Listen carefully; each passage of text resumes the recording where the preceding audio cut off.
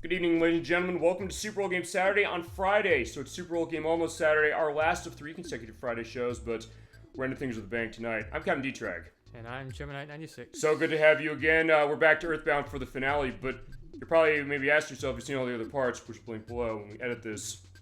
Played the whole game for the full story. You did a great job as far as that, showing off everything you had, all the love. Last time you showed perhaps the most amazing set of skills that have ever been shown on this program, and that's not an exaggeration because of the 80% speedrun. My god, that's insanely hard. And by the way, if that goes on as far as 2 controllers are connected, I put my Pro Controller that way. If I turn that off, so it's only the one Super Nintendo pad you got. So we did all that, and show off the differences of the Japanese version, Mother 2. We're celebrating 30 years this year. What do we got left for the finale? Alright, last thing we have to do is a full any percent glitchless speedrun. Alrighty. So, and he's going to be controlling it, as is always the case, and how this is going to work, just to let you know, is I'm going to be mostly silent on this to a certain extent, except when there's stoppages in play, and also when chat, anybody in the best chat on Twitch has anything to say specific, but also time that as far as cases where you might have to get set. I will also be on standby with the timer, which I want to go back to one thing as far as last time. I was asked, can I get stuff set for the purpose of, for showing the timer in the video when I edit, and fine, I'm kind of doing it the cheapo way when it comes to the editing software I use. It's open source free stuff. I don't think there's an option to do that, but what I did, and I'll do the same thing I did last time, as soon as I hit stop, as far as the stopwatch got on my cell phone, I will have a picture when we edit showing that what's the final time for that. In your case, it's going to be your thing as far as telling when we're ready to go, the countdown, all that stuff. And yeah, so in that case, take it away. Alright, so we'll just get set up quickly here. I'm just gonna give them 1-letter names. Okay. Maximize the speed of the text. Okay.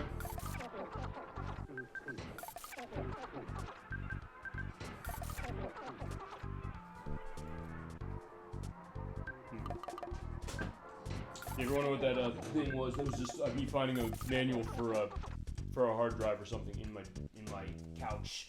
And one other thing, which is, oh, that's what that PS2 memory card I was looking for all over the place was. Jesus Christ, it's been in here forever. Okay, yeah, we're playing the show, I swear to God. There you go. Okay, I'll have a picture of that memory card just because of it, but, alright, Gemini96, the reason I was doing that just to get a sense is because I was looking for the remote to make sure I got the volume. Oh, and it's right here all along, but alright, fine. Happy accidents that way, but alright. So, Gemini96, whenever you're ready to go, give me the signal, and we will start the finale of EarthBound for the speedrun. Alrighty. 3, 2, 1, go. Go.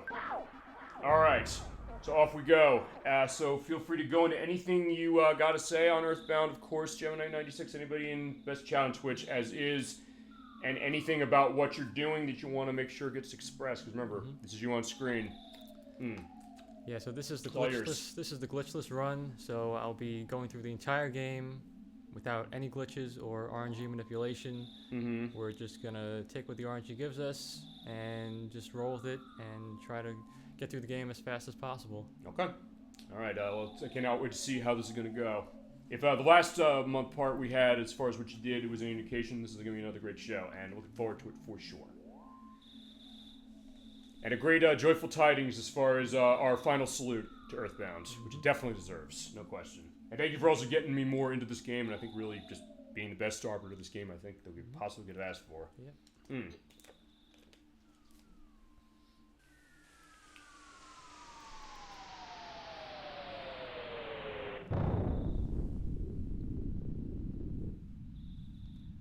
Alright, so the beginning is going to be kind of slow. We're just going to work through the intro here. Pick up the cracked bat.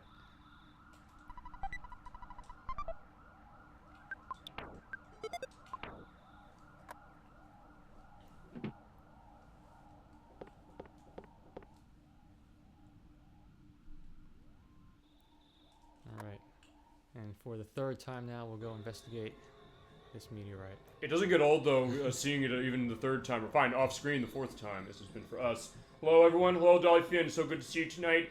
Gemini96 is back for a finale of EarthBound. He's showing the any percent complete run of the game, glitchless.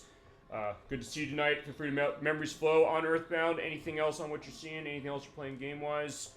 It's mostly going to be his show, and I'm basically only going to be responding when chat you have something to say as far as it, but here's Pokey once more. And hope you're doing well also, Dollyfin, to that for sure.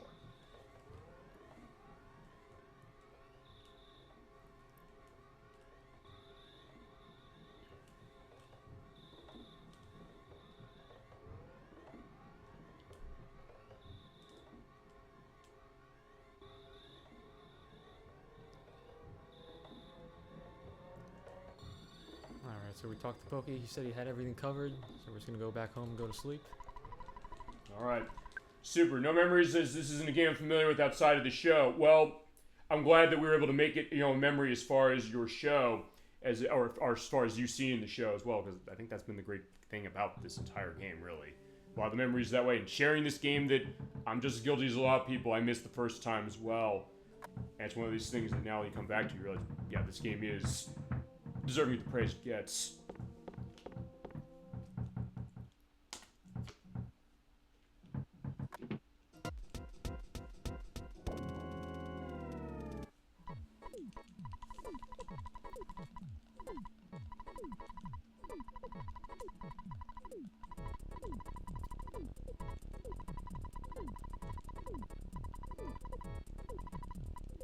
Alright, so we lost his brother. We gotta help him find him again. Mm-hmm.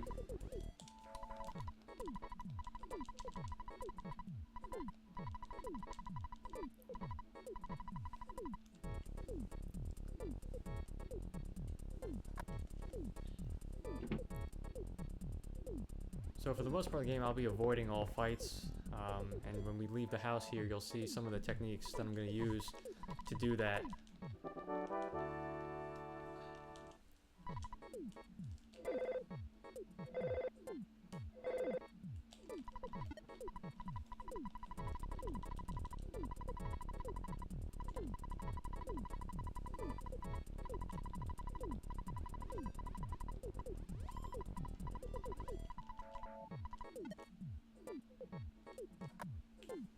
Okay, let's see. So we got a dog there. So one thing you could use is use the terrain to block enemies. You can despawn enemies like this, scroll them off the screen. Some enemies like this have an unpredictable pattern, so you just have to kind of carefully navigate around them. Let's see, another dog.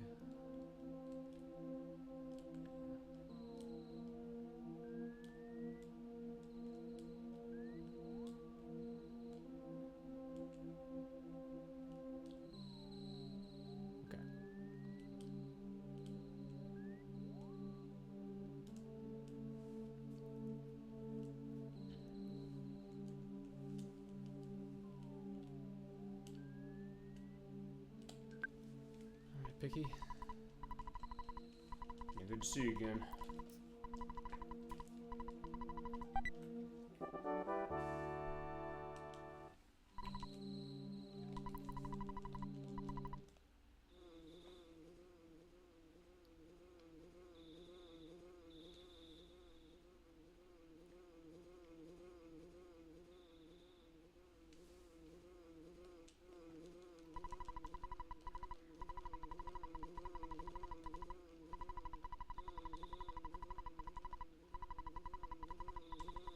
Good old Buzz relaying the prophecy. Mm-hmm.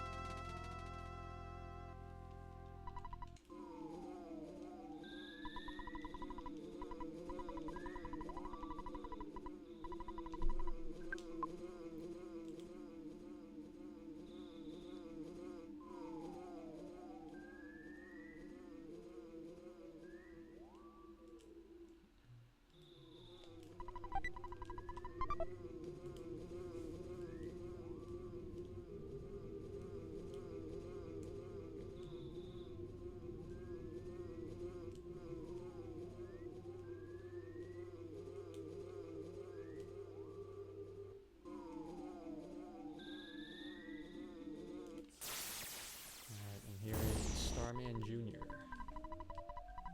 So this fight is, for the most part, this fight is impossible to lose. But, well, actually, it is possible to lose this fight, but you have to try very hard. If you were to grind on the enemies here and level up until you learn Shield Alpha, you could cancel out Buzz's Psychic Shield, which protects you from the Starman's attacks, and then you could feasibly die, but you would have to grind for a very long time in order to do that. So it's basically, we sometimes say the idea of when it comes to RPGs like this, you grind in order to make things easier. In this case, you're basically grinding so you can try and lose the game. Yeah. Which is interesting. And kind of, in a way, you think about how this game is subverting so many aspects as far as RPGs, especially when it came out. That being another way. Actually, yeah, something that I was actually not aware of until you mentioned it right now, saying, oh, you can actually easily lose this, but you also have to actually go out of your way to try and lose. You ever actually tried it, and what happens? I've never tried it myself, no. But if you do lose, you would just respawn at your house. Okay. So it's not like it breaks the game or anything, it's just, you know.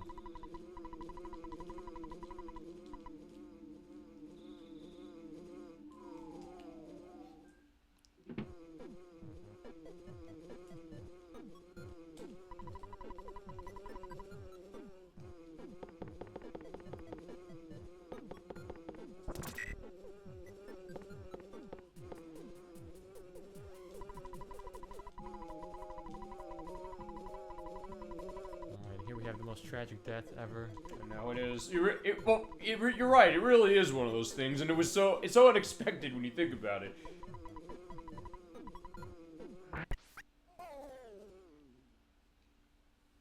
Actually, it's like what Nikki was saying a couple weeks ago. He's like, yeah, you know, the story about Rover, the moon roving unit, when we played Putt Putt Goes to the Moon, being the sad case of, you know, he was abandoned there when the moon landing happened, and she was like, it's so sad, but also the way she was kind of going, she's like, you know what, I'm with you too, it is surprisingly touching, you get into that kind of thing, and especially when I saw this, I mean, talk about memories of game, especially the memory when I got hit as far as Buzz was like, he's dead, I was like, wait, no, he actually is, like, that was intended, but it's like, okay, and yeah, you remember it. I think that's the thing about this game, you remember it clearly. Yeah.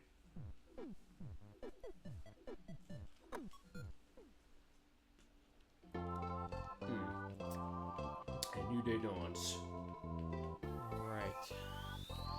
So as we head south into the rest of Onet, we're gonna have to level up a little bit before we face Frank. And so before I do that, I'm just gonna buy some equipment and fight a few of the sharks to prepare for that.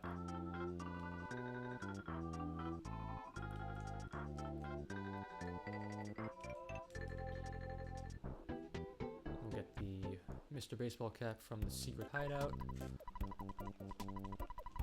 I'm actually going to sell this for the money so that I can buy some better equipment. So I'll equip it here now just so that I can easily sell it from the shop menu when I buy what I need. Pick this hamburger up for healing.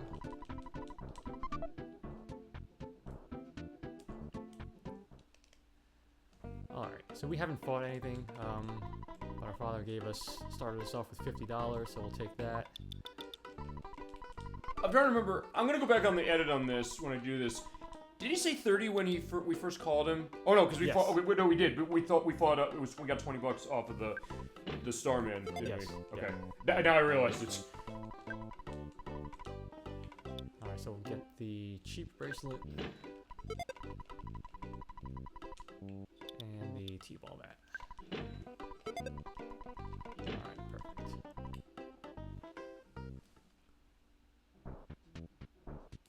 If you walk all the way over here and stay on this side of the road until you get down to near the hospital, you can actually prevent some spawns from appearing, which would normally appear here. It's one of those invisible lines in the game that determines whether or not spawns appear. Alright, so we got a Pogopunk here. Hopefully he doesn't hit me too hard. So far so good. Missed. Alright, pretty good. It seems like that first battle might potentially be key to this, am I right? As well as, I guess, getting a hamburger. Which, I don't know if that's a good or bad thing. You want to go on that? Yeah, that's actually guaranteed. They always drop either a hamburger or a pizza. The pizza is very rare though. Okay. But you're guaranteed to at least get a hamburger from those fights, so that's nice. Okay. Alright, so fruit juice, that's good.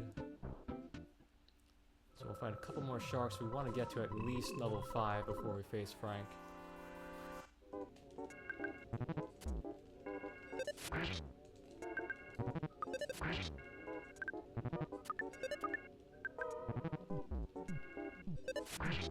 Okay.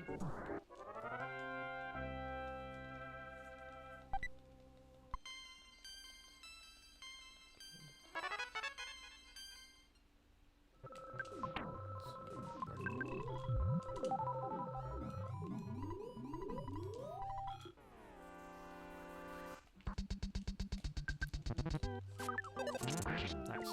Alright, that was very lucky there. Alright,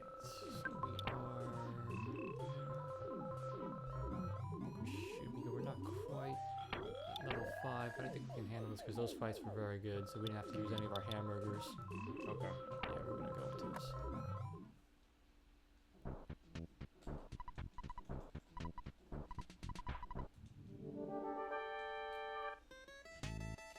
Alright, so every time he hits me, I'm going to heal, because you can't take any chances on this fight.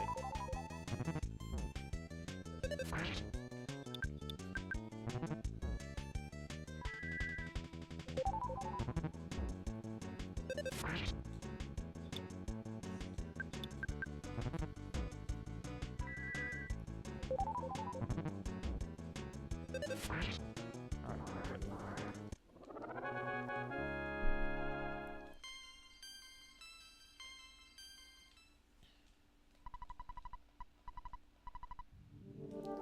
Frankenstein is easy because he has his pattern is he'll attack and then he'll waste a turn by generating a burst of steam. So as long as you stay on top of that, you can just you know, you can like take the turns when he doesn't do anything to heal.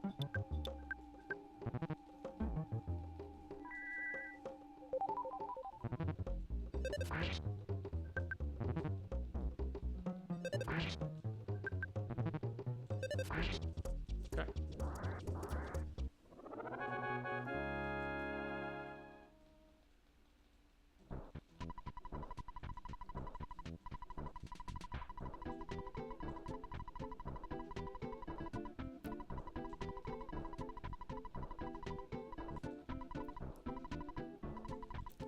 Alright, so next up is Giant Step. Before we go there, I'm just going to head back into here and heal with Frank. You have to leave the area first before he allows you to do this. So that's a full heal there. And I'm going to stock up on some more hamburgers for Giant Step.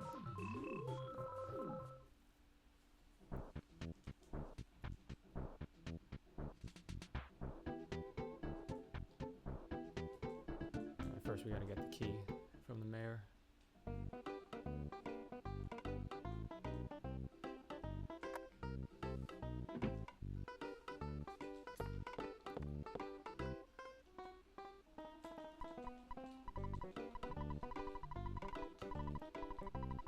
Yeah, you did it in record time as well.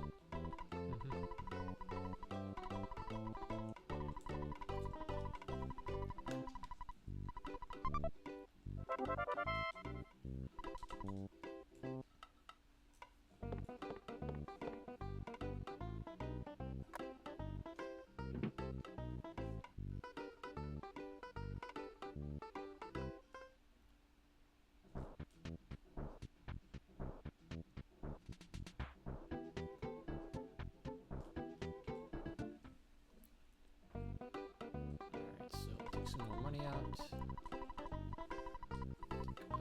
10 should be good. Let's see here.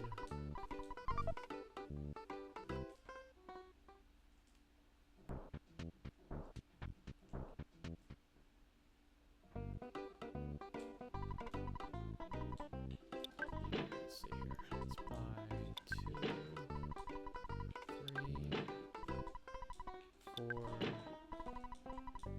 4, and 5. Oh, that's right, because I didn't use any. Okay. So that should be fine.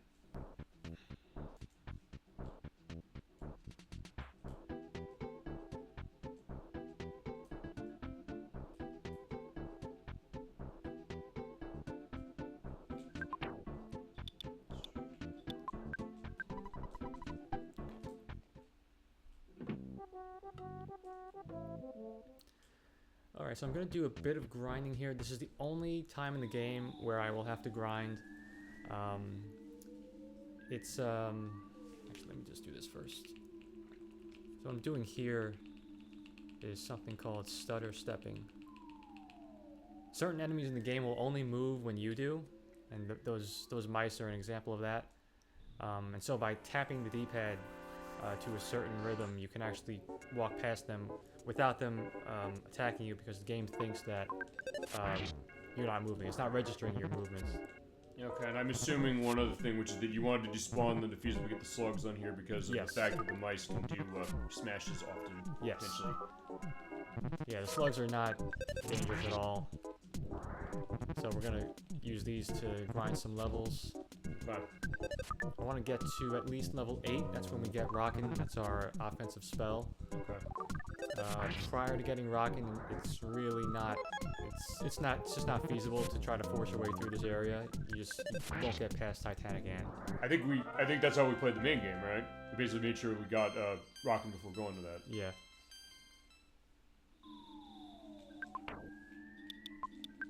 Because honestly, at this point now, it's interesting kind of coming back to this on my end for the end of this now. At this point, it's like, fine, now I'm understanding exactly what he's doing. I'm kind of looking on instinct saying, oh wait, I know what he's doing as far as not just the skills he's got, but also just the fact of what does he want to prioritize for this because of how the enemies are. And as I said, it goes to, above anything else, I think, how memorable this game really is. Even if you only play it for a little bit of time, it seems like, for some reason, a lot of the stuff in this game is really stuck in my mind. It seems like it's been that way for a lot of people. Even a lot of people we talk to, and you've shown this game to as well, who either maybe haven't played as much, or kind of just remembering certain things. Like, when you see something with this game, because often you're saying you don't have much familiarity with this, it's one of those games that get the sense that people remember it. I think that explains its lasting legacy that I think is going to continue on for the next 30 years on top of the 30 years that it's been now. Yeah.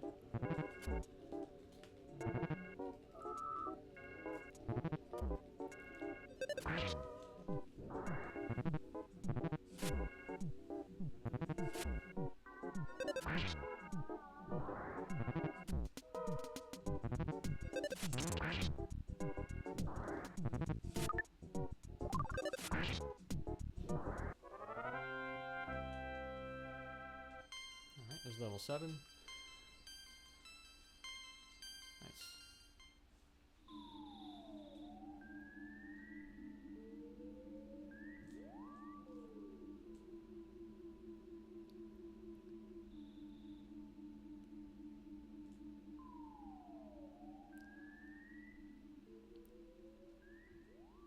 Now I could try to continue, make my way through the dungeon and just grind on my way to Titanic Ant, but the risk in doing that is once you get past the first floor, there's a chance that these little black sprites will be antoids instead of slugs, and antoids are very dangerous, so I'm not going to risk running into any of those. Okay. So I'm going to stay on the first floor here until I'm level 8. And then Rockin' and Feasible will take those out if you run into them later. Yeah.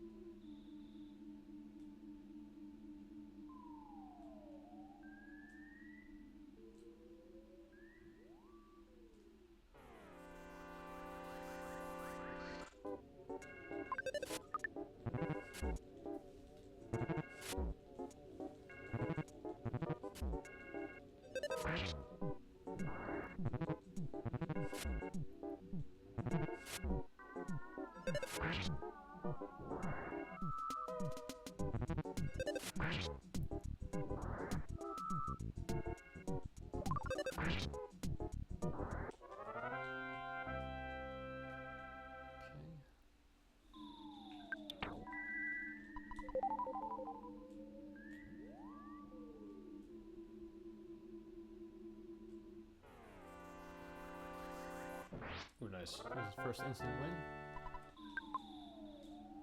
The other thing I guess I'm noticing is that also the other reason to look for the slugs is because they seem to come in numbers, so you can maximize your experience that way. Yeah. Or your accumulation of it. Yeah.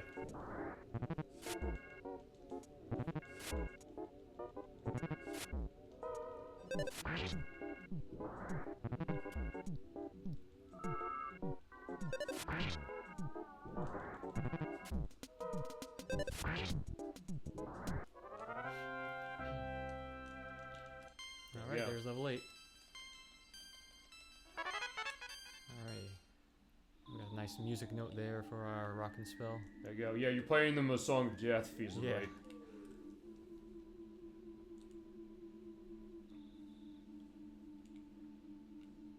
So now I don't want any more slugs, so I'm just gonna try to despawn these guys and get past here.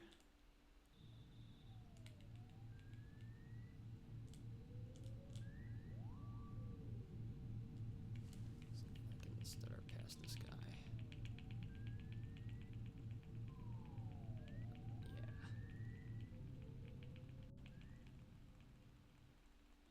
Yeah, good job. It was one of those things that I was kind of tense on that. So, as he was coming forward, I was like, is he gonna? Because sometimes they might potentially charge. Think that okay, sometimes you have to wait to be out of the way before we start going. Yeah, it's easier when there are less enemies on the screen. Because when there are more enemies, the game will lag more, and so it's harder to keep the rhythm that you need. Okay.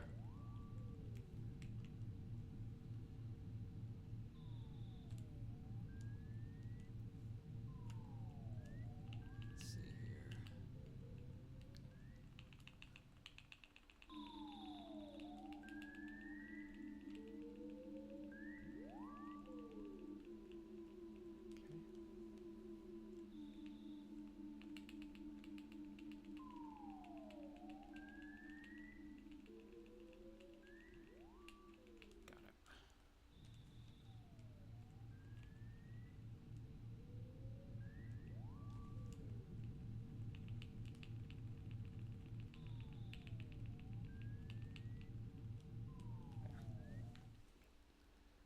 Okay. Yeah, great job going through that. Thank you. So this spot right here has a extremely high chance of spawning a butterfly. So we'll use this to heal up fully. Okay. So, sorry, yeah, keep going as far as what you're doing. The only reason I was stopping as far as that... Fine, yeah. Oh, okay, fine. You saw that, right? You saw that for some reason on my TV, it's not showing the, like, the outlines of the grass. It seems like it's very bright. Yeah, it did look bright. But yeah. I'm looking on the footage, the video that's showing over there, it looks fine.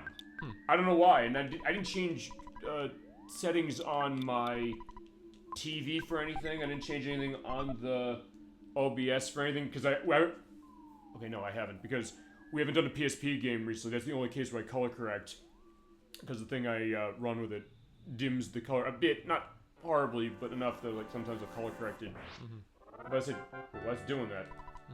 Yeah, I don't think any of the parts we played of this game have done that, which seems kind of weird. Although people look in the videos like, yeah, it looks fine, what are you talking about? Like, yeah, exactly, that's my point. Doing good jobs on the instant wins to get them out of your way. Alright, time for a Titanic Ant. Alright. So we're going to use the same strategy that we used for Frank. Okay. If he hits us, I'm going to heal. I'm going to start with the rocking to take care of the two ants behind him. Yep. We also did see EAJ up there online as far as Switch as well. So hey, he did ask me specifically, like, yeah, is he gonna crash? Is Gemini 96 gonna crash the game tonight? He's like, I don't know, I don't think so. No, not tonight. Okay, yeah, that was the last part. Go back to the last part if you want to see the game. Although, well, I don't think it crashed. Just that he died. It didn't crash. It was a bit of a soft lock, yeah. Okay. More of a soft lock.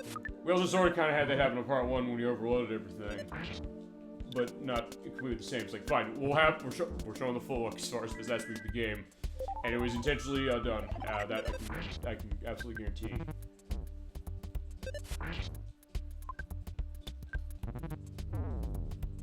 Yeah. Ooh, lucky. Good job. We're not fine. I shouldn't have said that. Like, I'm glad that happened. Because, like, was like right on the edge. Yeah, this is why you want to do what he said to do. That's the great thing about the scrolling HP. Yeah, I love it so much.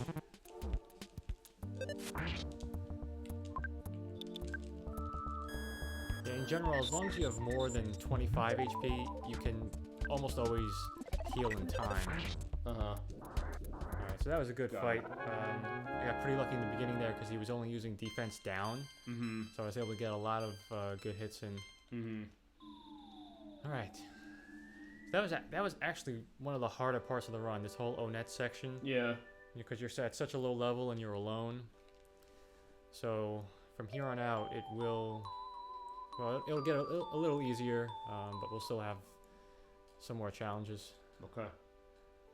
Also, I think I mentioned this as far as before, but I'll reiterate it again. As you're seeing what I'm talking about, screen there is fine. Fine. Screen the chat seeing and everything here is fine. Our screen, it's like that. I don't know why. I'll take a look as far as what that was. But, yeah, as I said last time, you want to copy the raw file based upon how this is. It is all yours as far as the show off of this. Yeah, I don't know. Fine, I'm gonna get off of that, but I don't know why, because it didn't happen in the other parts either. It's not like I adjusted. I didn't adjust brightness on. Well, fine. If you adjust it on the console, it's only when you're playing in portable mode. It doesn't actually apply it when you put it to a TV. It's just like when the Crusader 64 and I played Majora's Mask. That was my fault. I know I brightened my other television that I was using, my older one, up against that for when we were at Snowhead, and even eventually I was like, I'm sorry about this. Like, I wasn't gonna say anything, but it's like you read my mind. I was like, yeah, I know. Fine, maybe it's just become the tech wonk now as far as the fact of how to run this. But all right, there you go.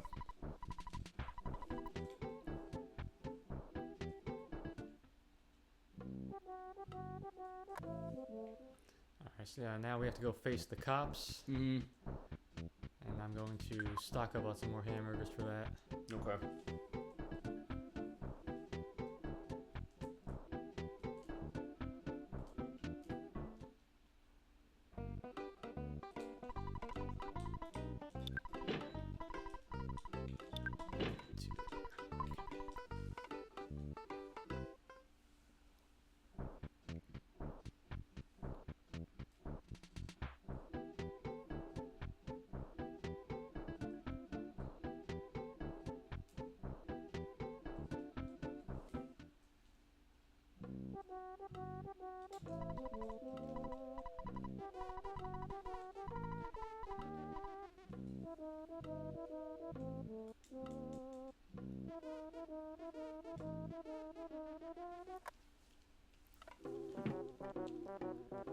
Alright, so here's his 5 best men.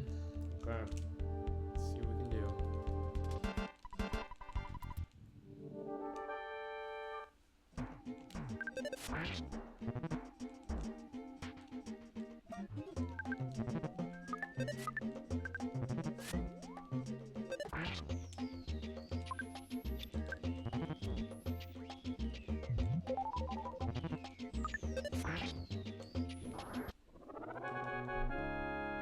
Why are you fighting cops? Hi, AJ42. So good to see you. You want to take that?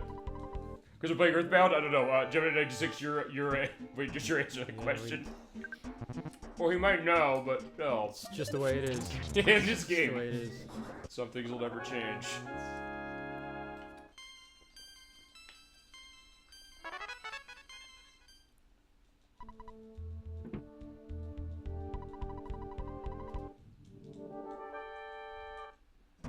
It is a great case. So good to see you tonight, AJ42. Feel free to sit back, relax, let memory flow on EarthBound, insights flow like that, and also enjoy the speedrun that Gemini 96 is doing. A full game.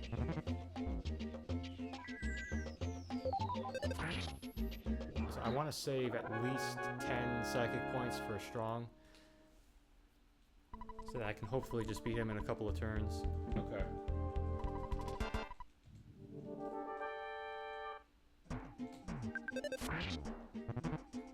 If I can save 20, that would be even better.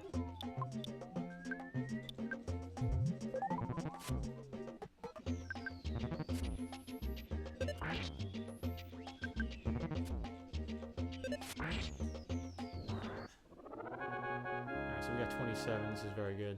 Okay.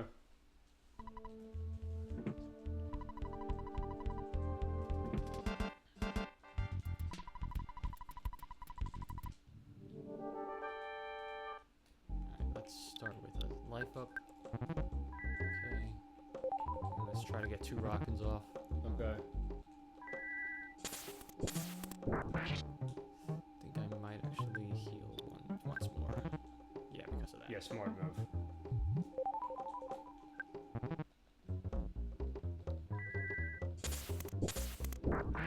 There we go. Perfect. Awesome. Alright, so that's Onet. That was actually a really good run of Onet. I got extremely lucky on those fights. But also the way you kind of made sure, like, hey, what do I want to do to make sure to be in good shape? Yeah.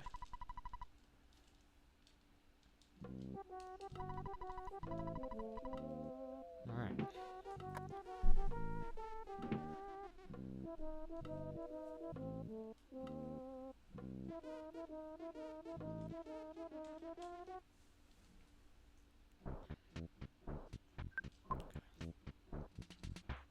Have 2 hammers there.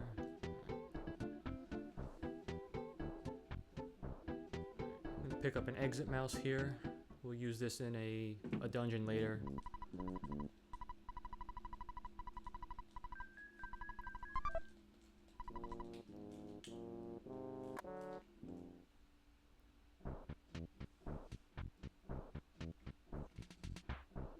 Oh yeah, my nemesis returns. Yeah. Oh, fine, now it's gone, so that's good. Yeah, he knows how to get to assuage my fears that way. It's like, yeah, just walk off screen and make sure it's not there.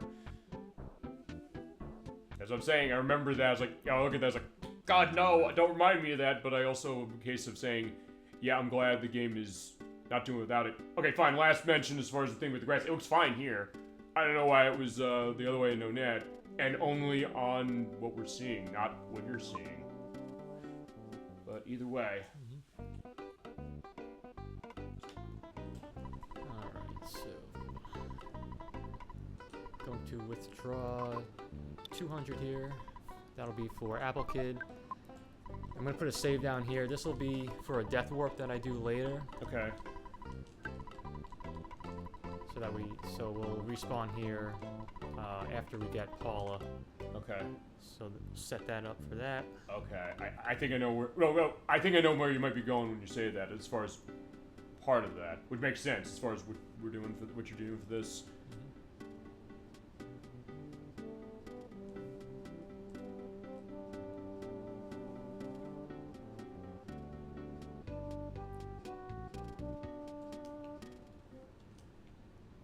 Okay, Apple Kid.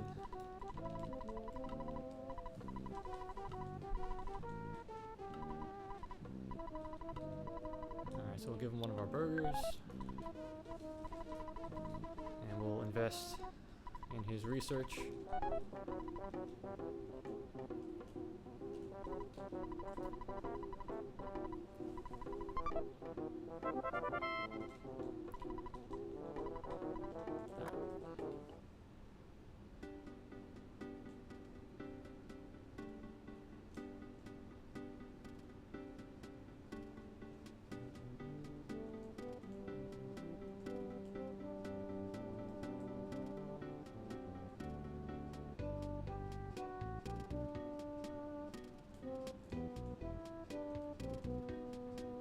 So those enemies there, those sprouts, as well as and the mushrooms too, they will only move toward you once you enter a certain radius around them.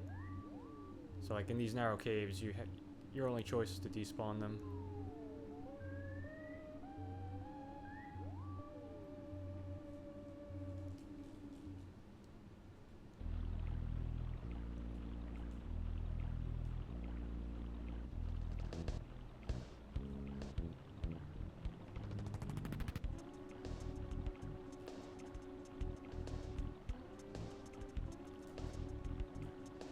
So you actually don't have to check the pencil statue in order to trigger the next event, which is Apple Kid calling you when you go back to Tucson. You just have to walk up to a certain point, and there's a grass patch there that I use just as a visual guide to know when I have to turn back. That's That's the trigger that you have to pass. It's a good thing to know for this, because actually, I guess when you play this normally, you just think, hey, I'll talk to that. It's like, oh, what's that thing? But understanding that, hey, there's something else behind it, for the purpose of going on a fast run in a game like this, definitely a helpful thing to know, and an interesting thing to kind of go into. This might be something that, in my case, I never really thought, oh, wait. I was like, oh, you have to talk to it, but there you go, you don't have to. Yeah, words from the expert is for sure on this one.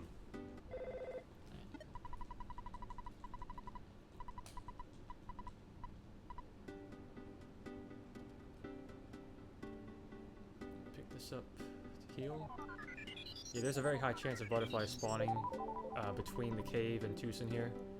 So I'm going to use them to heal up from the fight with the cops.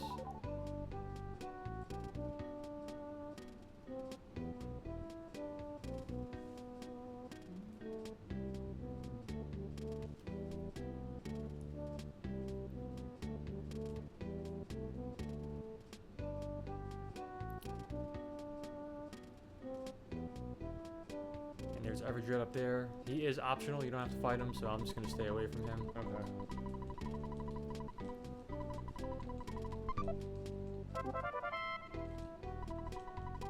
Alright, and there's the pencil eraser.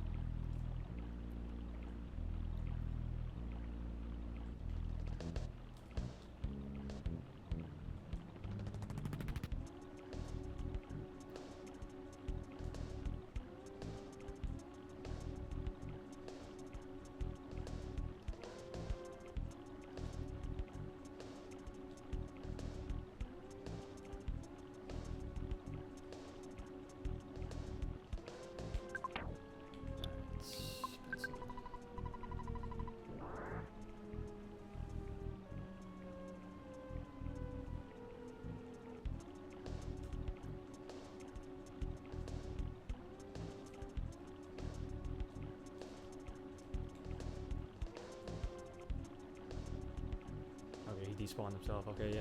Yeah, some of these enemies, they have this pattern where they'll swoop toward you and then swoop away.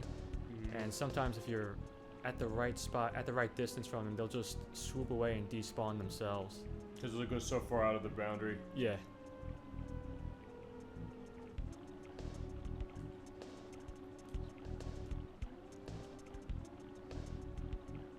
Alright, smart butterfly.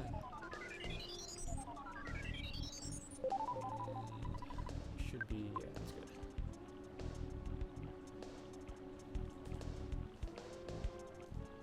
Yeah, the trees here are very slow. You can outrun them. You just have to be careful. You just have to make sure you have enough room to initially get around them.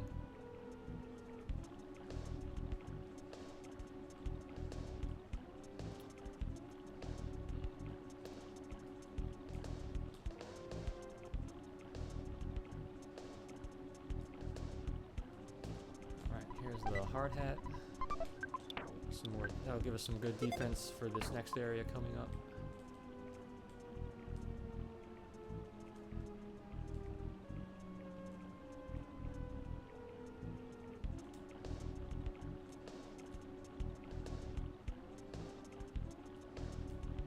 Good. I don't have to worry about these coral snakes because I'm at such a high level.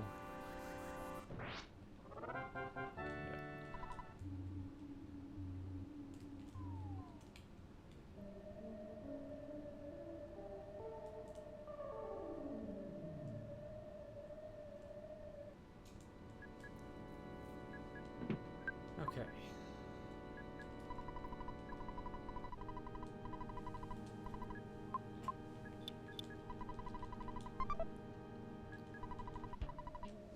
So I'm going to buy a croissant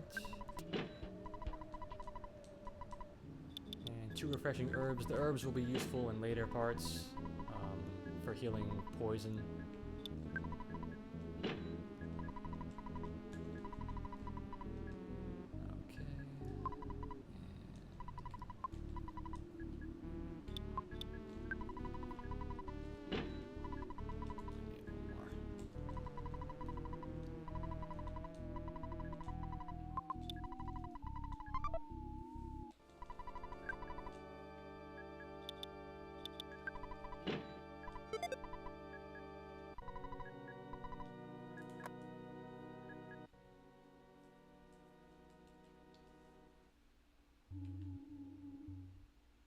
I'm gonna try to stay away from the cultists. Because if I do get into a fight with the cultist, I have to fight it. I can't run away, and that's due to a bug in the game where there's this fight coming up here when we leave this shack is it's a fight that you can't run away from, and there are cultists involved in the fight. But the problem is whenever you fight a regular cultist outside of that event, the game still has that like flag set down to prevent you from running, even though you should be able to run from it because it's just a regular random fight. Sure.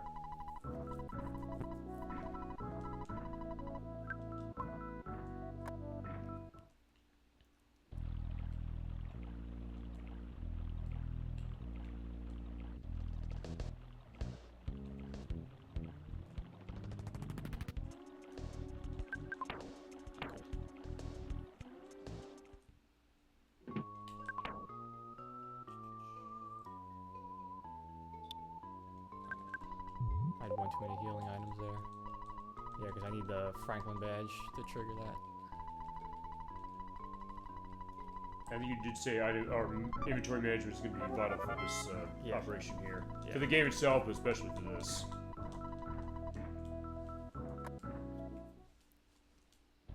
Alright, there we go.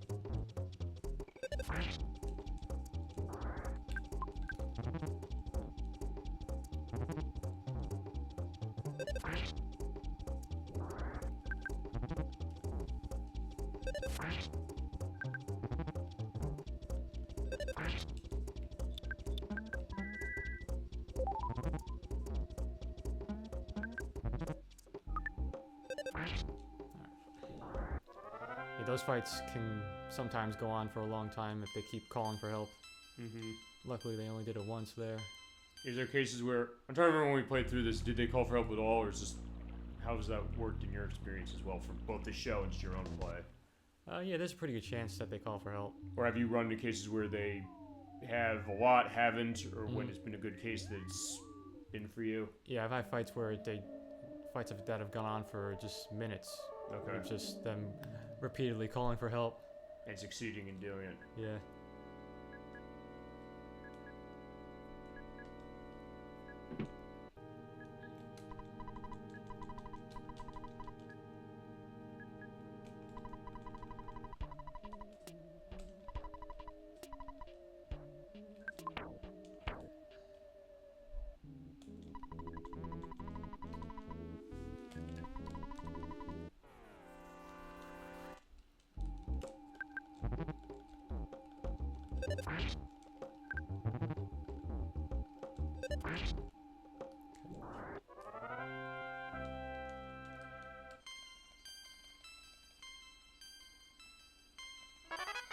So a HP bump of 27, that was good. Yeah, that was nice.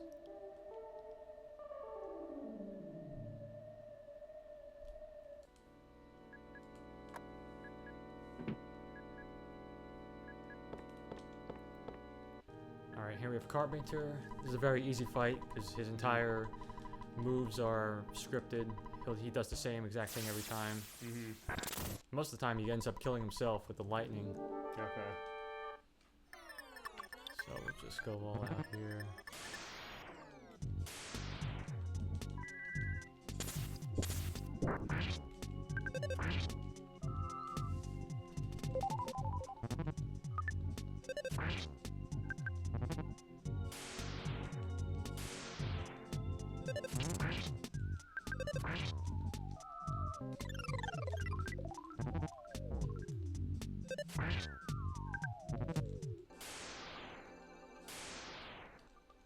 Alright, there we go. Awesome.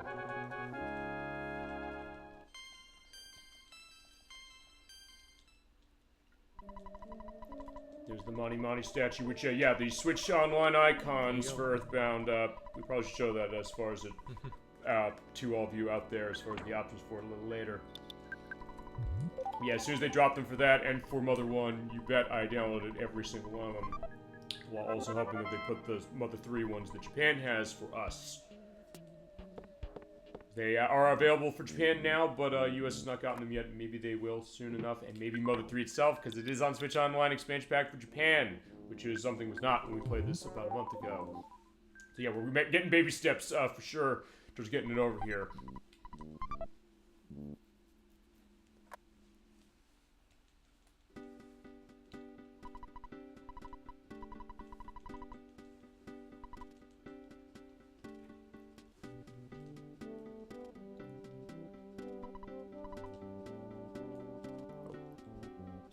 I was like, what happened there? Yeah, that NPC cornered me, like, in between the building. Okay.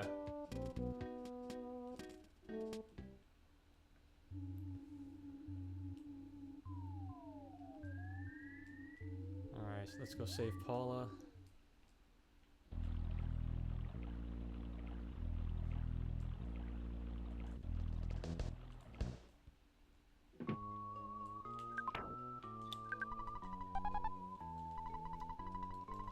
Hello, good to see you again, Paula.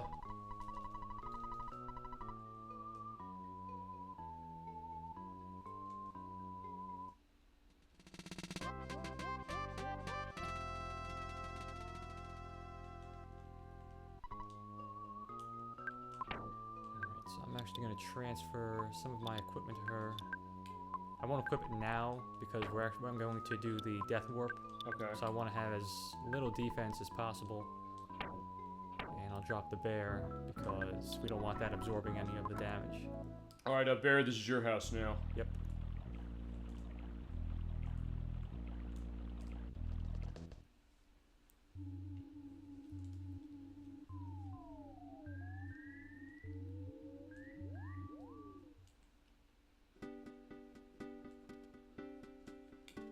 Alright, so we're gonna go into this cave here, and instead of doing this dungeon, I'm just gonna get into a fight with this guy. Let him hit me. And we're going to intentionally die so that I respawn back in Tucson instead of having to walk all the way back. And that's good. Paul already died.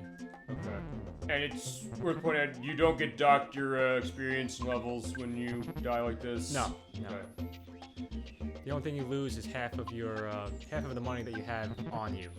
But I guess you used a lot of it, so you don't have a whole lot on you, or enough that it's not going to matter. Yeah. I'm using the ATM card instead of defending so that I don't, so that I take as much damage as possible. And so there's the death warp. Okay. The other thing as far as the ATM card is, like, I don't know, you use it so much, I don't know, the plastic got cut off and, like, now it's sharp. So, like, I'm trying to stab him and it's not working. Or just waste time reading it or something. I guess so. I was like... And then, fine, they pick it up off your body, and it's like, fine, now I can, you know, I can get all the money he has in there. Like, yeah, he doesn't have much anymore, so it's not worth it. Alright. So now we do have to revive Paula, because we have to bring her back to, the preschool. Okay.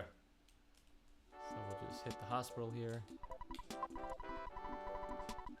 Actually, one thing, if you do go back and see her parents with her as a ghost, do they just like, hey, where is she? Yeah, it's just as if she's not there. Okay. backstage pass for the show. Okay.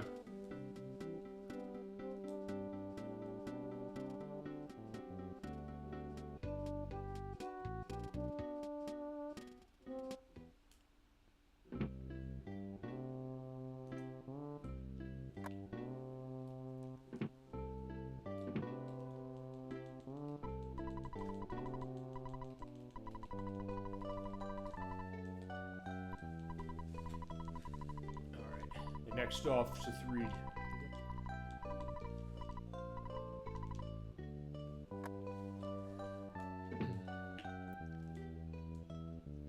Yeah, so in order to get to 3, we have to take the Runaway 5 bus in order to scare away the ghosts in the tunnel. Okay. But before we can do that, we have to help them pay off their debt.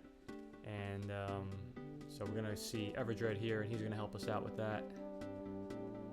And basically, this continuity, it's not like he ever fought. Actually, I'm trying to remember. Did he mention something about fighting you before when you talked to him?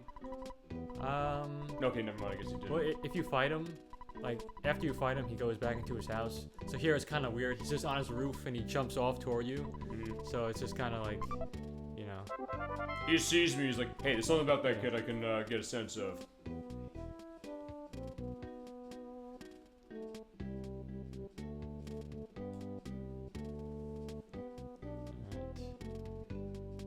Enter from this side to avoid the photo trigger.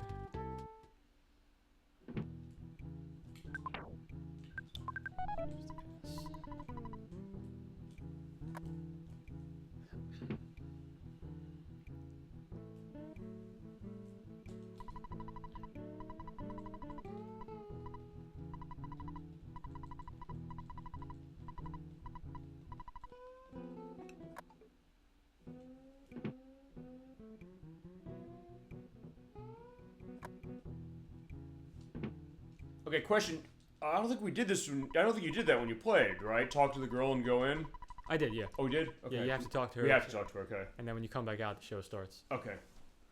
Yeah, for some reason I didn't remember. I said, wait a second. Hold on. What's that all about? Once again with the Runaway 5. I did look back because I know I asked last time. Said, hey, in the Japanese version, did they have the dialogue as far as their marquee back there? And the answer is yes, they did. But I knew you were right, is when you said yes, they did, but I did have the confirmation as far as what it was. Alright, so yeah, going well so far.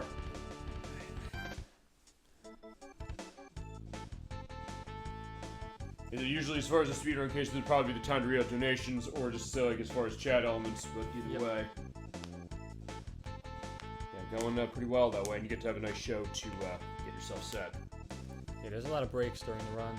Okay. Which I guess is good when you think about it, because in that case, then you can kind of, I don't know, just compose yourself, get a glass of water or something feasibly. Yep. Or however it is. Or enough was like, you just have to know, like, okay, how are you timing that as far as being able to do that?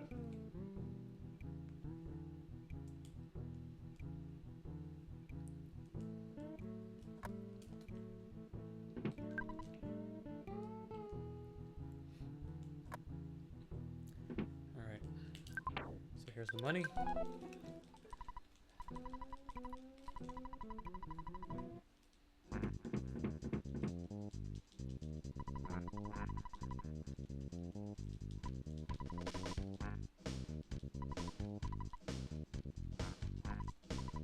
I like the idea that now they're coming to the tables if they're, thanking their old boss was like, fine, Ness and Paul are there, so like they're like, okay, we are understanding this element too.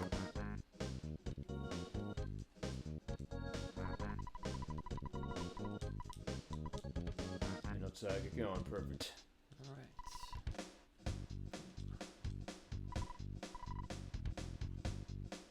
Just missed the dog. I was gonna say, yeah, because I don't think we saw the dog in the road before, did we?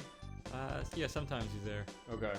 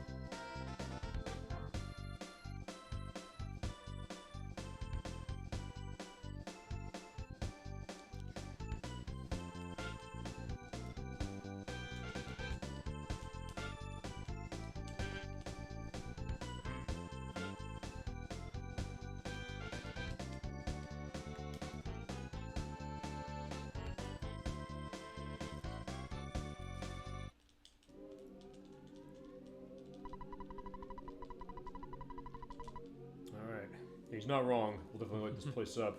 Yeah.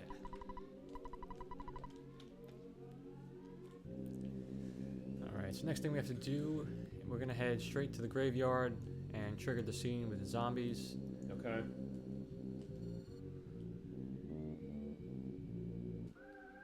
And this area is a little dangerous, just have to be careful and of the spawns. Try to use the tombstones to your advantage.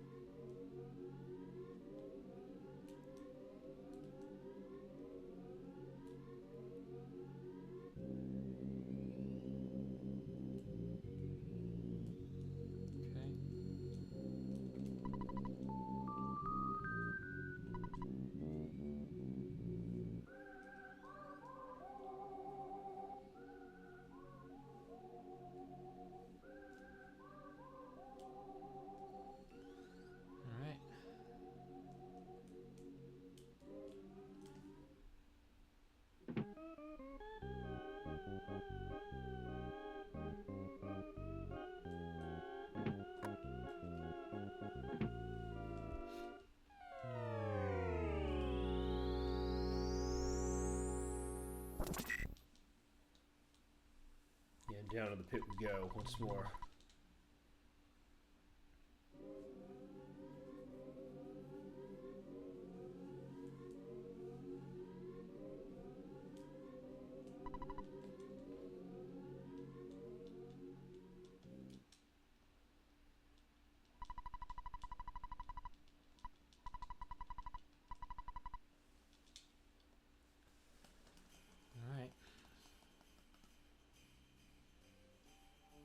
Now it's Jeff's time. Okay.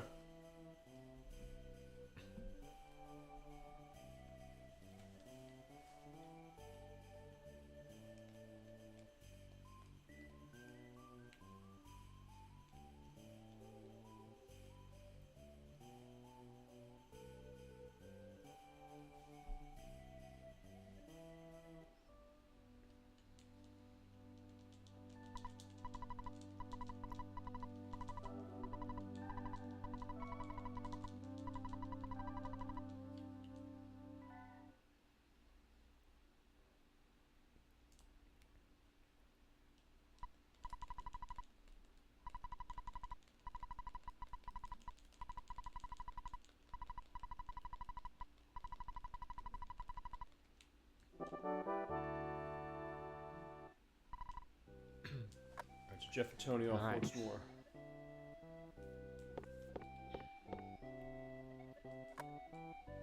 Here's Maxwell.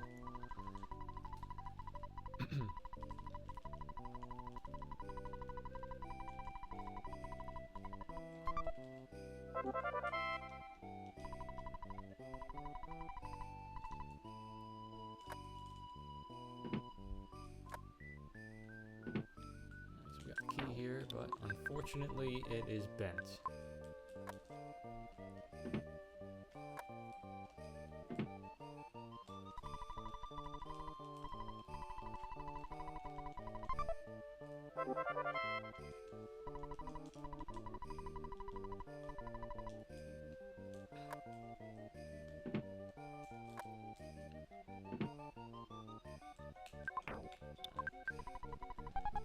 So I'll get the Holmes hat and the pop gun here for Jeff.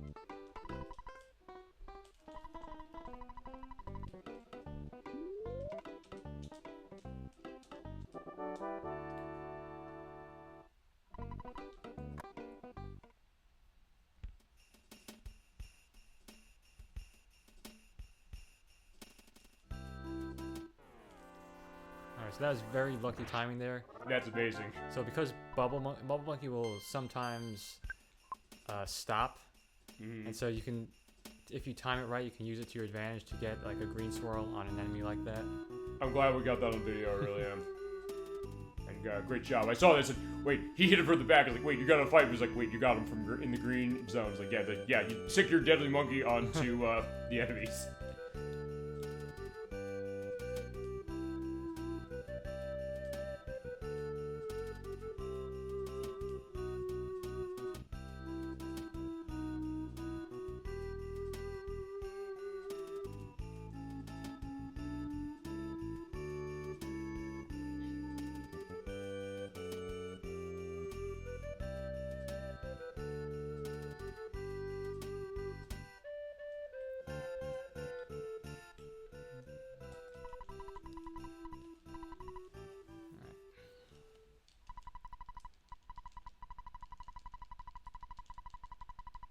I did the fix. How much is fixing items of him going to be a factor in this?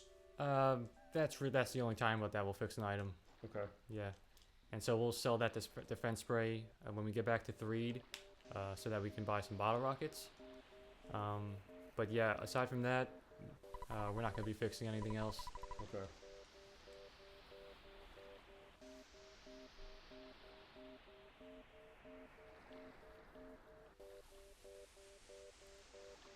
It is interesting to kind of think that, and I guess we're gonna have another case is riding Tessie down the river. If you want to go into elements as far as your methodology on speed runs and stuff, how you got into it, and also I guess the idea that especially for something like this makes you think differently on a game. Yeah. Because I know you've talked about this game in particular, but other cases of it or other aspects of how you got in. So yeah, the floor is yours. Yeah. Well, I just wanted to like have a new way to experience the game, so I just looked up the speed run, and I started watching runs, and just gradually learn more about it, and just decided to try it. Was this the game you first did it with? Yes. I've tried some speed runs for Sunshine and Luigi's Mansion. Okay. But mostly this game. How did Luigi's Mansion's case go? Luigi's Mansion is pretty fun. Yeah. To run up for speed? Yeah. How long did it take you? I think it was like an hour and a half. Okay. Because we played the game for show, we did it in 4. Fine, I didn't speedrun that specifically, but I mean, not to say that, hey, we couldn't ever do that for anything, that game or anything else. And of course, Super Mario Sunshine, we're starting in May, and I do have a date to announce for that tonight, specifically, yeah. Because most of the stuff is scheduled as far as the dates are going to be in line now. But yeah, so that idea of just that, I think you mentioned, like, hey, you love a game so much sometimes that thought of doing something different with it, especially thinking out a unique way to do it. Good job with the open present. Yeah, you're gonna say? Yeah, so yeah, and this run in particular, like there's a lot of random factors involved, so you really have to, like no two runs are the same. Like you never really know what's gonna happen. Which is interesting because sometimes when it comes to a game, sometimes there's the thought that there's always gonna be that one way to do it and how to figure how to do it, but fine, maybe in some cases, but because you're right, there are certain things about little details that either people find as they keep going, or there'll be maybe a random factor like with this game, or I guess feasibly with Luigi's Mansion and Super Mario Sunshine. I don't know what, I'm not sure randomness is going to go into either one of those compared to this one, but yeah, that can kind of be a perspective. Yeah, Sick'em Bubble Monkey.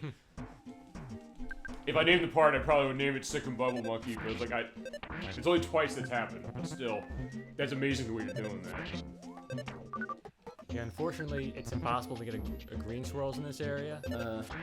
Or it's also impossible to get red swirls, so it's just one of those things. Okay, let's see. Alright, so unfortunately we died there. But we'll spawn right outside the dungeon. Okay. So it's not a case of it being, potentially disastrous or something like that. Yeah, for this part you just gotta try to force your way through. Okay.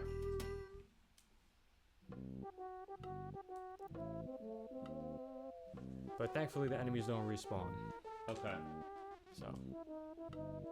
And it is possible to skip this duck if you just wait for him to come over here and lure him down. See if he does it. Okay.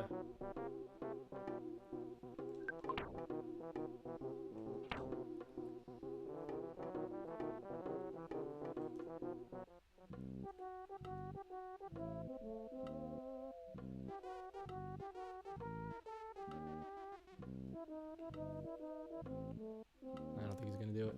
Okay.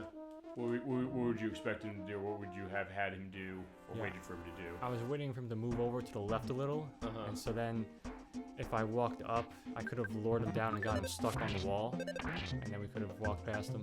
Okay. But sometimes he just stays over to the right there. I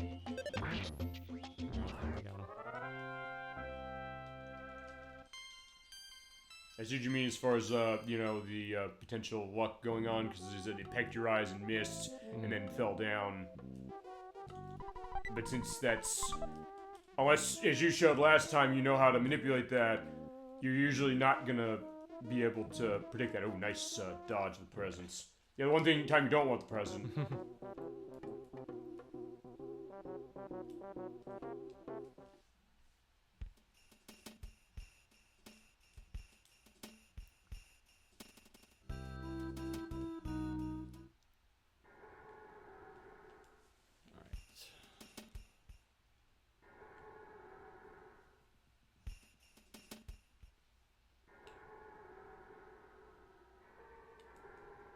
So I'm just going to try to despawn my way through this cave. And if I can, I'll try stutter stepping if I have enough room to do it. Okay.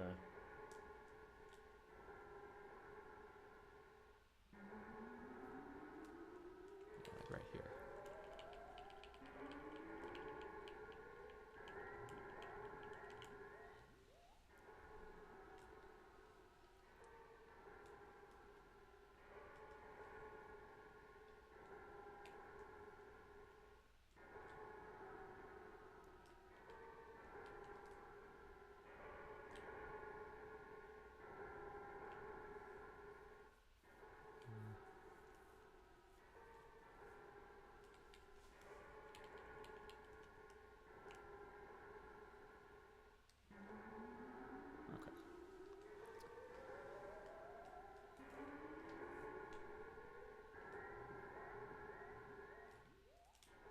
Because Bull Monkey's just stopping on his own, am I right about that? Yeah, that's random. Yeah. Okay.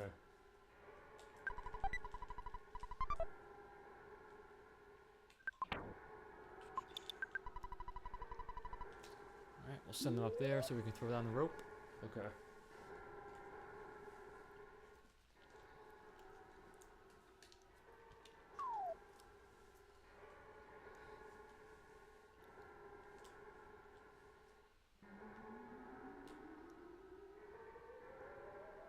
Let's get that guy stuck there. And we're good.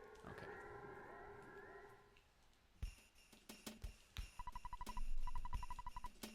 Alright. Well, thank you, Bubble Monkey, for your service. Very good.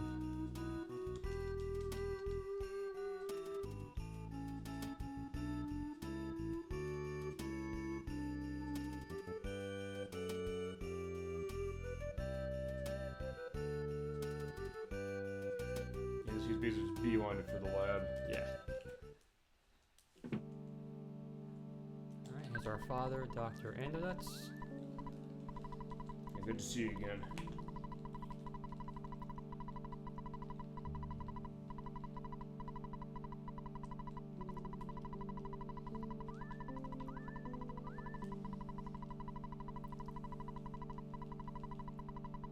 Alright, so he's got the Sky Runner here. That'll help us get to the read.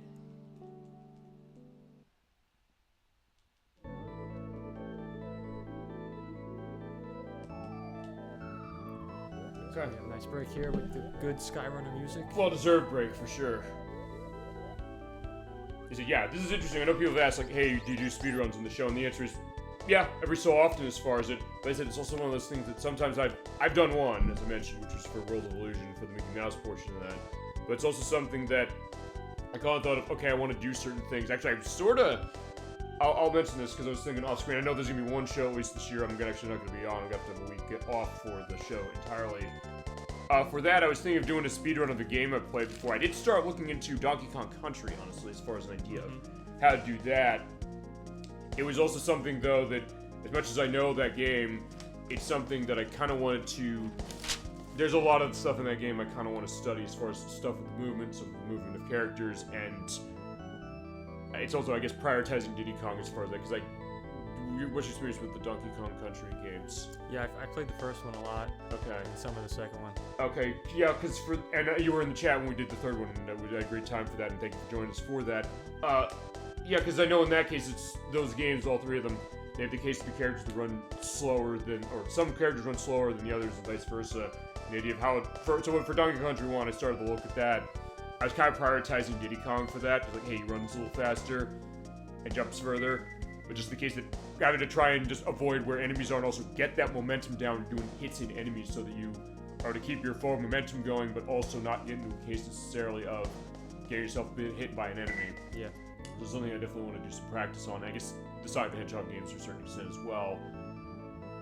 Which I haven't actually necessarily done speedruns with those, except for in the case of fine, there's an achievement tied because the now listed versions of Sonic 1 and 2 have achievements for beating the game within a time limit, I believe. Sonic 1, I think it's 40 minutes. Sonic 2, I think it's an hour, I believe. So in that case, I did do that, but it was also a case that the one thing that did give to me was with Sonic 2, going through the chemical plant zone for Act 1, kind of understanding like, what's the shortcut just to make it go smoother, although you don't have to necessarily be 100% as far as do a speed run to be perfect to get that, but just a case of, it did make me start to think a little bit differently on that. Yeah. So, as I said, at some point I'll figure stuff for that, on top of all of those things. And now we have Jeff in our party. So now that we're back... Alright, so I'm just gonna do some inventory management here. Give the pass to Paula. We will give the gum to Paula and the bad key machine. Okay. And I'll give the skip sandwich to Jeff. Okay. That'll be for the monkey cave later in the desert. Okay.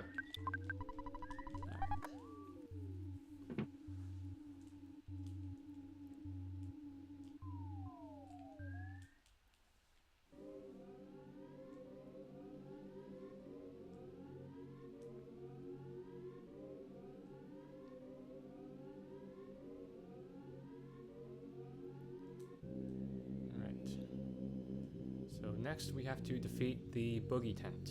Okay, what's the plan here? The plan here is to use Jeff's big bottle rocket. Okay. Hopefully that'll take him out in one turn. If not, we have Rockin' as well as possibly Freeze, but that really doesn't do much. So let's see what the bottle rocket does. If he can get it off, but he can't. Okay, never mind.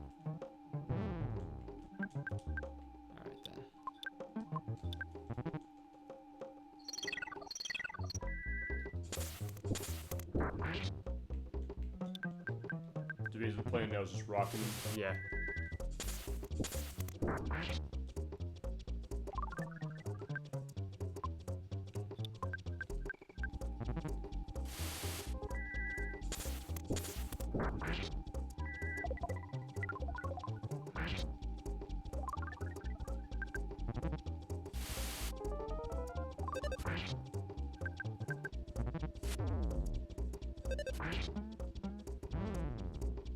Yeah, we might actually have to die here because we didn't do enough damage before he got the bottle rocket off. Okay.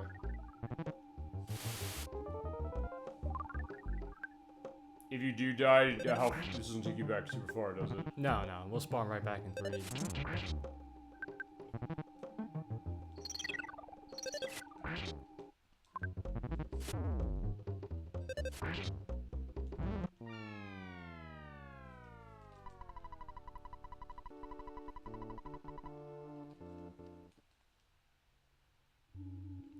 Okay, so yeah, not too far.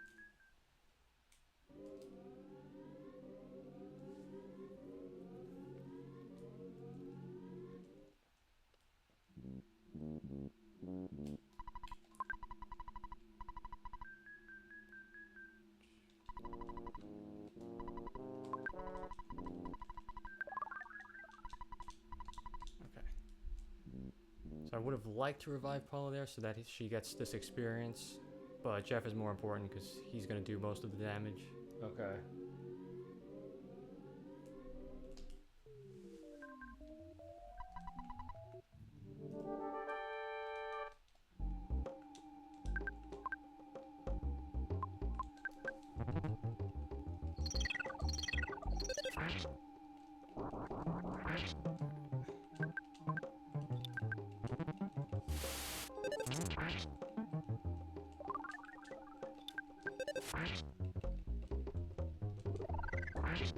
Alright, so that's how that fight is supposed to go. Okay. But sometimes, you know, you just get unlucky. Sure.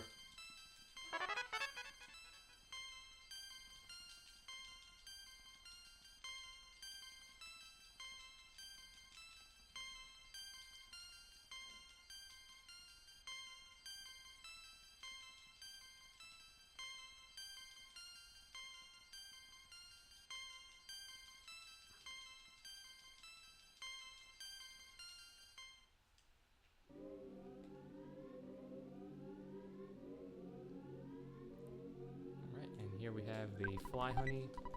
We'll use that on Master Belch in a little while. Okay.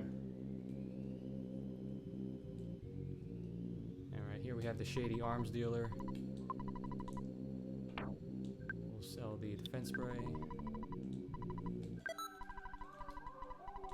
And buy some more rockets for Jeff. Okay.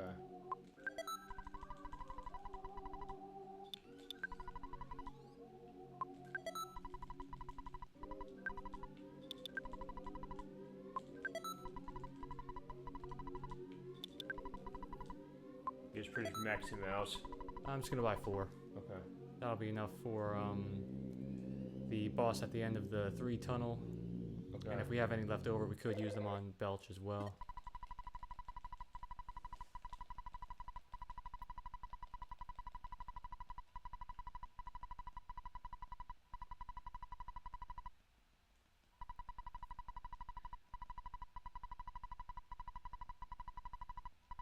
Alright, so he's gonna send over the zombie paper. Okay. Wait for it here. Yeah, I was saying, because he'll jump right through the tent and reset. Alright,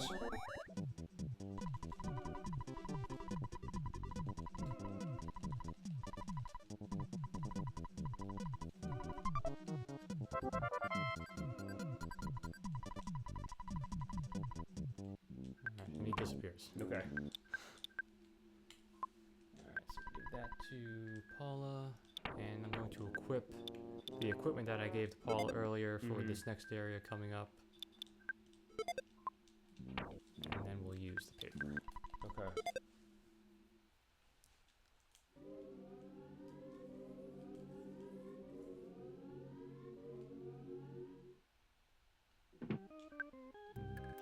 Should probably actually, yeah, because... Want to recover her first? Is that the idea? Yeah, because I guess it doesn't really matter the order, but...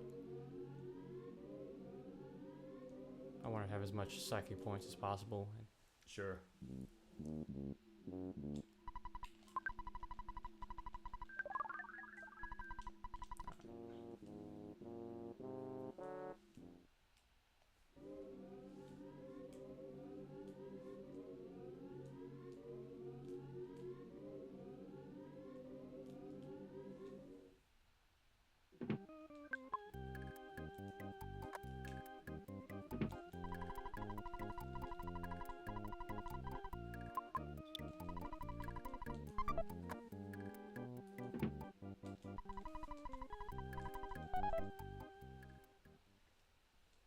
Have a nice sleep.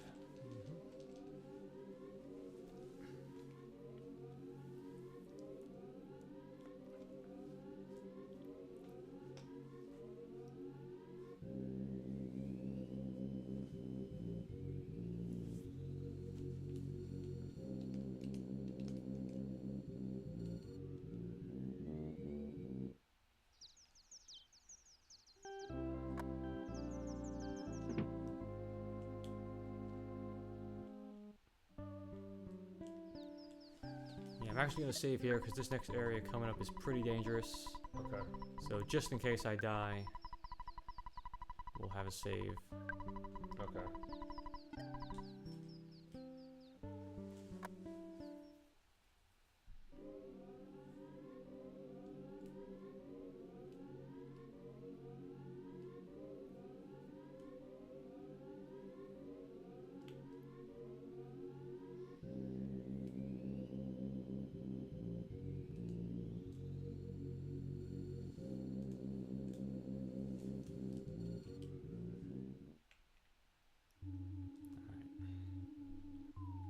There's 2 big rooms here in this area, and I'm going to do my best to try to despawn my way through them, but there's still a pretty high chance of something spawning in here. So I just have to see. The dogs are the most dangerous, and yeah, sometimes the enemies will ambush you when you enter a corridor, but luckily here I got the back attack on them, so I could just run away. Awesome.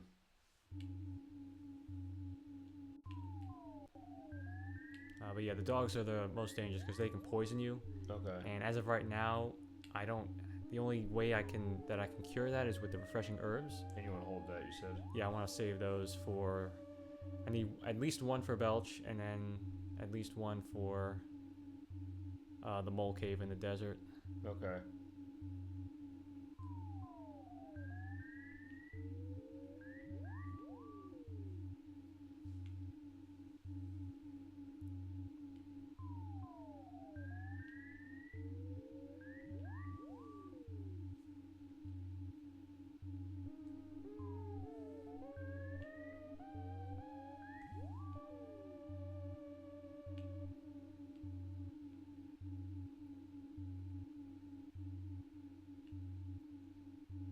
If that dog didn't show up, I might have tried to make a run for it there.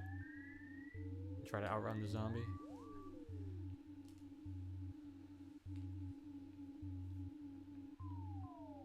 It seems like in a lot of cases they're just still popping up.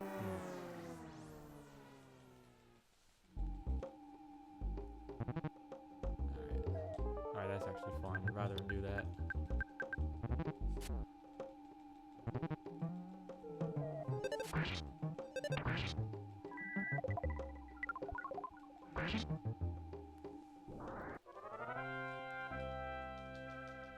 At least Paul will get some levels here. Okay. As you said, you want to run psychic points at some point as far as magic. That's probably why you would want to have her going. Yeah, and she's gonna need freeze beta for the Belch fight. Okay. Can you? Nah.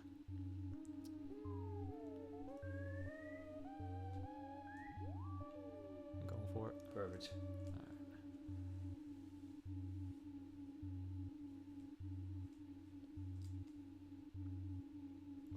Alright, at least that room was clear. So that kind of made up for it. There you go. And green swirl. Alright. Perfect.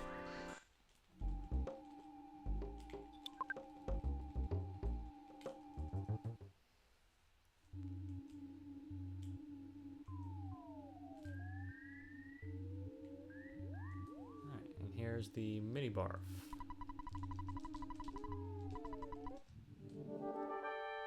Alright, so for this guy, we'll go with rockin', fire, and some bottle rockets.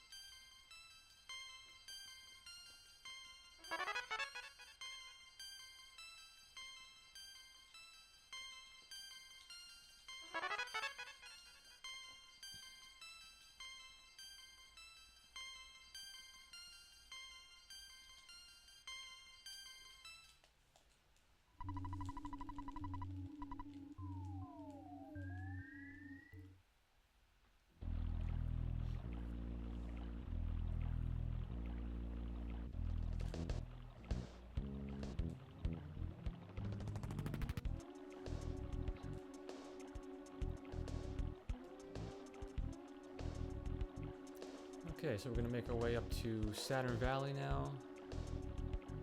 And take on Master Belch. Okay. That was a good walk there, not too many spawns. Let's see if I can stutter past this guy. It's gonna be close. I think that was inches. Almost at it.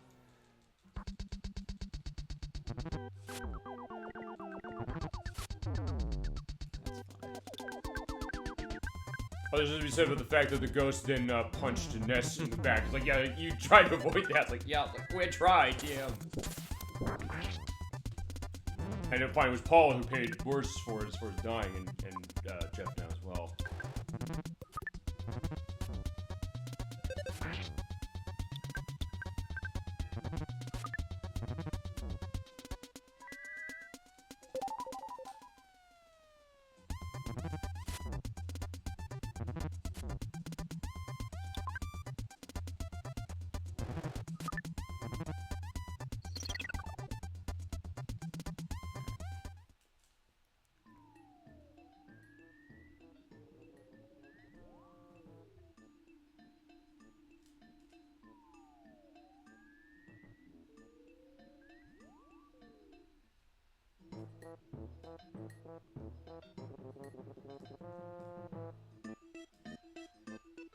Here we are back in Saturn Valley, and also, of course, I also know, after all the experience as far as this, you don't have to worry too much as far as anything, because, yeah, just come here and get a free operation.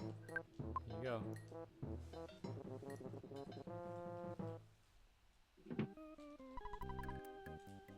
And free in as well.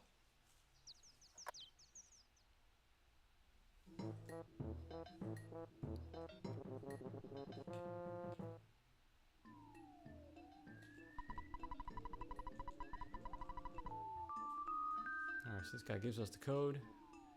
And you have to talk to him before we do the thing as far as the waterfall? Yes. Okay.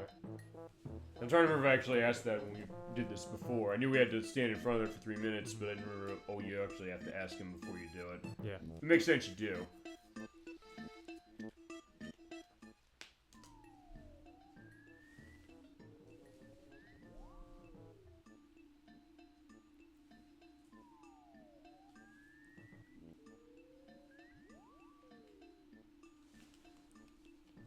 Let's try it again.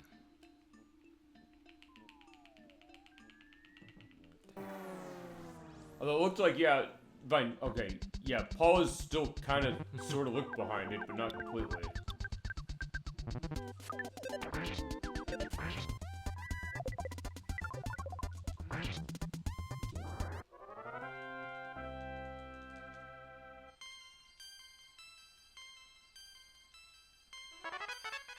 Oh, you did more freeze beta. Good.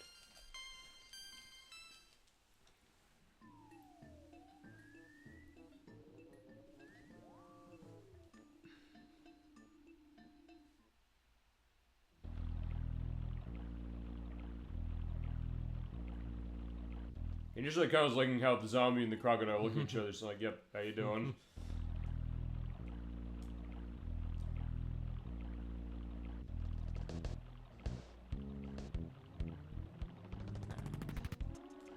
Alright, so this is one of the mandatory photos.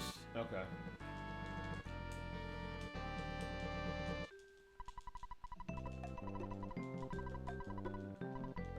Alright, so there you go. Fuzzy Pickles once more.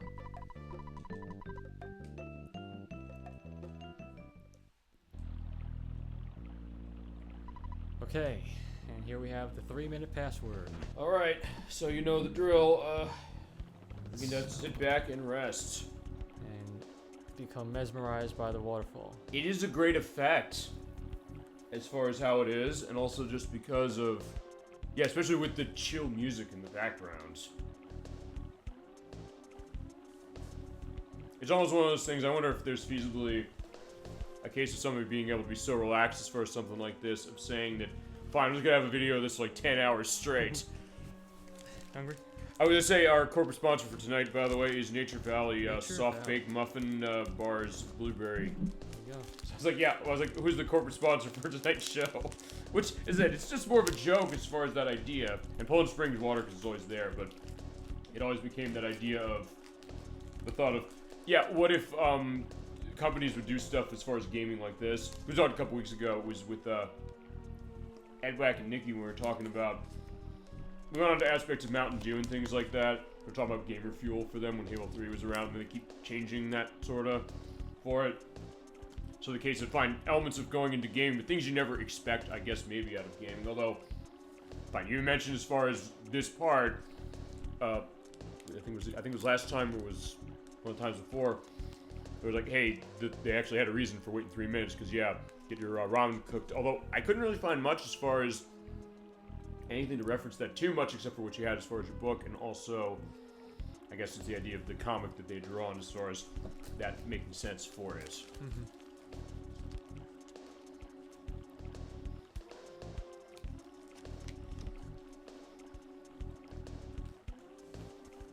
I think the other thing also is when it comes to like that corporate element as far as it, as I said, sometimes they do it more as an irony, but also the case that, like when we played Crazy Taxi for the racing showcase a couple years ago, it's a case where, you ever play Crazy Taxi?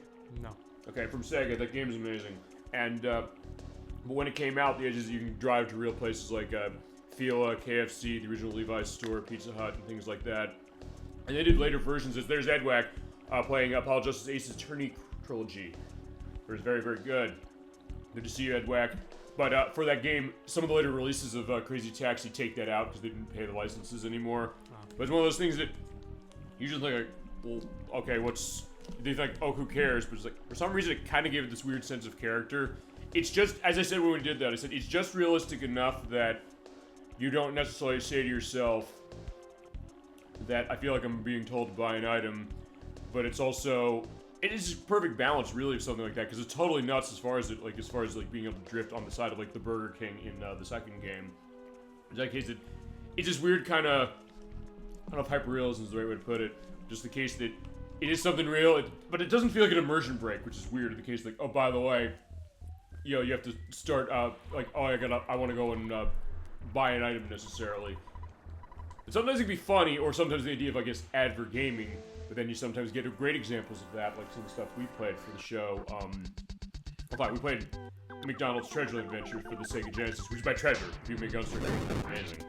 And there's barely any reference to McDonald's hamburgers and things, really, which was kind of a fascination to think about. They think, oh yeah, they're gonna totally load this up. Well, cool spot on the Sega Genesis and a bunch of other systems as well. Same case of that. At some point, I do want to show that, but that's gonna be a summer game whenever I can get around to showing a version of that. That and to get my Sega Genesis fixed, or some way to show the Game Gear version. Actually, I might get more on the Game Gear, if only for the controls. Yeah, for Factory of Metro Belch. Yeah, and we got the Flash Gordon music here. Uh-huh. I think I said this, I think I said this, but I don't remember. I didn't see any indication online of somebody pointing that out. So, like, yeah. We might be the only people who pointed that out, but other people may come up to that or think of something else.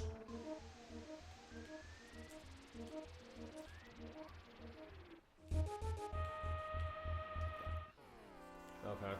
Yeah, the poppies are easy. They're not very dangerous, and they give some good experience, too.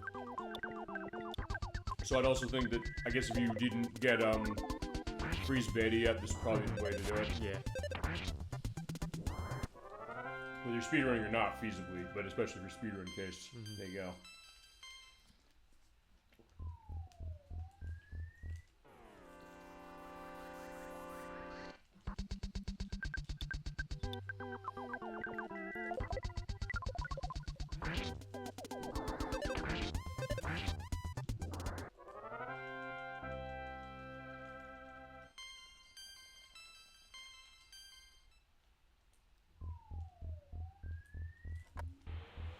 We got the butterfly room here, so take advantage.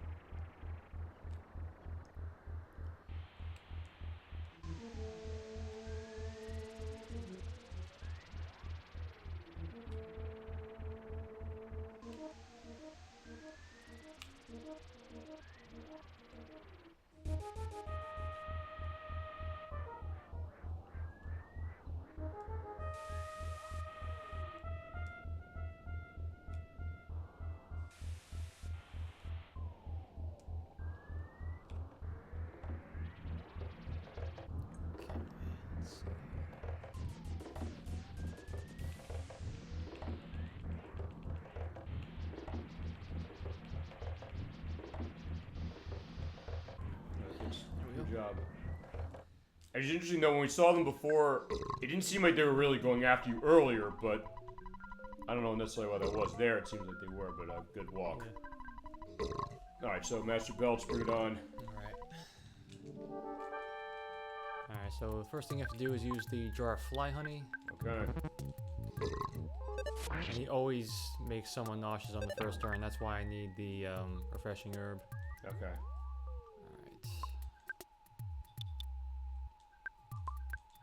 And then we'll just freeze him. Alright.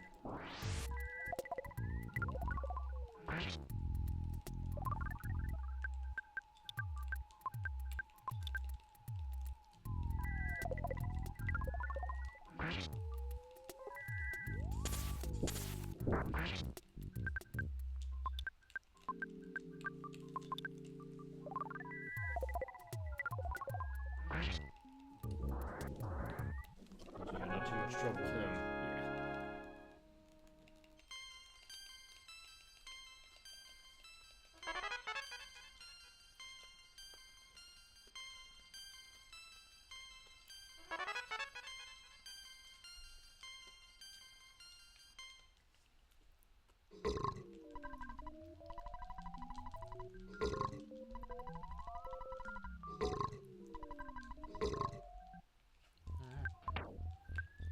Alright, so here's where that exit mouse comes in. Okay. Alright,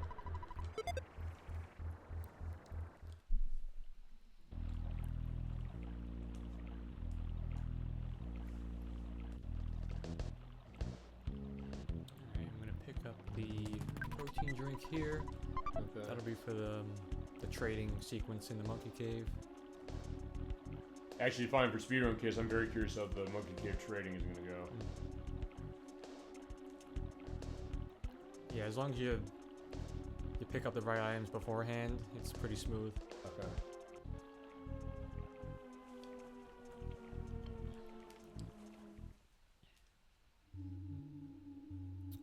Alright, and so now that we've defeated Belch, there'll be no more enemies down here.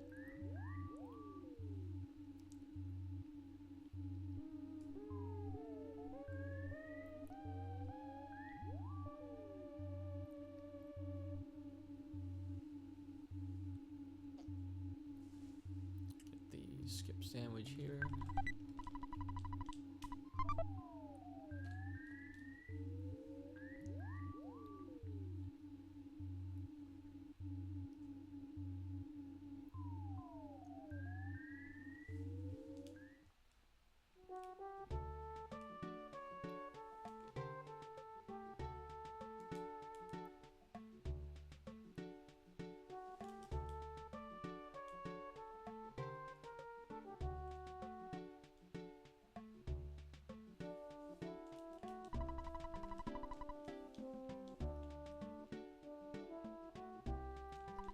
Alright, so next stop is Forside.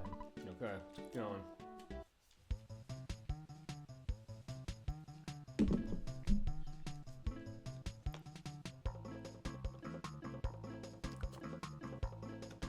Actually, looking as far as what it says on there, what's the name on there? It says something about Get Home Bus or Easy Home Bus? Yeah, it looks like Easy Home Bus.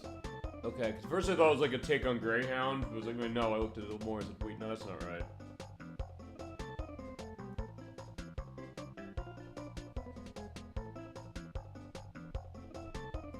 Breezy Hand Bus? I don't know. Oh, I'll see if there's an answer to that.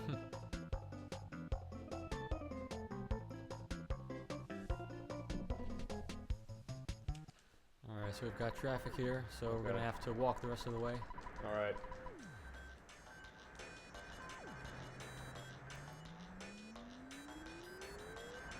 Alright, as far as these... Okay, I know what you're doing here. Alright, so we're gonna start to pass that mole. And now we should not get sunstroke, because there is a bug in the game where after you ride a bus, you can't get sunstroke for some reason until you get into a fight. Okay. So as long as we avoid everything here, we can avoid that. Okay, awesome. Bottle rocket there.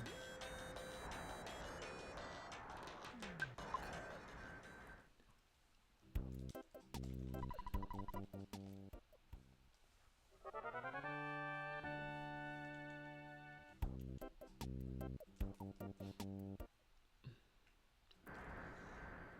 so this guy's digging for gold.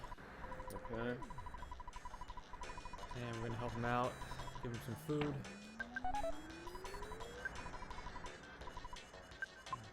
So we'll leave him to that.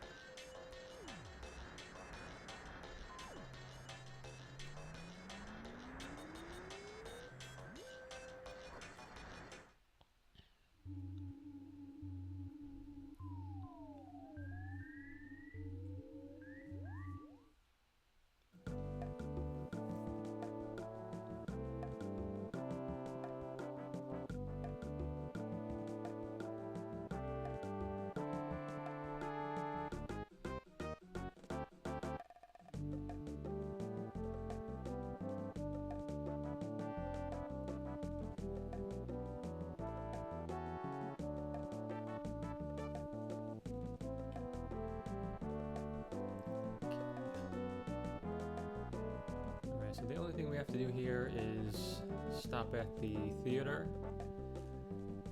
and talk to the manager there. Okay.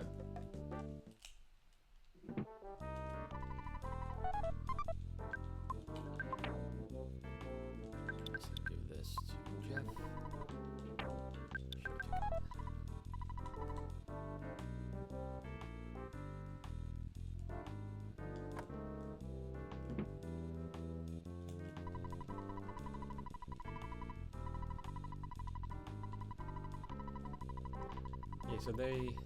So we got them out of debt in Tucson, and now they have found themselves in even more debt here in Forsyth. All habits die hard, don't they? Although, I'm trying to remember, did they give an answer as far as what their habits are? I guess probably the music life of, I don't know, lavish nights, swimming, and things like that. Probably.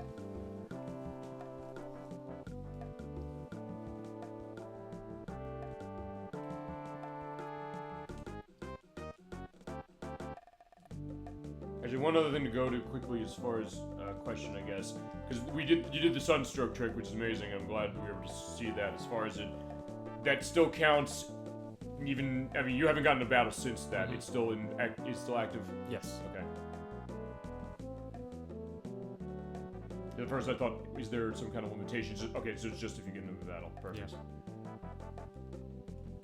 Not that we need to right now, so in that case, it's perfect.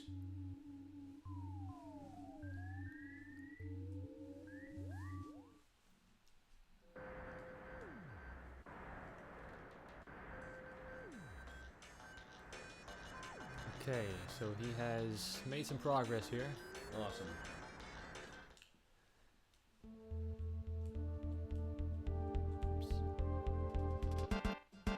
Yeah, so those are not the coil snakes that we fought in Onet. Those are thirsty coil snakes. They're much stronger and they can poison you. Okay. So you want to avoid them at all costs. That's why I have that other refreshing herb, just in case I do get poisoned. I'll have a way to cure it. Okay. But ideally, I'll avoid all of the fights here, except for the moles.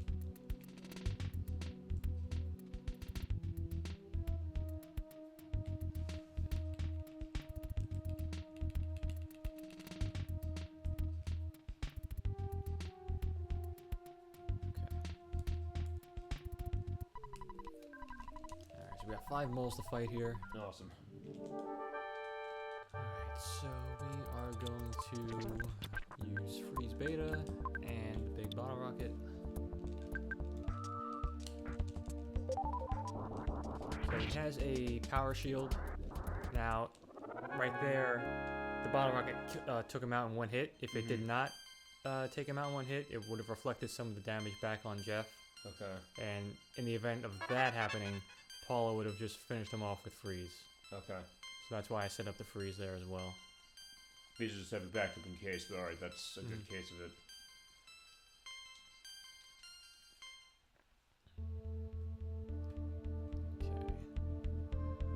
Okay. So that's one down.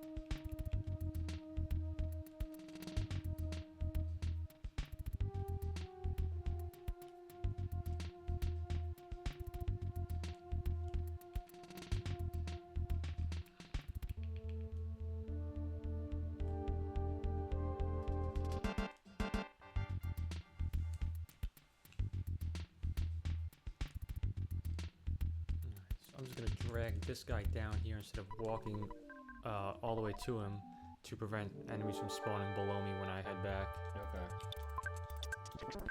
Alright, so we'll do the same thing. Alright, there's the shield. Oh, fine, there's the freeze. Wait, alright, the freeze is still, I'm trying to remember, the freeze is not reflected with the shield, or is it reflected with the shield? It depends on the shield. So he has a physical shield up. Okay, so that'll reflect the physical attacks.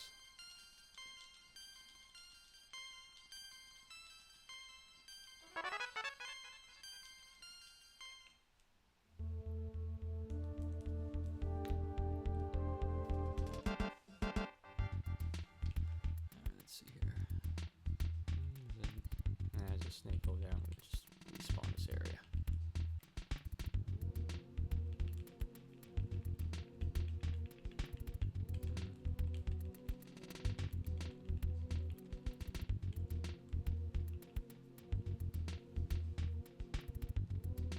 That works.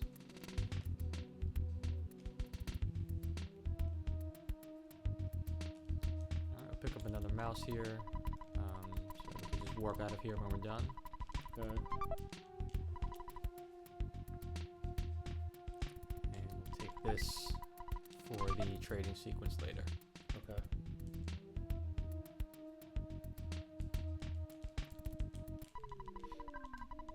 Alright, so let's go with another one of the moles. Alright, so now we don't have any bottle rockets anymore, so the strategy is a bit different now. What I'm going to do is preemptively life up Paula, because she's going to be the only way that we defeat these guys now. We're going to need 2 rounds of freeze beta, and so if he hits her, she will die, and so I have the life up queued up just in case that happens. Okay.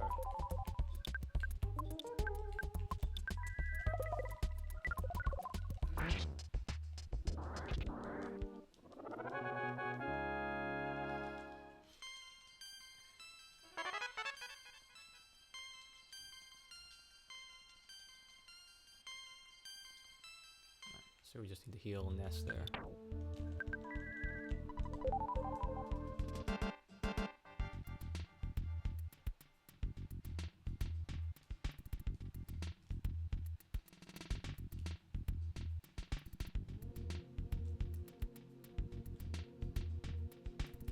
Sometimes you could tell if there are enemies that will appear just by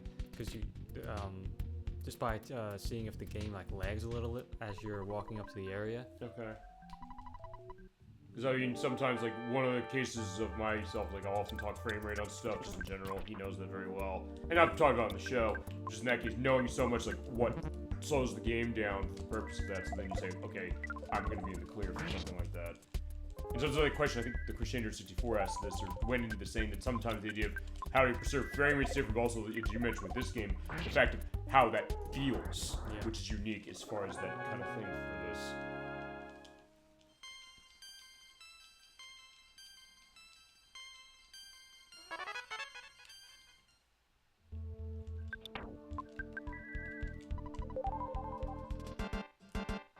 Alright, one more. Okay.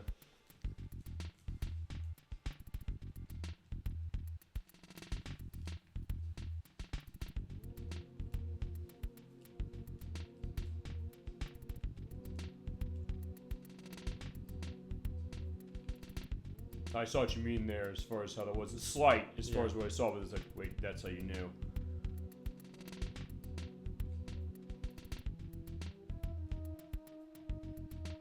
Yeah, like right there. That was obvious, so that means there were a lot of enemies coming up there.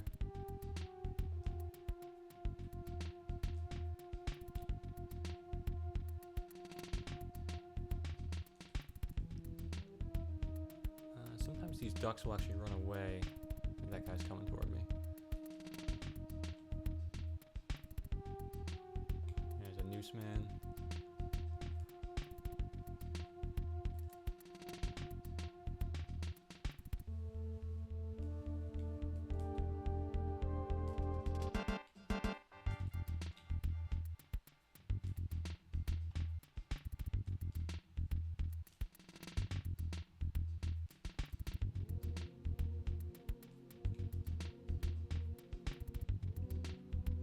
Okay, so they're all running away from me.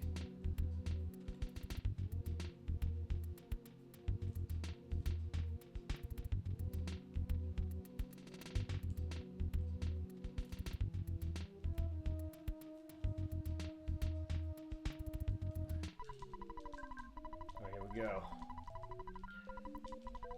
The true third strongest master. Alright.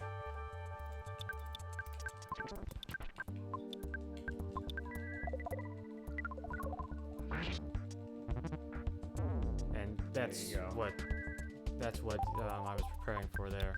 Perfect. There's all those things at that point, like, sometimes you hate to see something like this, but in this case you're also kind of glad to show it, just like, hey, it's that, ooh, nice. Good job.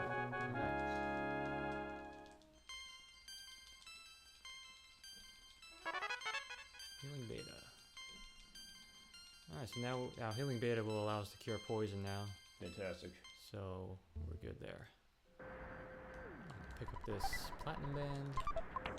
And I can drop this herb. I need to make some room in my inventory for this next part. Oh, yeah. I'll drop the sandlot bat. And let's see. Drop this stuff.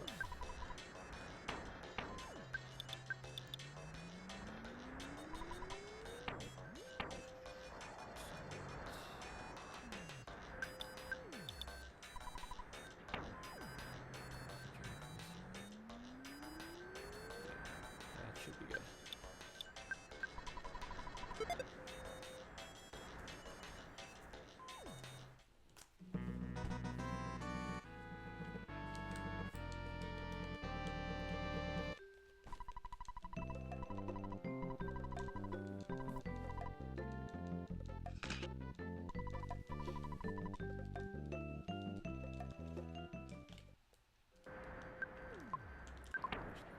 drop this too.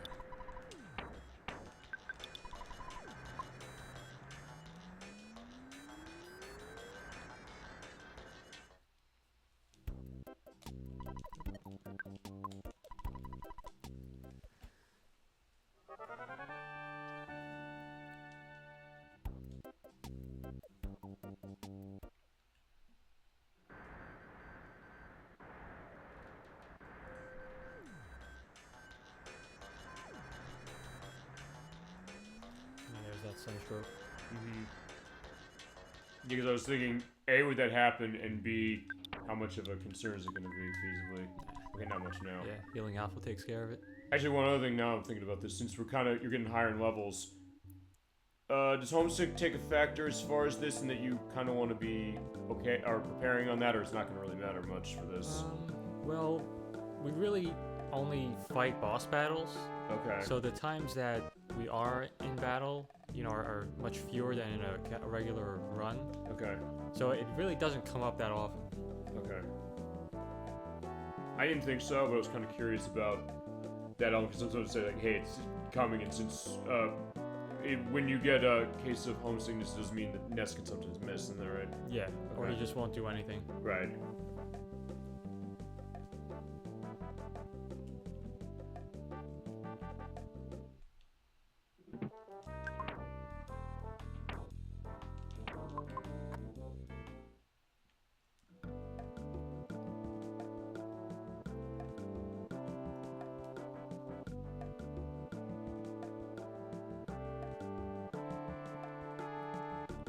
Okay, so we actually have to go back and talk to the miner to trigger the diamond.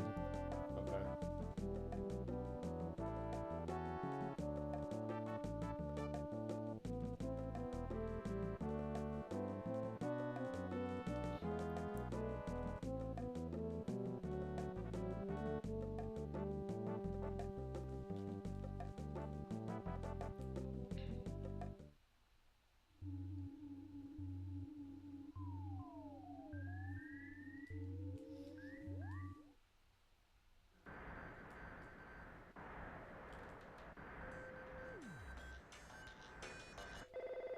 And there's Dad. He calls you every 2 hours. I was gonna say, so I wasn't gonna necessarily say, but actually, like, do you want to know what your time is? But I guess it's gonna tell you a little bit of an indication. There you go. Is that also a concern when it comes to something like this? Or just like, fine, you're not gonna be able to avoid it.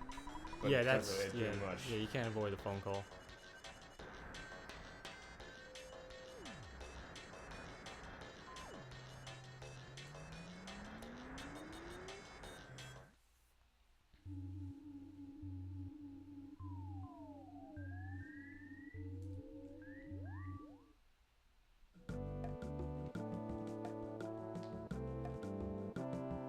Okay, so now on our way back.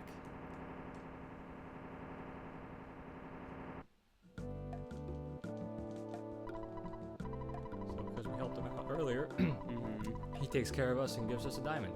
Fantastic.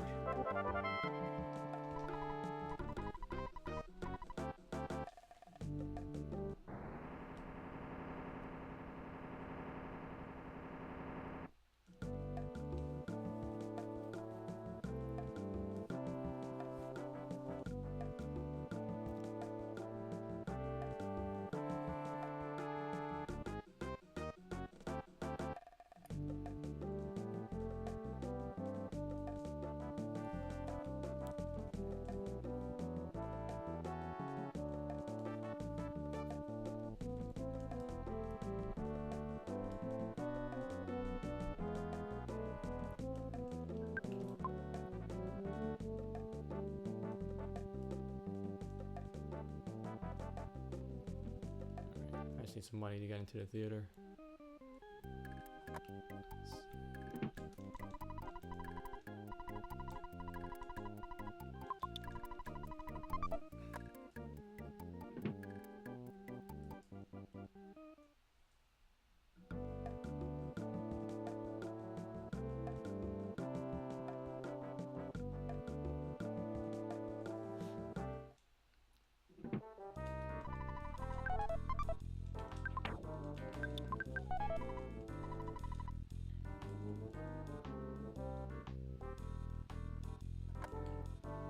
Alright, so we're gonna save the runway 5 again.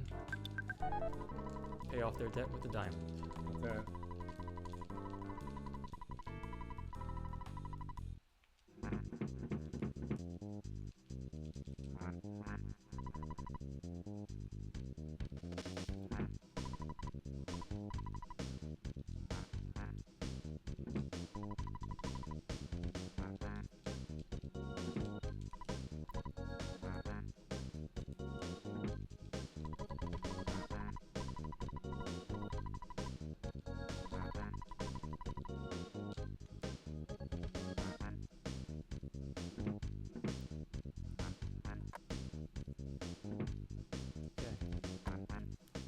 So one more show. All right.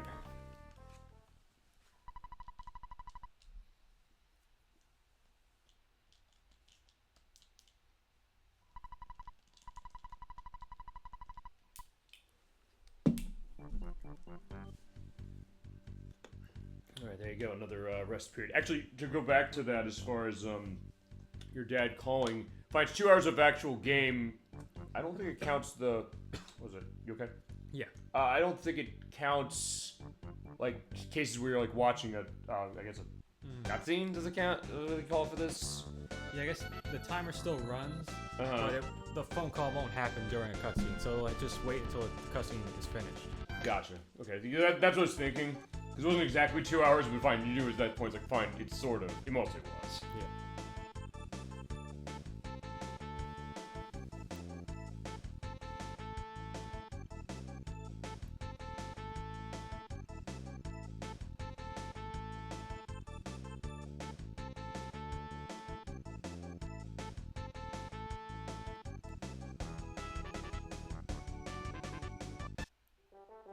Okay.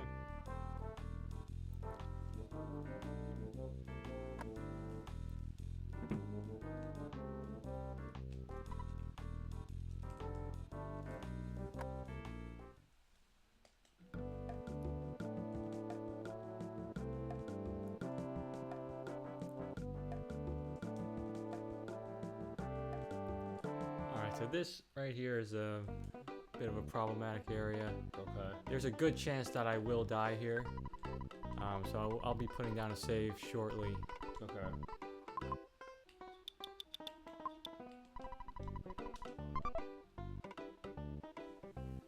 so first we're gonna buy a lot of explosives. Okay.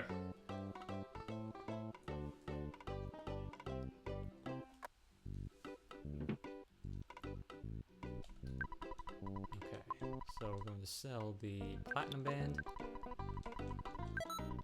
Alright, we'll start buying here. We're gonna buy 3 super bombs for Jeff. Okay.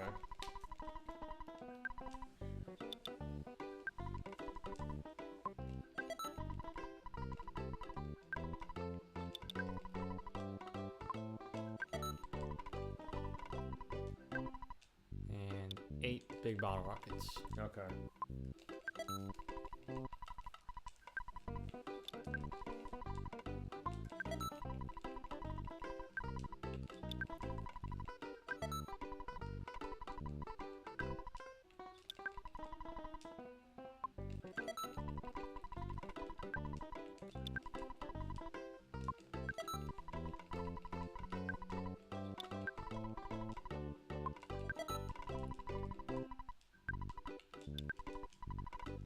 So we've got 3, 6 there. Alright, and I mistakenly gave one to Ness, we'll just give that to Jeff after. Okay. Okay. And we're going to buy 6 super bombs for Paula. Okay.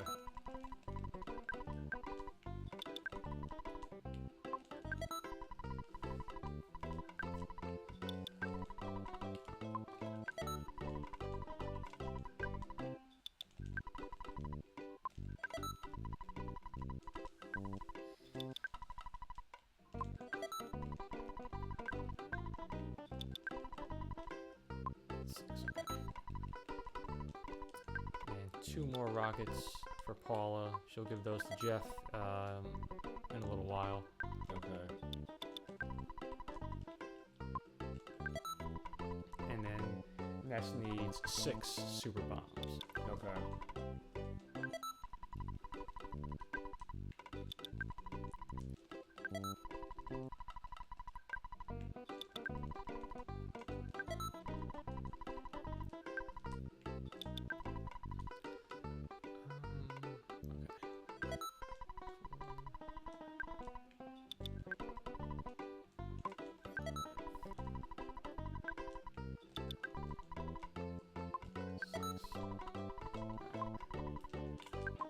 So let's give this to Jeff. Okay, and then we're going to... yeah, we gotta throw it this way.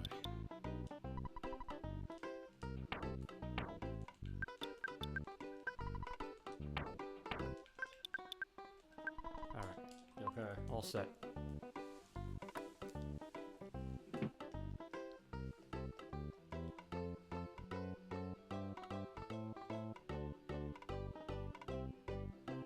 Okay, so I will save here.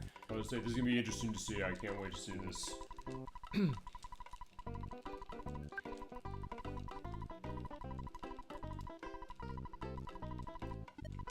Alright. So the lights go out, and Paul is kidnapped. Okay.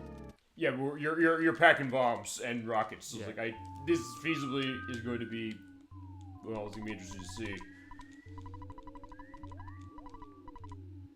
Okay, so now when we get to the 2nd and 3rd floors, I'll probably be able to avoid the enemies, depending on how they spawn, like that. Okay. And there's nothing on this floor. And there's a good chance that I will get into a fight on the 4th floor, because the enemies usually spawn right near the escalator, like that. So there's really nothing I could do, except take the fight. Okay. And these fights are very dangerous, so what I have to do is just throw some super bombs and hope that they don't put me to sleep or something.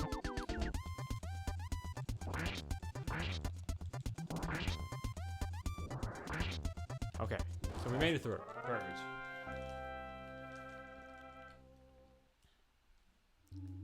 Alright, and we'll just use this wall to block those guys.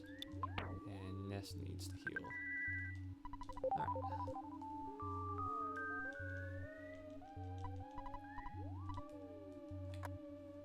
Alright, and here's the department store spook. Okay, so at this point, also Bees will be bombing. Yeah, so we're going to we're going to super bomb, and we're going to use one of the bottle rockets as well. Okay.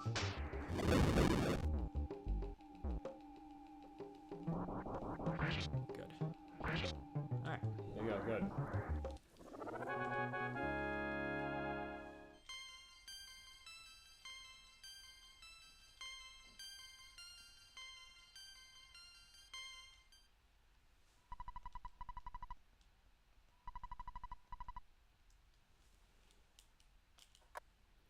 Okay.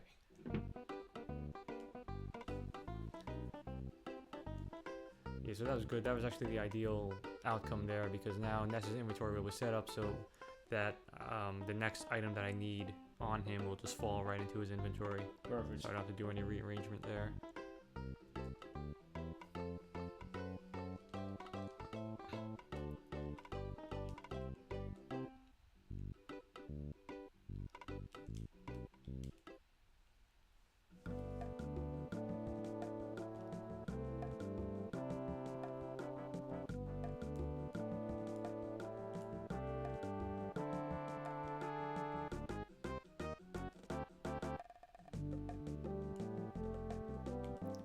We'll stop by the bar. Well, it's a cafe in this game. It's a bar in Mother 2. Well, yeah, I that was the case with Harvest Moon as well. It's like, well, fine. No, it was a bar. It's just they say like, fine, you're drinking juice, but we know it's not juice. It's just alcohol. As my brother Inherent said, fine, wine is just a juice with more life experience, which is definitely a good case that he had a point, no question.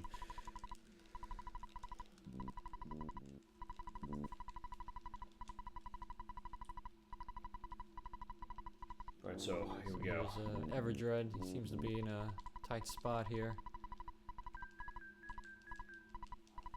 He has some inside information on the Manning statue. Mm-hmm. Also, good pick as far as the icon for that, fine for this, but also just for how it's set, the red background, and also technically it fits because the Oscars are on Sunday, as far as it, so that there you went go. that way. Yeah, we planned the show, I swear to God. Which has to be a compilation program at some point. Every time we say we planned the show, I swear to God, or every time I say it. I also have to remember, I'm not going to edit this in for this part, but I'm trying to remember what the first show I ever said that on was. I'll have to go back eventually at some point to get a sense. I tried to use that guy, but he moved down. Alright, let's just try to run away from this.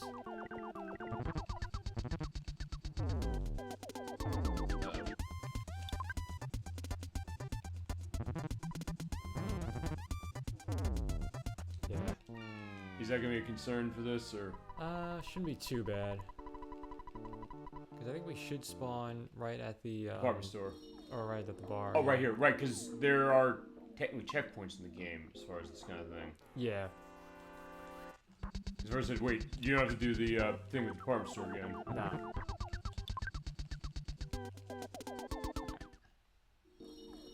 Okay, so now.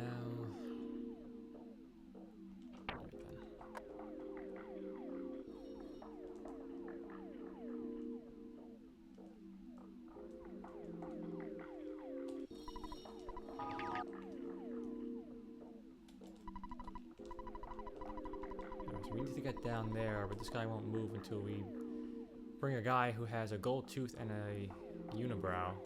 Okay, question not related to that specifically, but when when we're here, there's no case. First I was just saying, can we go to the hospital? And the answer is yeah, we can. Okay. You just have to make sure you say no instead of yes. Okay.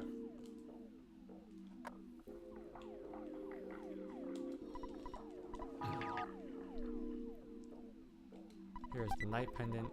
We need that on Ness to protect him from Flash, which is a move that can instantly kill you. Mm-hmm. And so this next boss coming up will have that ability.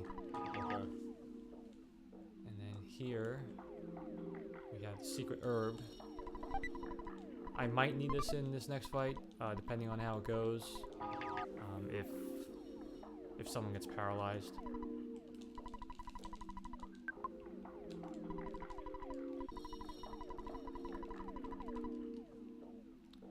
actually going to walk down and touch the bottom of this room here. That actually skips some text. Because normally when you're walking through the hotel here and back down to that sailor guy, the invisible guy will talk to you. But if you touch the bottom of that room, it prevents the dialogue from appearing. Okay.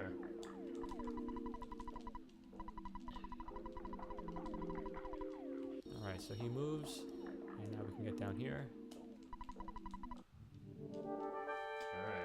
Alright, so we're going to go with another super bomb and a bottle rocket. Okay, good, he went first. Wow, that was a very high roll. Okay, that was very lucky. Okay. Yeah, because I got over 600 on the bottle rocket. That was a very high damage for that. Have you ever seen that happen before when you've been doing it this way? Very rarely. Okay. Yeah.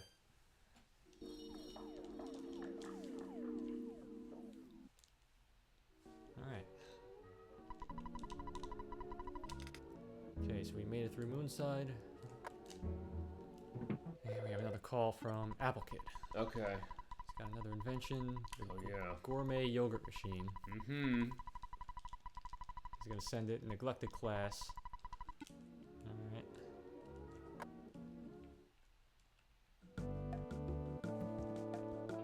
Let's see what this guy's doing. Okay. Talarama's finished fasting. He's gonna teleport back to the desert. See you later.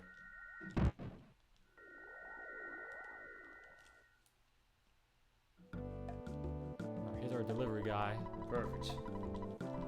But unfortunately, he lost the yogurt machine. Yes, we gotta go get it now.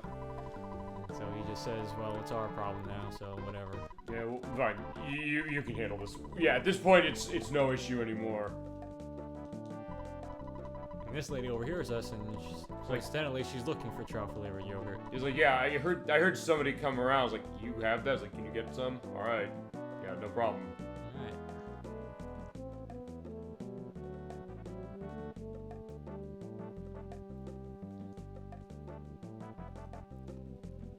So we're gonna take the bus All right. back to the desert. Awesome.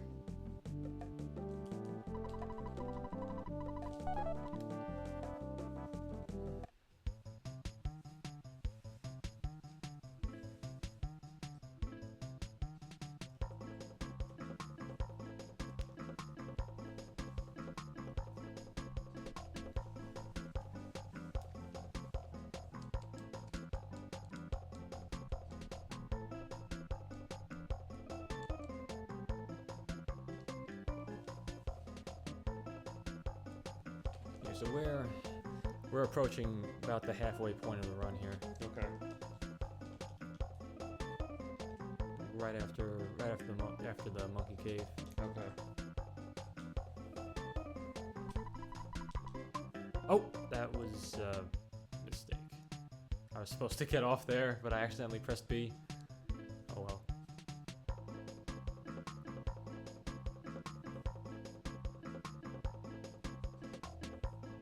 And in this case, when you get back to town, it's gonna still feasibly be fast enough to kind of just get back on the bus and go back. Yeah, I'll just get off in 3 and then just take it back. Okay.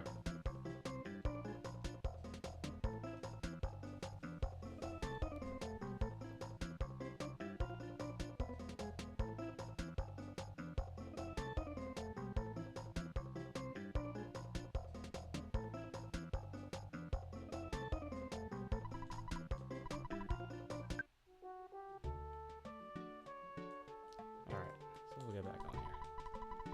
It's interesting we had the other bus coming the other way. It's like, yeah, you can't just like, jump out of the bus as far as that. Perfect timing. Yeah, I was just saying that this isn't right. Okay, no, this movie was out at the time. Speed, if you're familiar about the bus, that if it goes above, you can't stop. If it goes below 55 miles an hour, it explodes. Of course, the Simpsons joke saying, I remember seeing this movie about this bus that it's speeding through a town, and if it's speed and it can't lower its speed, and if its speed goes slow, 55 miles per hour, it explodes. I think it was called The Bus That Couldn't Slow Down. Yeah, I've actually never seen that, but the only reason I know about that movie is from that Cyanide and Happiness video. Okay. They reference that.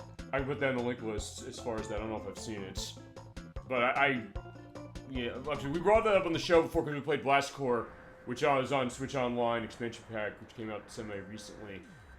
Our wife first came in chat on that one and said, basically it's like a video game equivalent. And I was like, you know, not a wrong concept, because it's the idea that you have to kind of keep moving and not let that carrier crash into stuff. There's an out trading sequence with the monkey. But this is going to be interesting.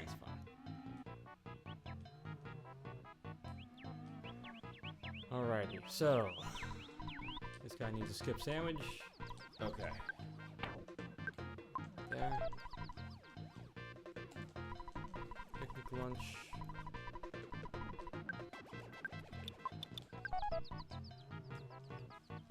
Pick up the pizza here.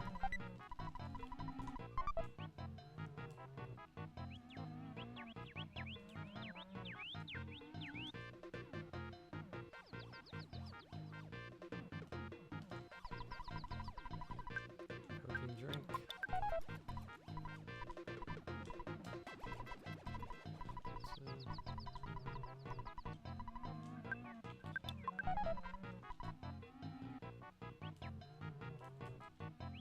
This guy to move.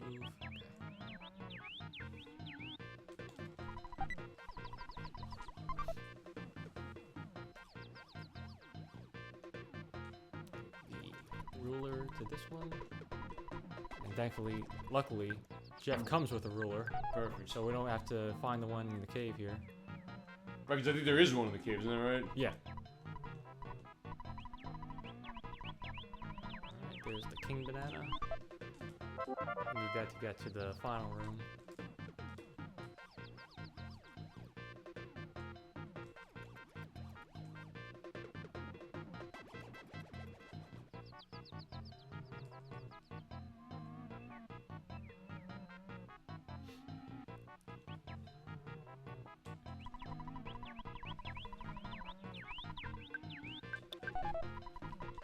Okay, give the hamburger to this guy. And this will lead to the Dragonite. We'll use that later on. One of the final areas, actually. Okay. So yeah, this is going insanely smoothly. And we're done. Perfect.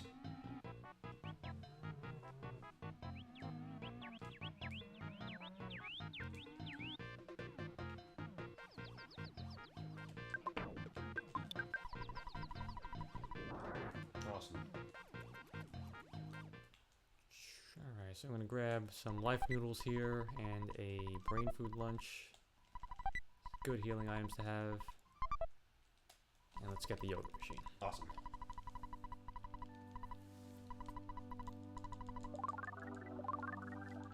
A, B, C, and D. Perfect.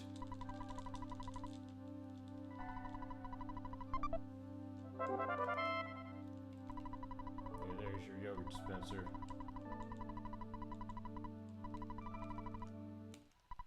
So now we're going to learn teleportation. This, I guess, will help us as far as getting back quicker as well. Yes. Yeah, this will help. Not only will we be able to teleport to areas that we've been to, it is also useful for avoiding enemies. Mm-hmm.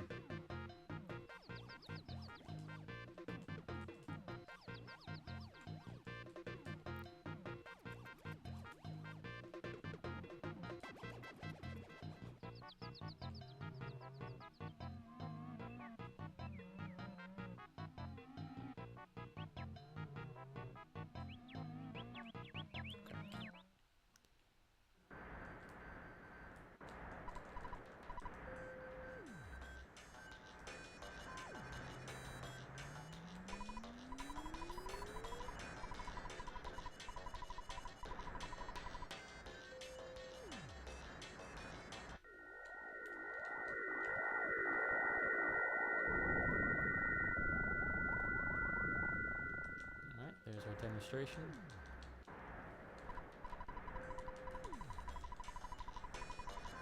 There you go. Right now, you do it. Alright.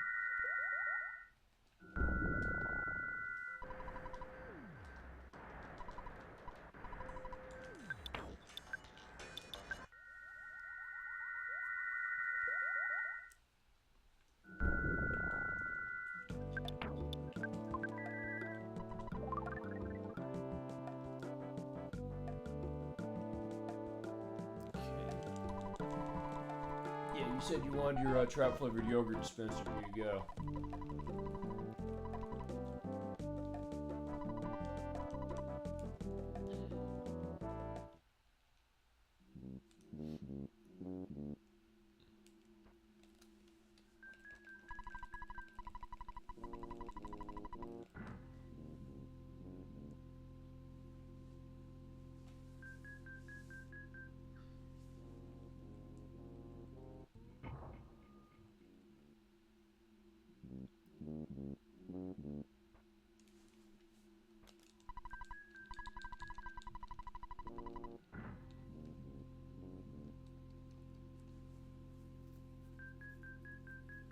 Alright, so what I'm going to try to do here is avoid these sentry robots that are going to be in the next few rooms. So I'm going to use the Skip Sandwich DX to increase my speed. Okay. And hopefully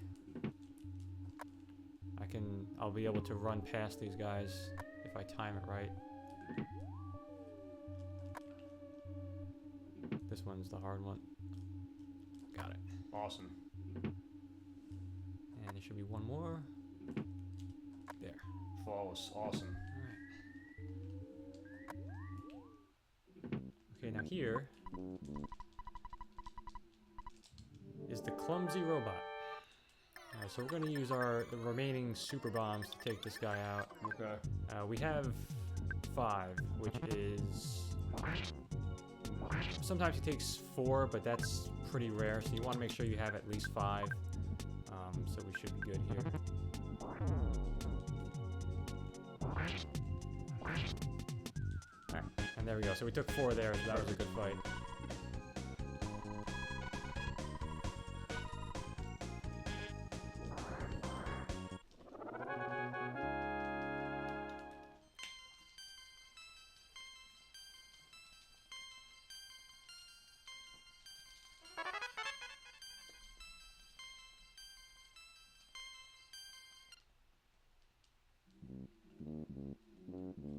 Alright, thank you, Runway 5. Indeed.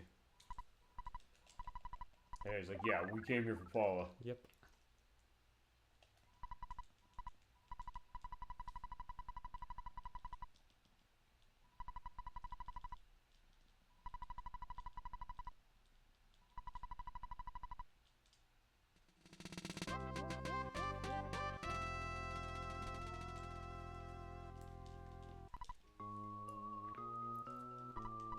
Yeah, Ma told you what he got to tell us.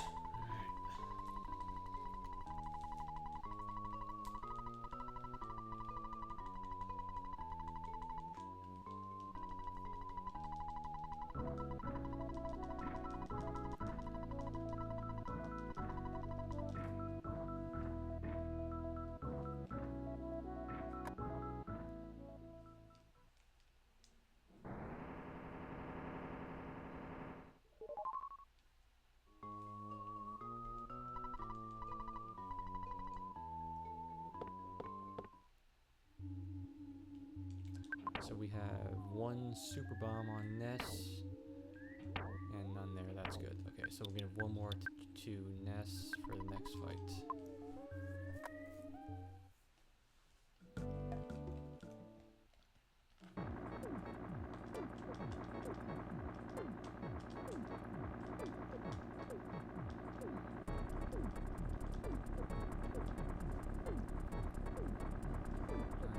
So we were supposed to take the helicopter. Yeah, of course, Pokey got here first. So we're gonna need to find another way to Summers.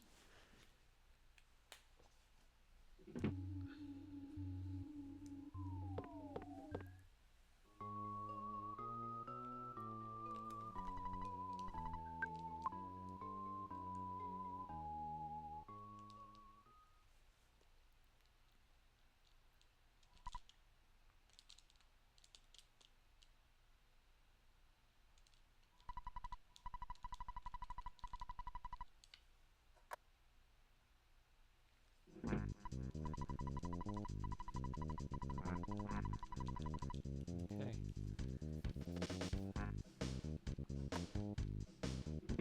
Alright, so Paul has a feeling that in order to get to Summers, we have to go back to 3. Okay. So we'll see what we can do there. Awesome.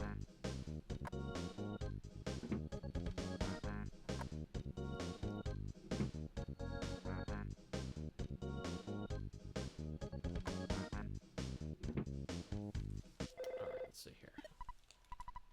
Hi, Apple Kid.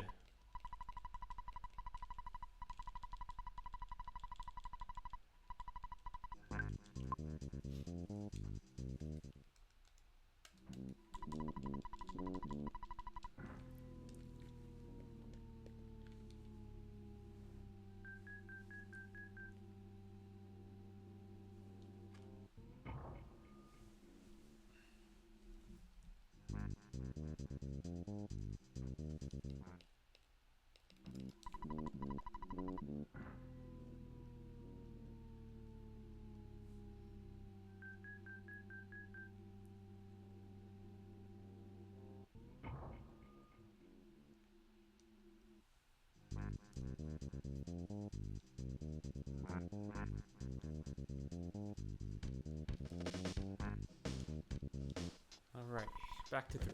Awesome. Okay.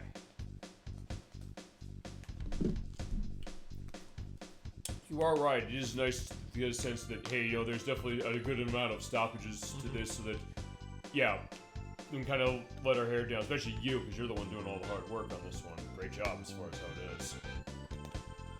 Also to be feasibly in a case of being like, okay, yeah, ready to go when we get off the bus.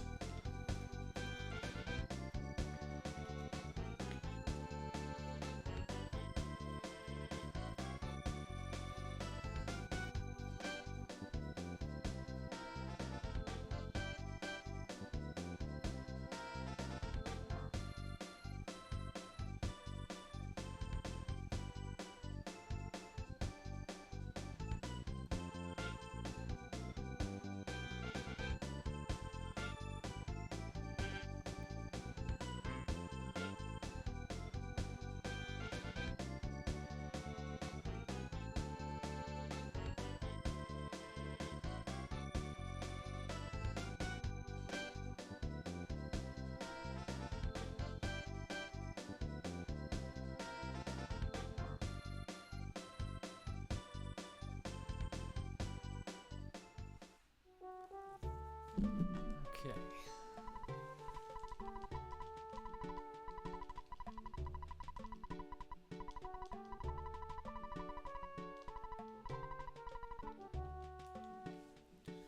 Alright, so when Jeff flew here, he came in the Skyrunner, and he crashed it. So we're gonna see if maybe we can fix that.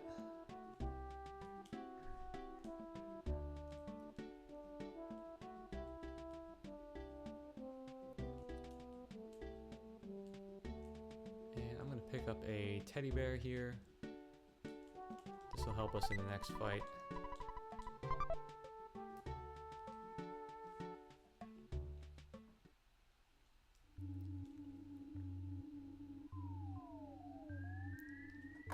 Okay, and it looks like some people have already fixed it up for us. Awesome. So what are you thinking, Jeff? Alright, just make some last minute adjustments. And we're good to go. Awesome.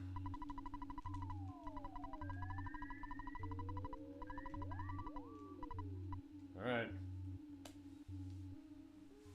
Another rod on the sky, runner. Yeah, I'm still amazed I found this damn thing in the couch, in the PlayStation 2 Mary Gun. I've been looking for this damn thing all over for maybe like a year or so. Wait, I know I had another one of these, which is good because actually, just to go into this, there were saves I had on this thing for, well fine, I know the one I specifically had to save on there was for Mega Man X Collection on PS2, because I had the unlock of Mega Man Battle chasing that, amongst other things. So, okay, I'm glad I found that, which is a great case of that. Like, I was just, yeah, just because, hey, I just want to make sure I found the remote as far as, like, the volume case, and I just saw that. So, there you go.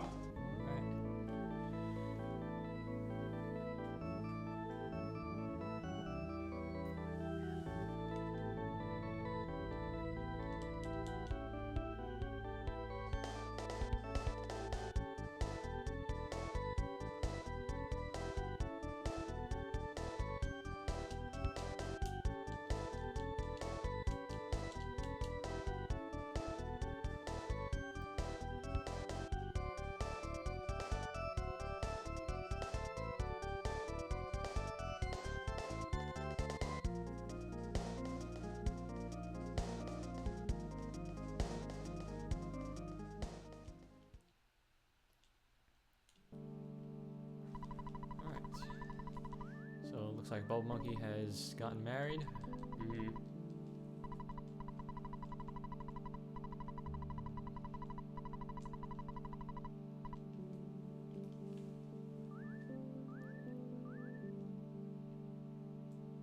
Alright, let's see here.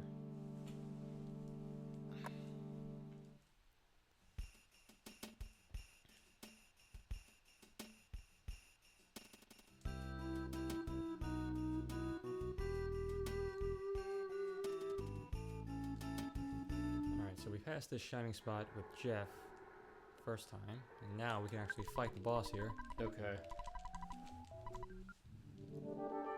And this is Shroom. Alright. Alright, so we're gonna go for Super Bomb, and a Rocket, and hopefully this bear will absorb the spores like that. Awesome. So we got that. And we're gonna do the same thing. And this should kill him.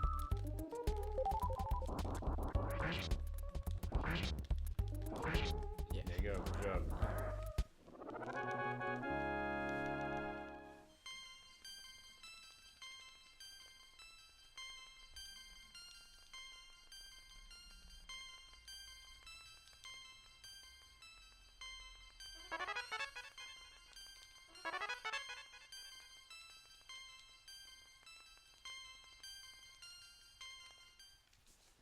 Yeah, because on the first turn, he always tries to mushroomize someone. Mm-hmm.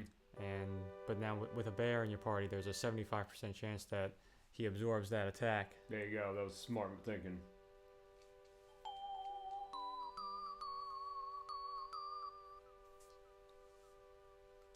And there's our 4th location we've gotten. It feels like we've gotten less, but I know we must have gotten 4, right? Well, this is only the second one that we've picked up. It's the right. fourth one it's the 4th one in the sequence. Right, but the ordering is different. We skipped 2 and 3. We'll get those later. Okay. Okay, you're right. That's why, because I think under normal circumstances we just tend not to get them, isn't there? Oh, fine. We got them in the normal play, I should say. Yeah. But now for this, it's like you have to get them eventually, but you're basically routing it differently for that. Yeah.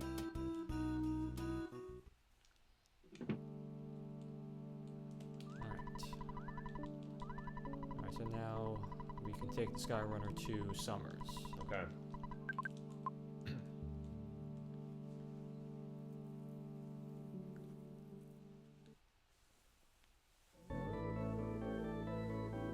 You ready to go?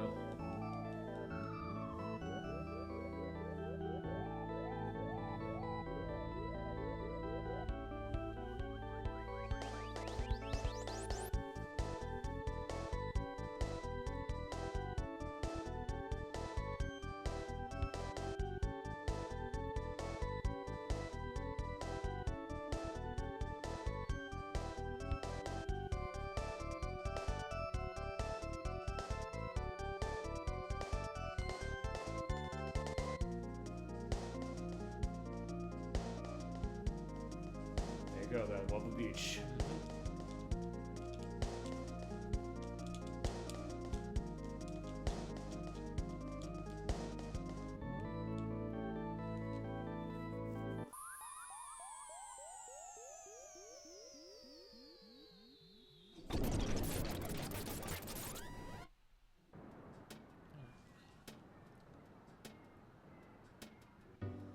Okay, so we're gonna head over to the shop on the east side of town and stock up on some skip sandwiches for the next area.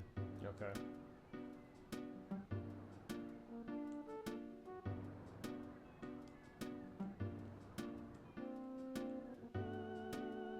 I just noticed there as you were walking there, I don't think I'd heard it before. I actually was hearing like the waves hitting against the beach. I don't know if either I missed it when we were doing the earlier parts, or if we just didn't hear it or something. Because but I was like, oh, that's kind of cool. All right, hi Tony. Here's Tony's collecting player names. There you go, Tony. We got a speed run to do. I was gonna say, in that case, same deal. You basically want to make it so that it's just gonna be as small as you can get it. Yeah. Okay.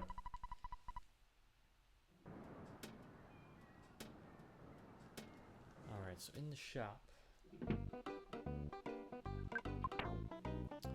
I need... Well, first we'll drop the barracks, we don't need any more.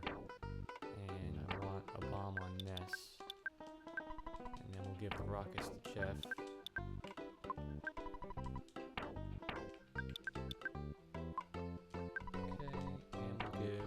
Franklin badge to Paula. She'll have that for the rest of the game. Okay. And now we need to buy 6 sandwiches. And we need to make sure that Ness's inventory is full. So he's going to need 4, so that means we need 2 on Paula.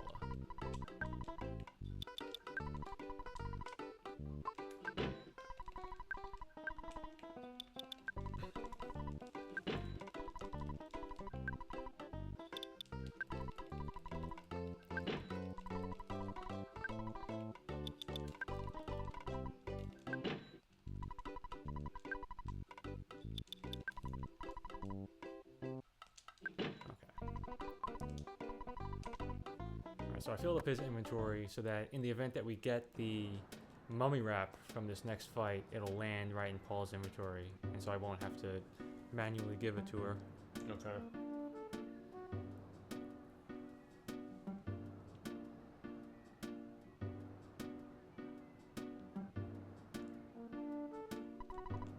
Oh, we gotta call the Stoic Club.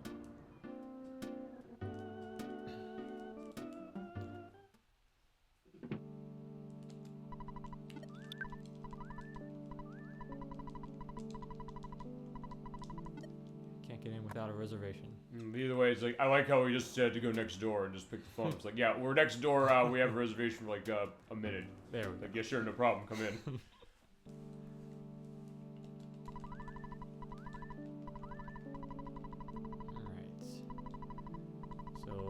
Everyone's talking about this magic cake. Mm-hmm. So let's see what that's about. Yeah, tell us.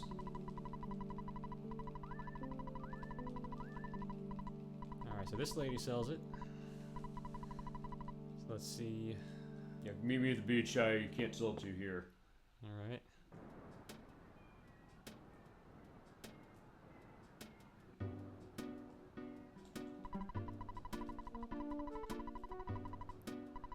All leftover materials.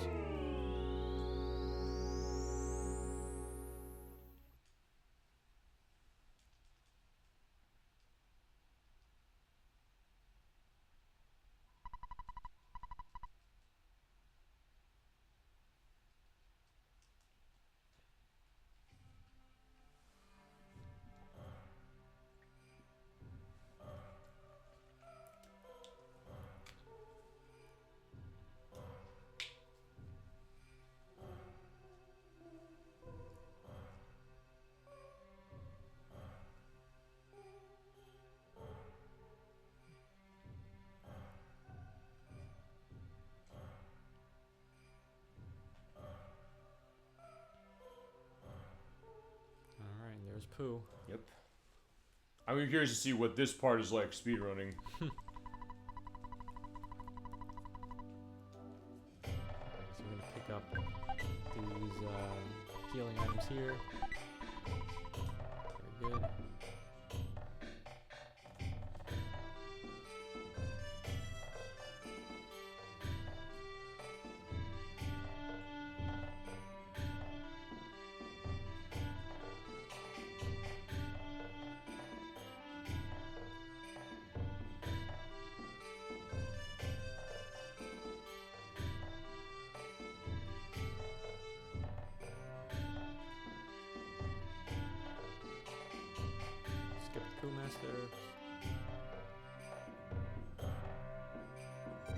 Alright, time to complete our training.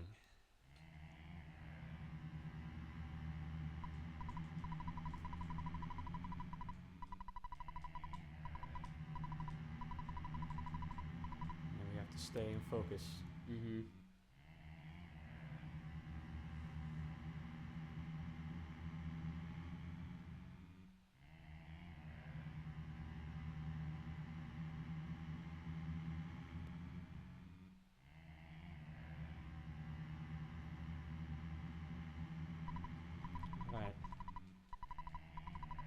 So we have to sacrifice our mind and body here.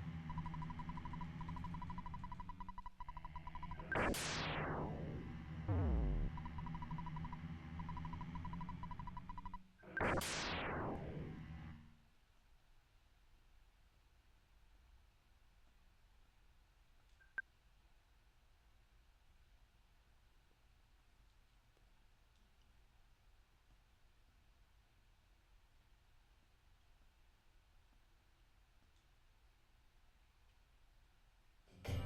you go.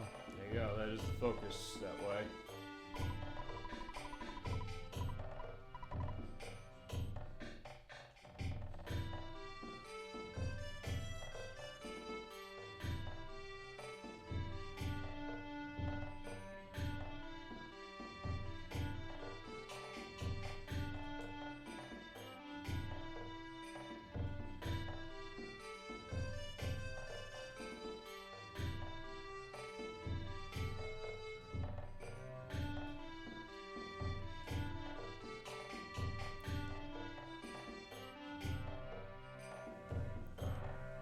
Alright, so now that we've completed our training, our master will teach us some final moves, and then we can join the rest of the party. Yeah, and have the party fully formed.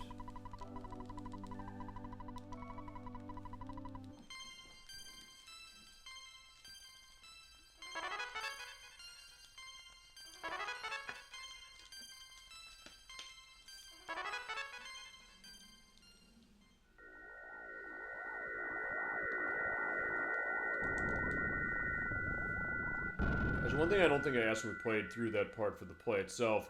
Are the levels you get from him set? Yes. Okay, let's say it starts you at 18. That's something that is set by the game, yes. Yeah. But are the things you get off of level ups also set from that? As far as that section, as far as what your stats will be when you get the level ups that he gives you? I think they are. Okay. Yeah, I could they also probably compare on what we saw on the full play and see if it was any different.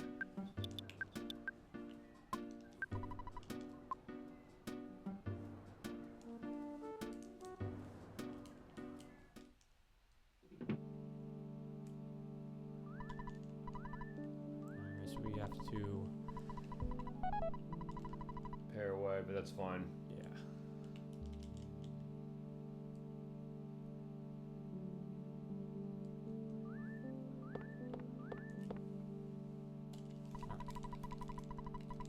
So we'll give this guy a ruby to gain access to this room.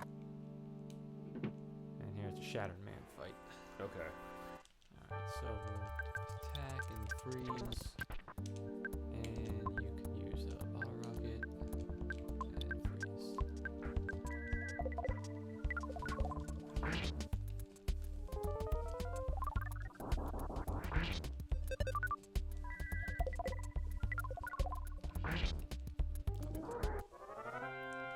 And let's see if we got the wrap.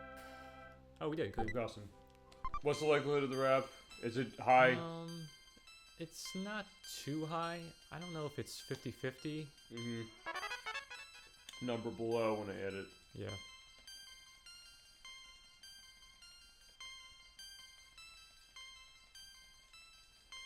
Yeah, that'll help us in the Kraken fight coming up.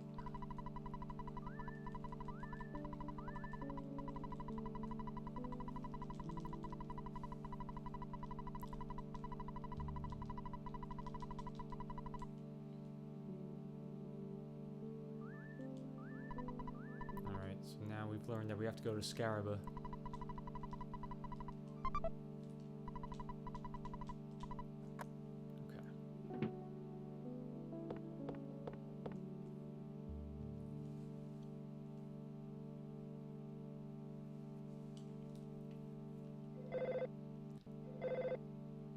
That's the guy from the Foreside Museum calling. And this is where the branch is, where you could go back to Foreside or continue on to Scaraba. So we're just gonna knock out Scaraba while we're here. So feasibly, actually that's one thing I guess I'm not aware of completely. Is that fine? Because you're saying the way you're running this that you're not going for your Sanctuary stones in linear order.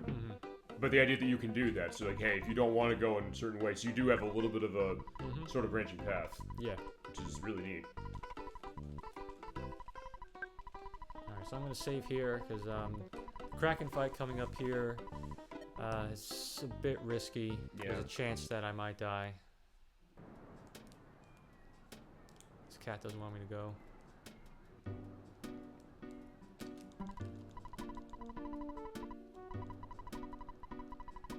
Alright, it can only cost you your life, and you got that for free. Mm-hmm. Let's do it.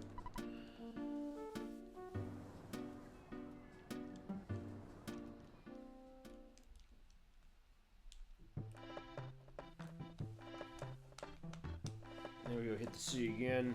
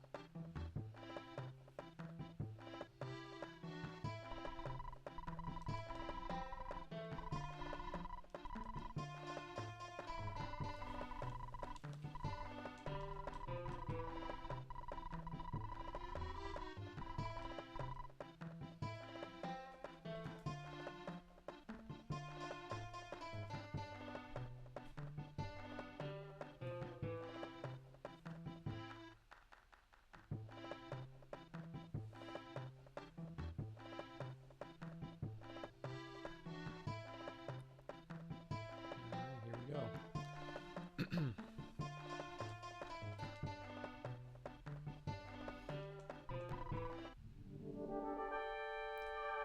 Alright, so we're gonna go super bomb, mummy wrap, rocket, and bomb. Alright, so we solidified him there. So that's the benefit of the mummy wrap. If Paula outspeeds him and hits, it's guaranteed to solidify him. Perfect. And so it basically trivializes the fight. But there you go. Awesome.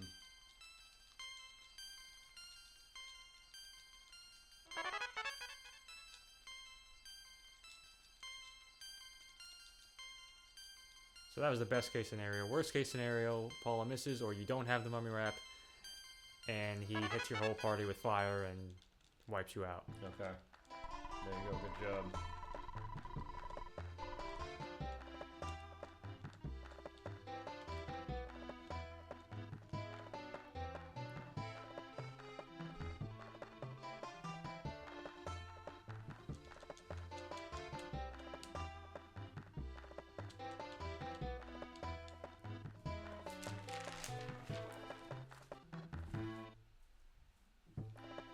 We are back at Scaraba. Alright.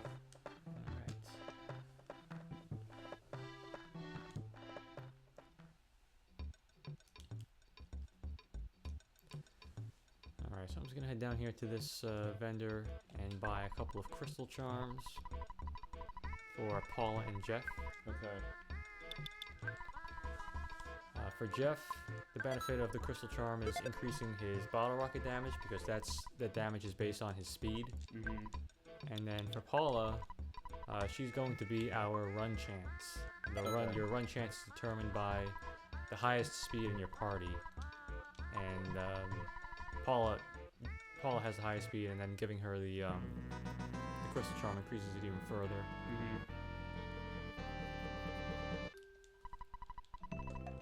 And this, I actually walked the wrong way here, but it's an extra photo, so that's cool. Either way. And something that seems like it's not really adding too much to it. Nah. Okay, so now it's time for the pyramid. Alright. So we need to stand on these switches in order.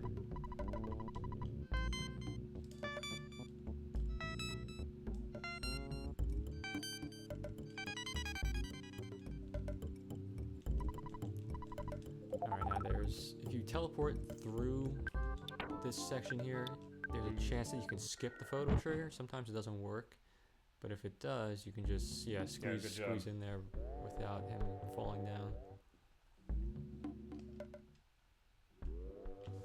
Let's see here. Almost there.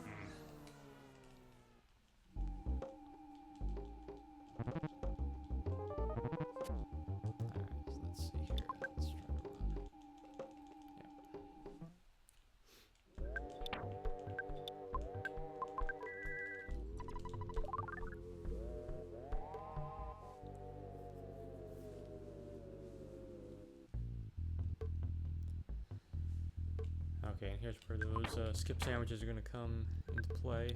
Okay. Using to avoid these guys. Is the reason you gave it to Paula? Yeah, I want to use Paula's first so that Ness's inventory stays full. Oh, I see. Oh, I see. You selected the one of hers. I thought for some reason, I don't know why. I thought that it got used on a party member for some reason. Alright, good. In case somebody's getting that set that way. So yeah, you can get going.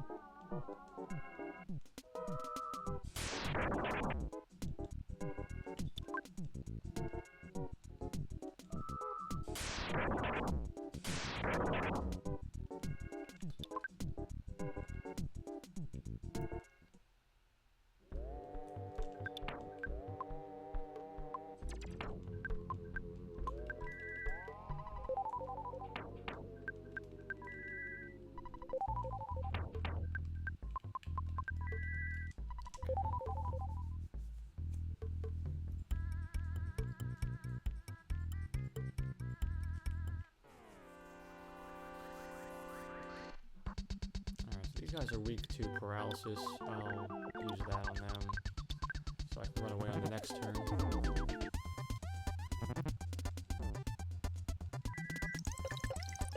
Paul will probably die before it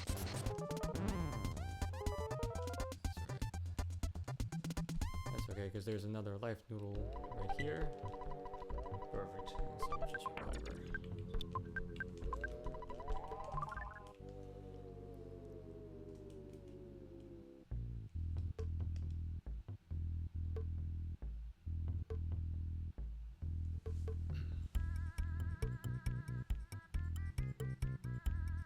Now we have the Guardian General.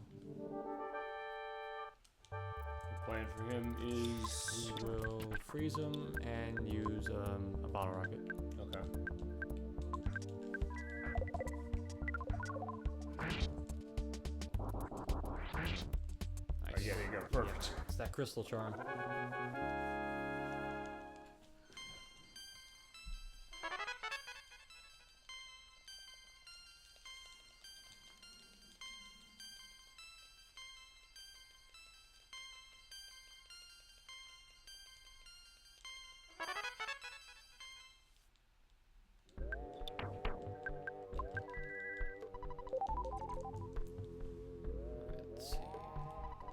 Switch here.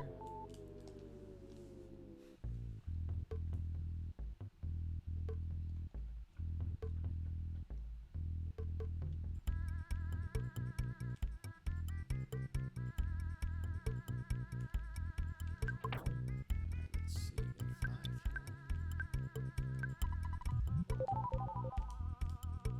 Nice.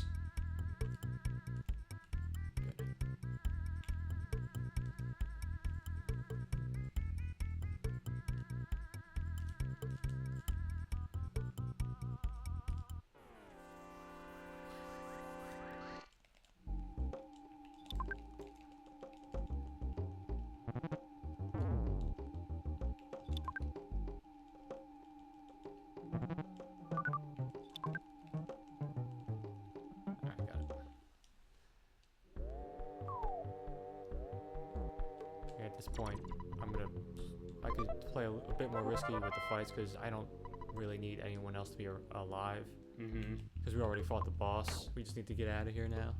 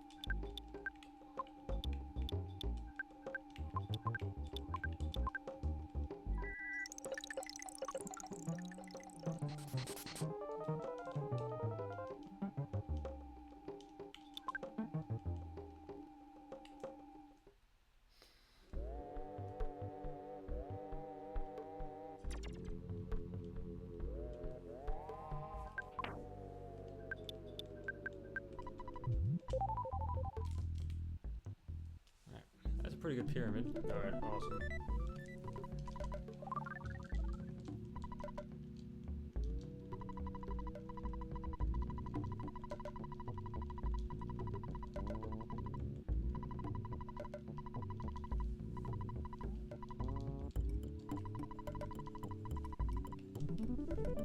Alright, now I'll see you later, Pooh.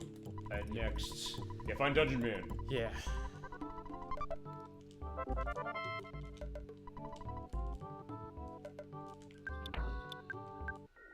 Here's where teleport comes in handy for avoiding fights. Alright, so let's give the Hawkeye to Paula, as well as the key. Yeah, Paula ends up holding all the key items that we can't throw away. Okay. Instead of wasting time storing them in Escargot Express. So we need to be careful here, because the enemies here are the same ones that appear in the department store. And so yeah, those records, the daily records. Yeah.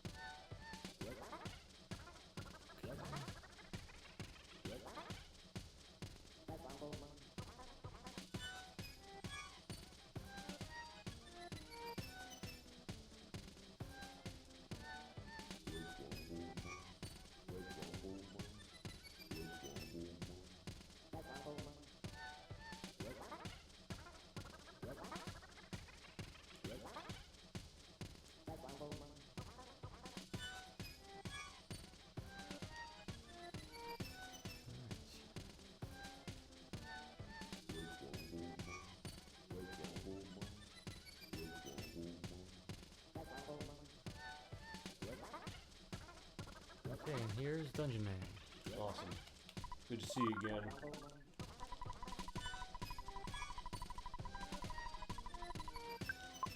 Alright, so he's gonna come with us. We'll drop down.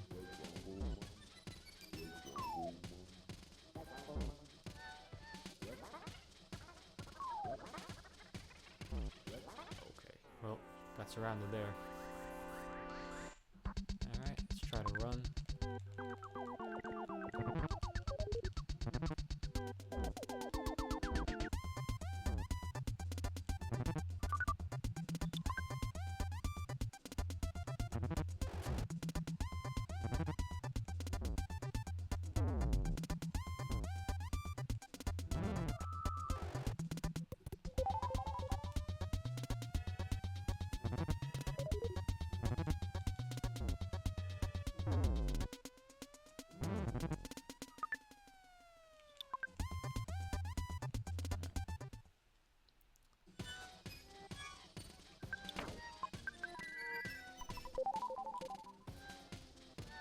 Okay, so hopefully I can make it through this next area without any more fights.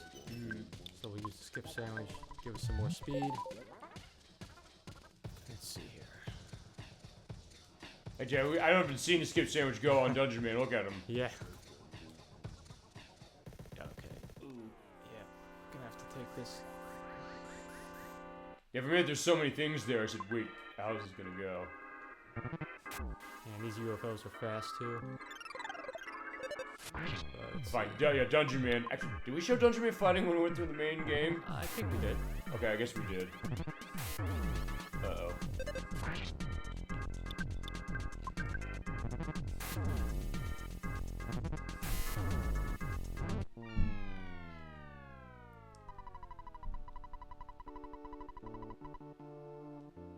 Actually, where was the last checkpoint after that? It puts you right here. Oh, perfect, Yeah. okay. Hey, fine. The skip sandwich lasted in death, so I was like, okay, fine. You still had a little bit of a boost. There we go. Ah, we made it. There we go. Well, thank you, Dungeon Man, for helping with the fight. That's for sure.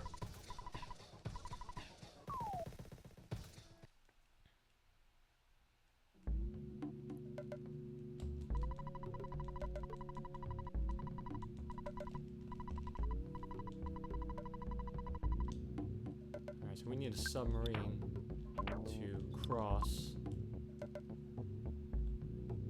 over to deep darkness. And luckily he has one. Awesome.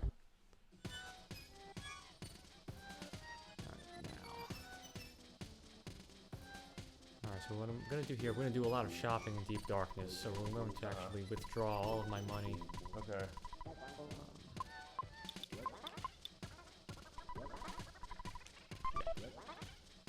I'm going to save, because if I die and I lose half of this, we're going to basically be screwed, so I'll save here.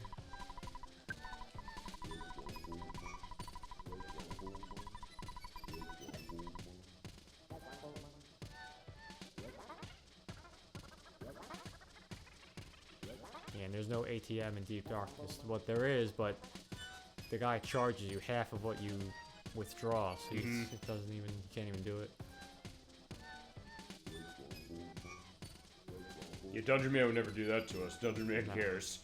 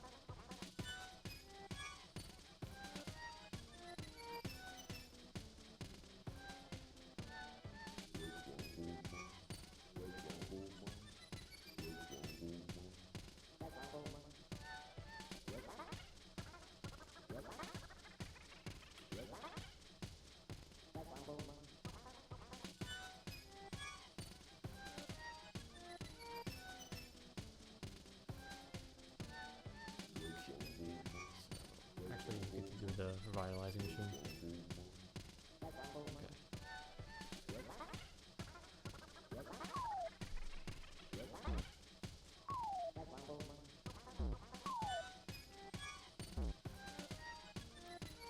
The talisman ribbon, we'll use it, we'll sell this in deep darkness for some more money.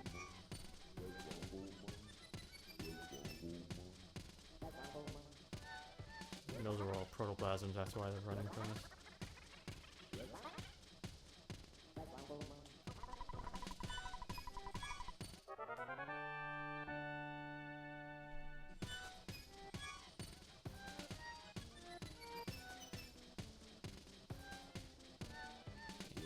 They get out of the way of the submarine.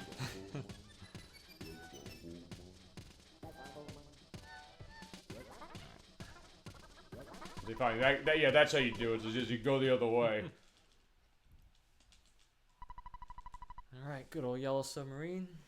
All right, and we're all set to go. Awesome. Okay.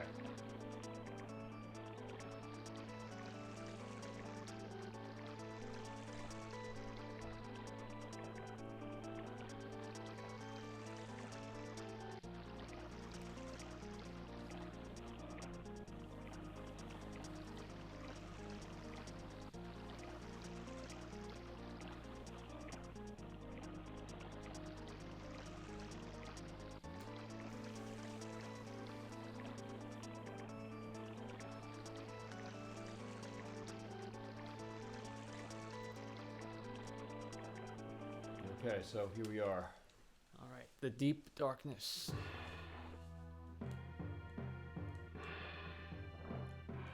I do a lot of teleporting here just to get through the deep sections. Okay, so this guy here, we're gonna sell the ribbon and the diamond band. Okay.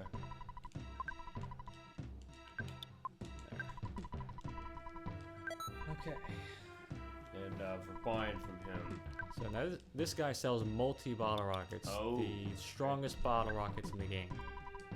And we're gonna load up on those. We're gonna give 12 to Jeff. Okay. Did we use these when you played the main story? I think we used a few. Okay. Yeah. But now we basically want to do this is just decimate anything in our path. Yeah. And I actually need to throw away a couple of these because we need room. So we'll have the Crystal Charm, and we'll save one for one of the sanctuaries later. Okay. But yeah, for the most part, Jeff is going to be using the multi-bottle rockets for the rest of the game. Okay.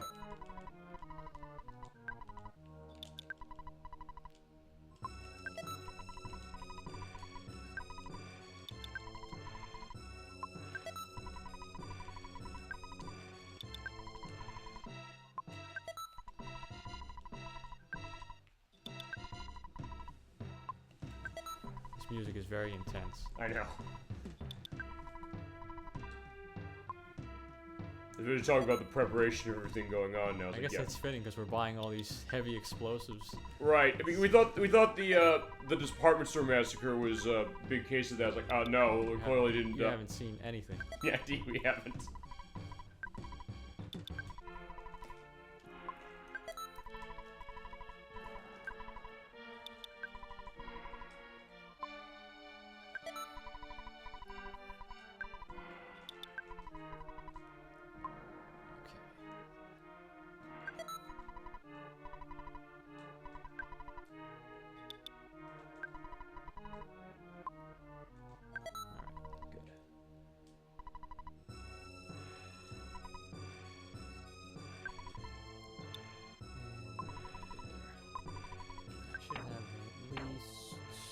Super bomb there. Okay, that should be fine then.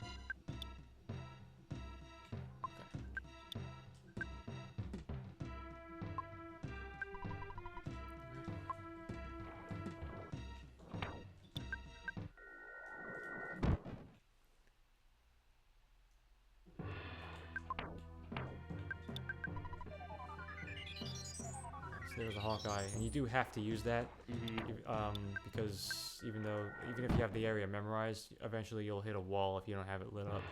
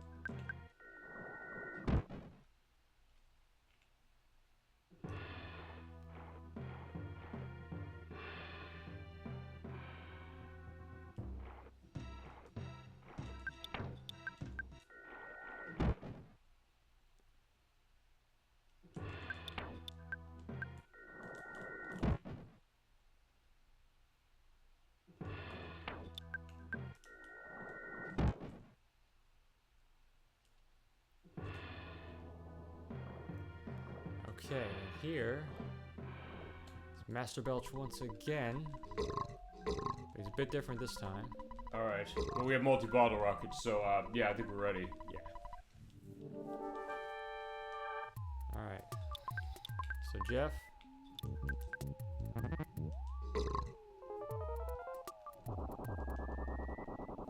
There you go, 1849. Damn. And, yeah, and there is Pooh with the assists. Alright. And there's the Casey bat. Awesome.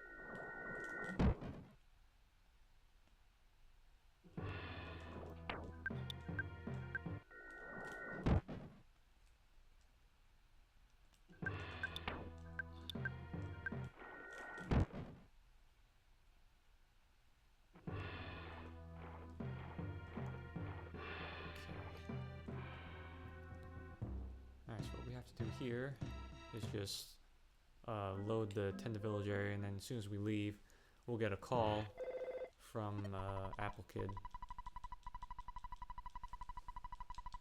He's working on the eraser machine, but there appears to be a problem.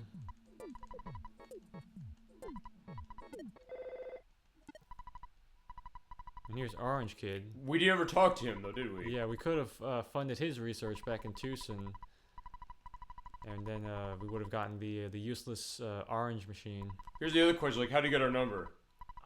I have no idea. I don't know. I don't know. Mom gave it to him. I'm not sure. Or no, Apple Kid gave it to him. Fine. They're next door neighbors. Like, hey, this Ness guy seems like he's probably worth trusting. Fine. If something happens to me, call him. Alright,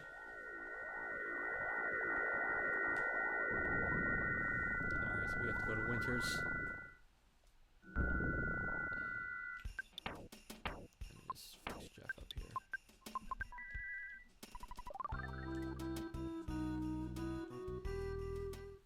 Okay, so we need to buy some more skip sandwiches. Okay. 2,500 should be good. Alright. So we're gonna need. He's got 4. Alright. So I'll buy 11 for Pooh then. Okay. And the rest will go to Ness.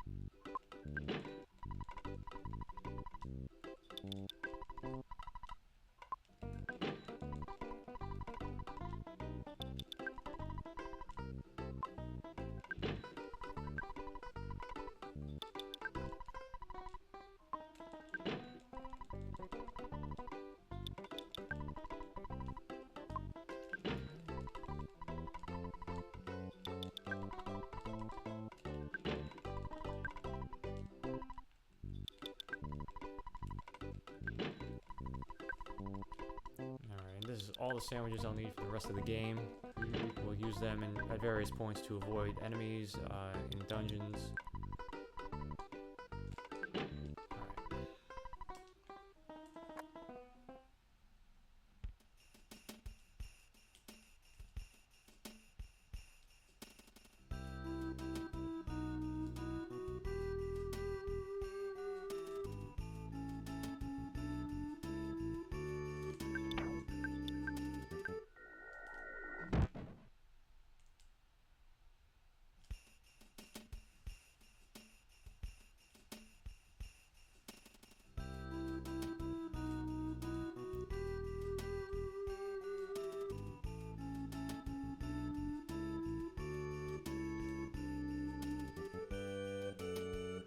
Bubble Monkey again.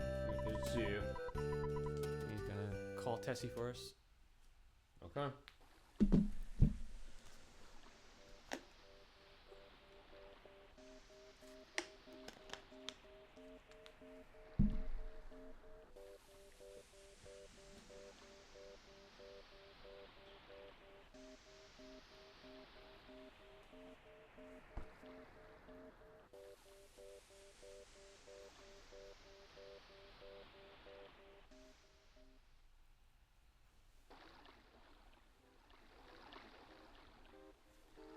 Pretty decent pace. We're going for about 3.5 hours now. Mm-hmm.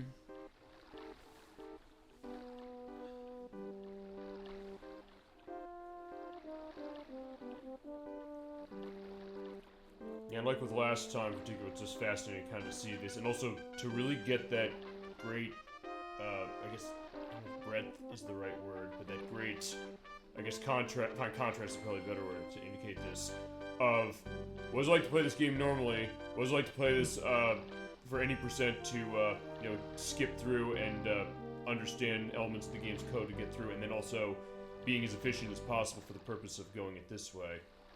So just kind of the complete look as far as a game like this. Alright. Thank you, Tessie. Indeed.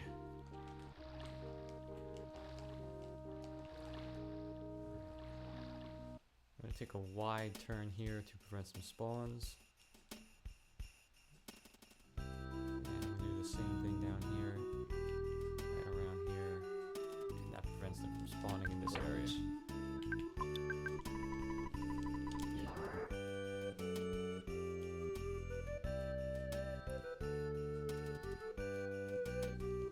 Alright, so we have some new enemies here, but they should all run away from us.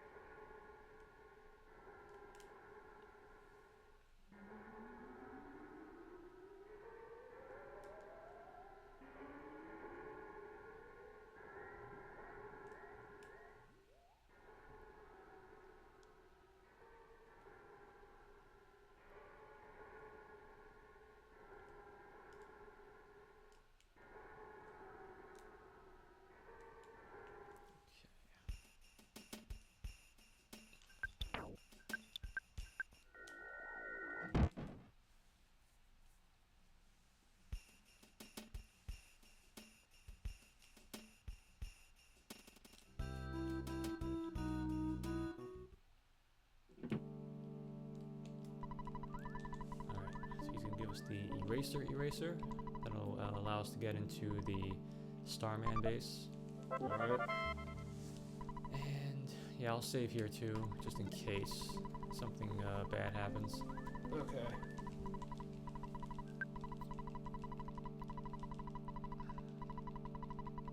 And yeah, I should use this.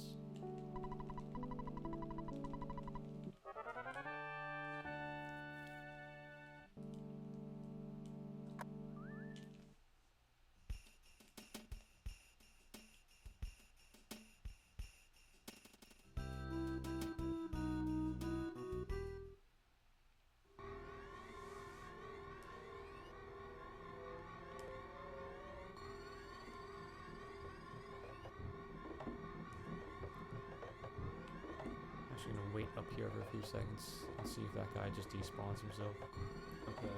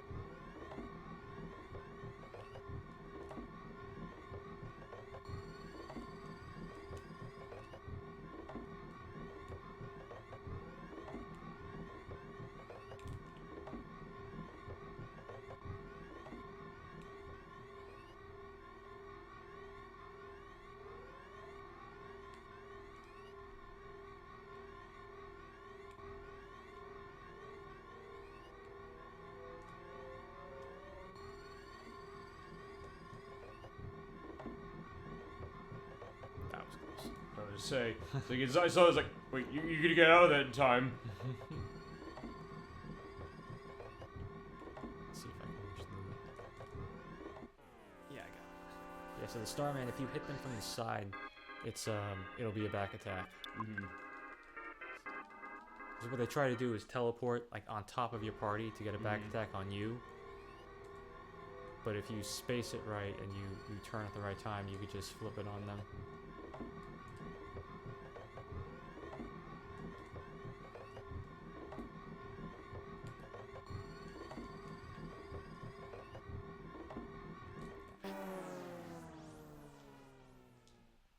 Alright, let's see here.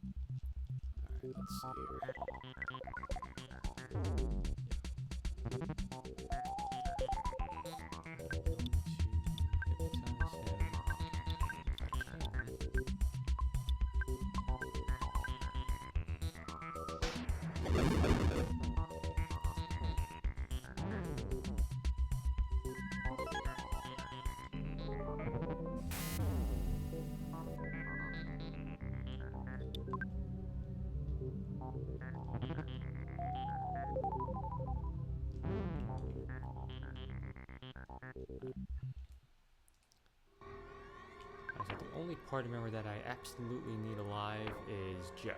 Okay. So I'm going to revive him. Or I probably should just wait just in case he dies again. Yeah, I'll do that. And then Paul's my run chance, so we got her.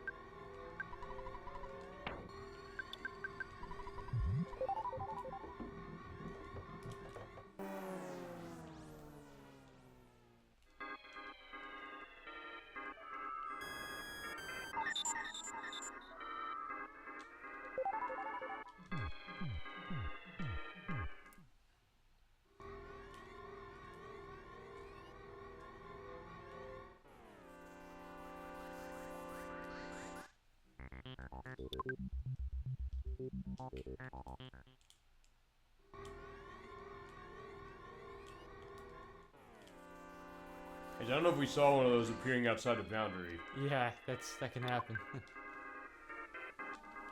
That was kind of an interesting sight. It's like, yeah, he's standing in the center there, just waiting. Oh, the butterfly too. There you go. Okay, perfect. I should just despawn everyone. There's our friend. I was gonna say, if you somehow get that damn thing while trying to avoid this. Fine, if you're running, that's not gonna happen, but that's, I was thinking that. For some reason I thought it was like, I don't know, I was like, why that would be a factor, but...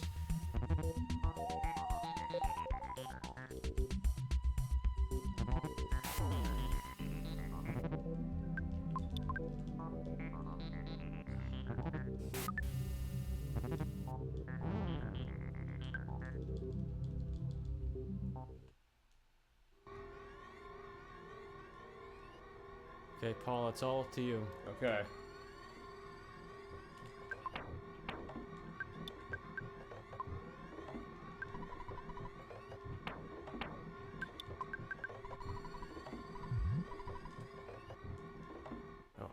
Oh, I used it on Ness accidentally. Oh. Oh well. At first I was like, wait a second, why did it not work?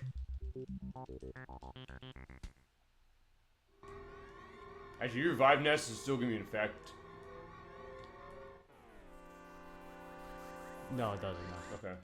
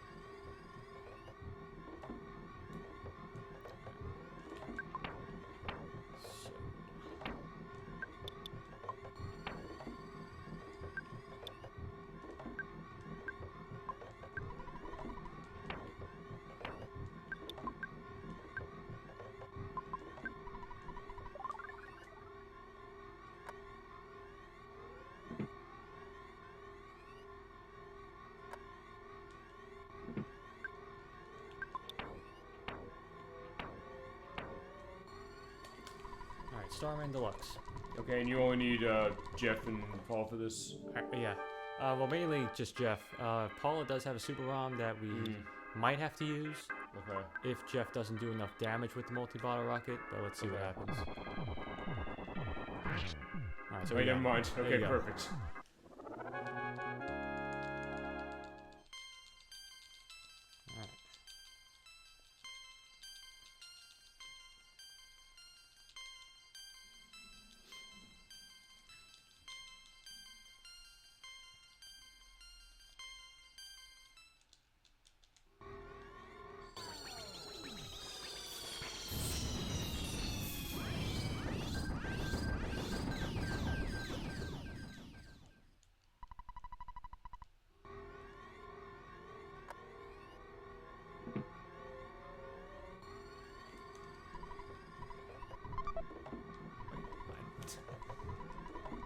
Applicant.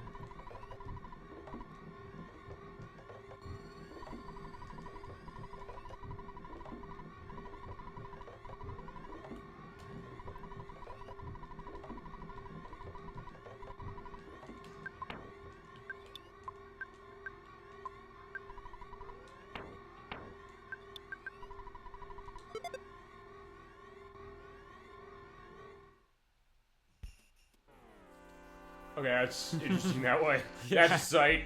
But if those are your, it's fine. We're running away. There you go.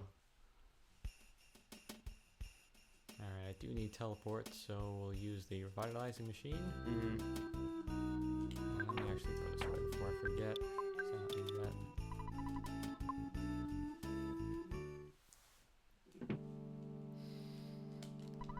Okay, good as new. Fantastic. That was a good run of that. Yeah. It's kind of hairy, but I get that idea. Seems like you mentioned with the any percent glitch run, the idea that it seems like every so often you could almost be hanging on a thread, but I'm like that element of it. It seems like you maybe can feasibly control this a little more this way than you might the other way.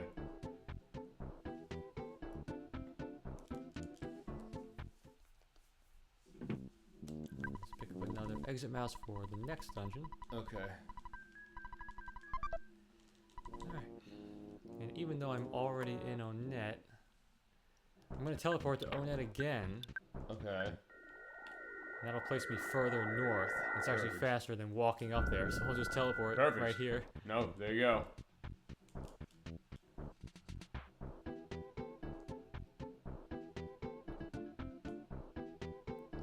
Alright, so we need the Shyness book.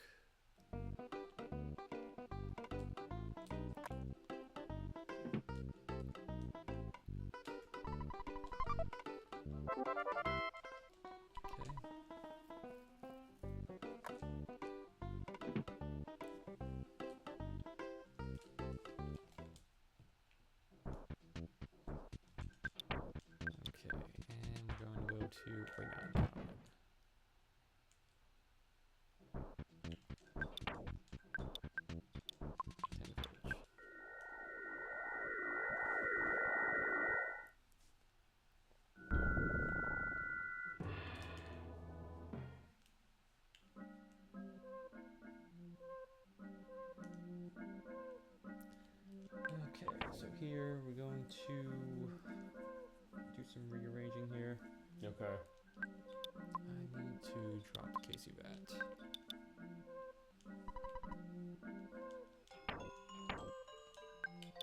And then, so that'll just fall under inventory. Yeah.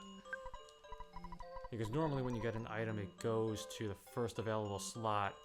But when you give the Shyness book to the leader here, he gives you this Tendacrout. And instead of it going to the first available slot, it goes to whoever gave him the book, which in this case is Paula. Okay. Even though Ness has an open slot, which we're going to use for the Dragonite that we're going to get in a second here. Okay. So the Tendacrout goes to Paula. Right there. And now we have another photo.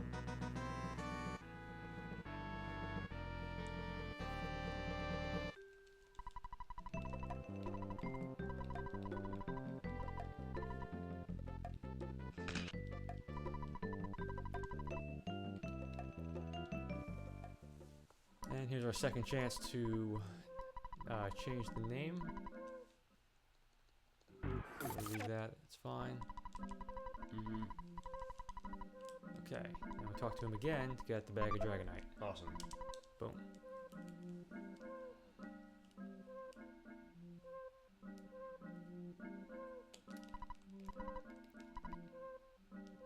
This guy gets the rock out of the way for us.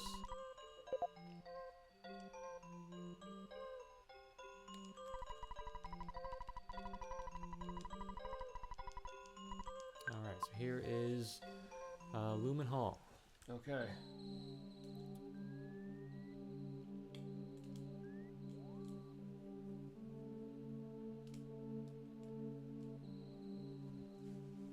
Alright, so there's one area here that is almost always a pain to despawn. Okay. It's coming up here when we go down this ladder. So let's see. Oh, right.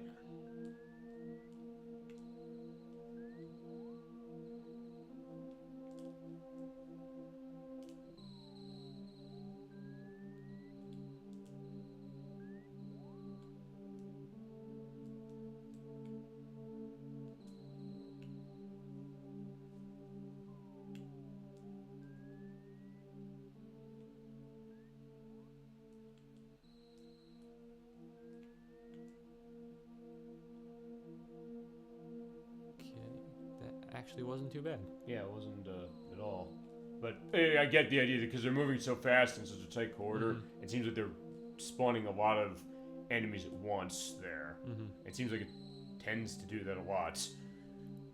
Yeah, it seems like you might be in a case that, alright.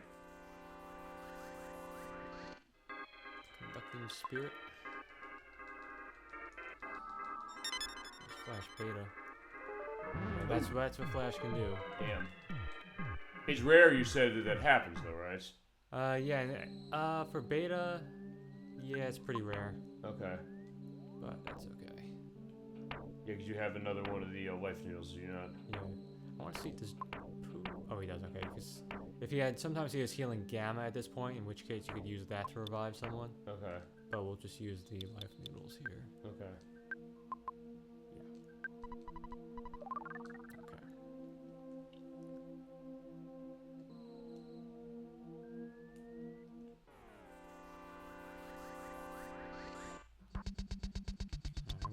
Starstorm these guys. Okay.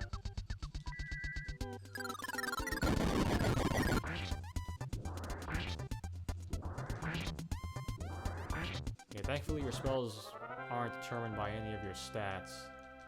So it doesn't matter what level you are when you use them. Okay.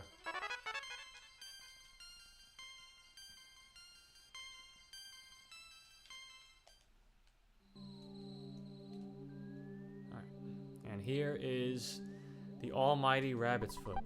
Okay. This will allow Jeff to completely destroy everything. Okay. Basically the game is won now, is that the idea? Pretty much. Okay. So there's the Rabbit's Foot. And here we go. Okay.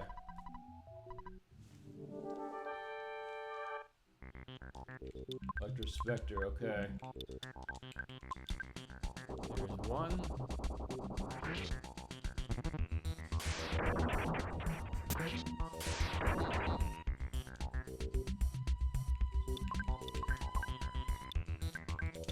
And there's two. Okay.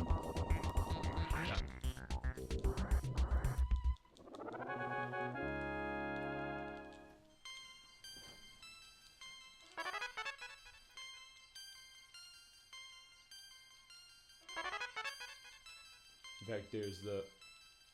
Oh, wait, no, that was for, Ness got the life up,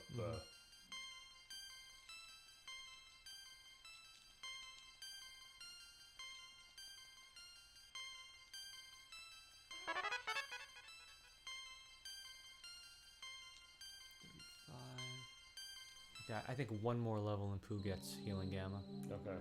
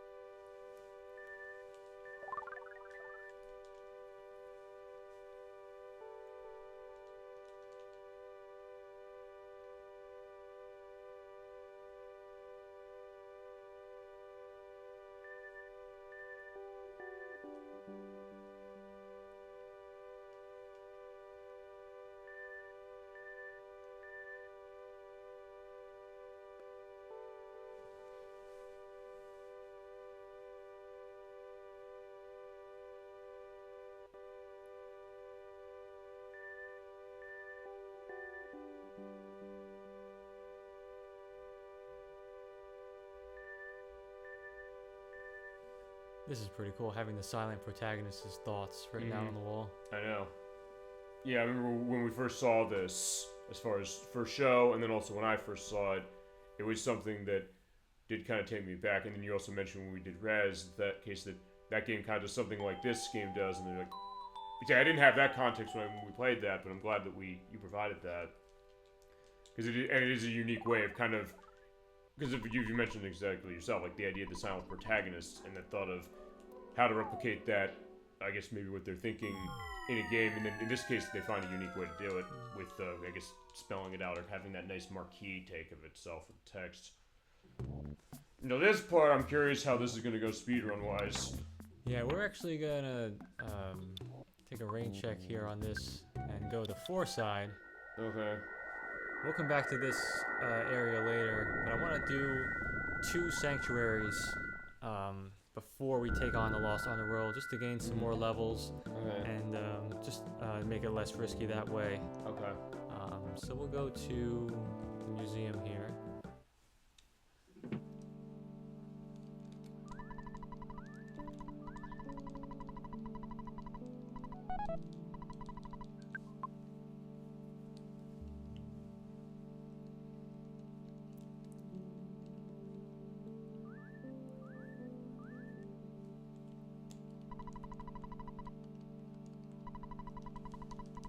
So this guy has something extraordinary he wants to show us, but he wants us to get the singer's autograph.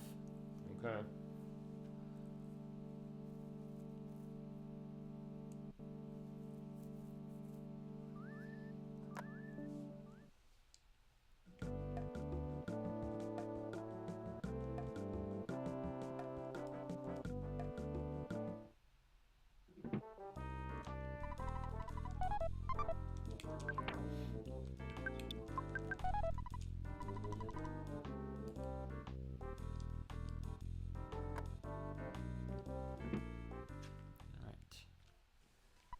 Now we have the beautiful Venus. All right.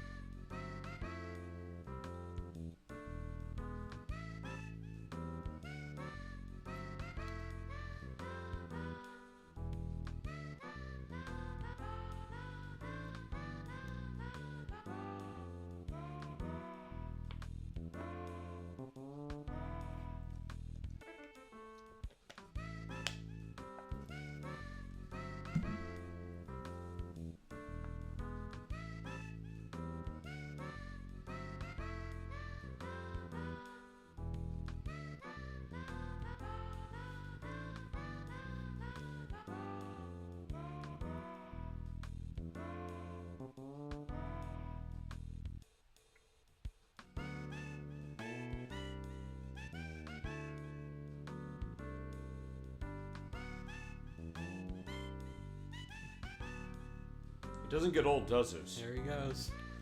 And security takes him away. Mm-hmm.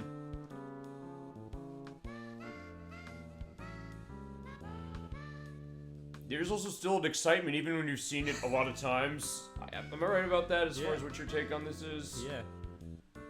And there's something to be said about that, you know? That still seems like it almost feels almost like you're watching it the first time, or that idea, like, you know it's coming, but you're also loving that idea of how it is.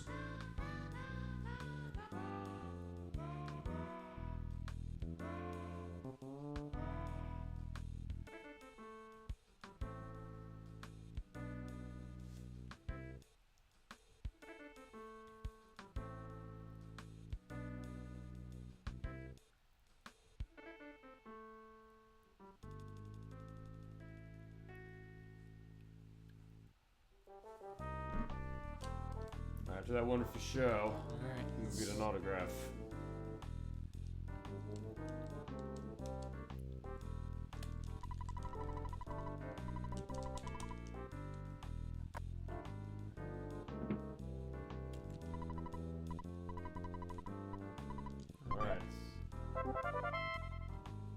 Alright, the signature and a bonus kiss. Very nice.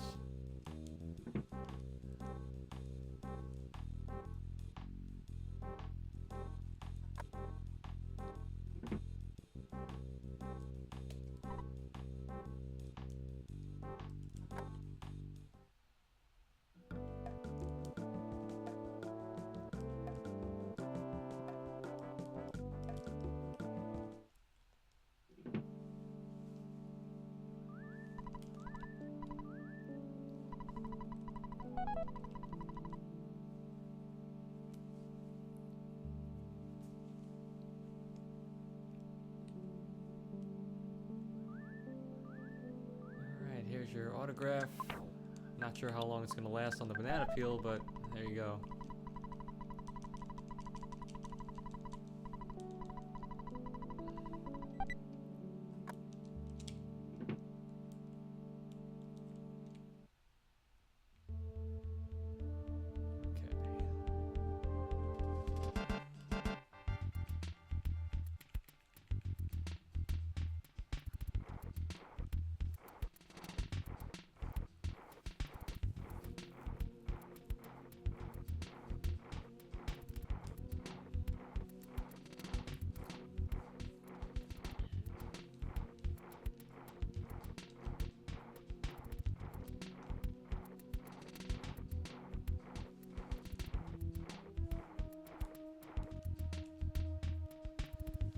So we'll just make our way through the sewer here.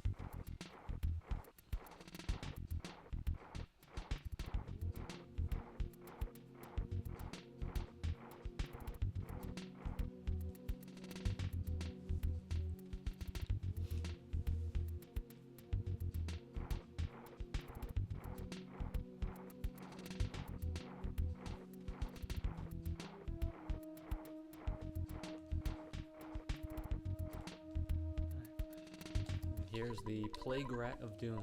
Okay. So...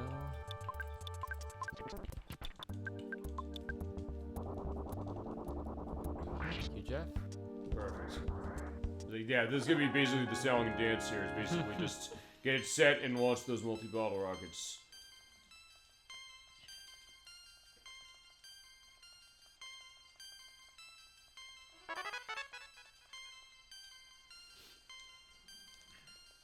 Wow, 39.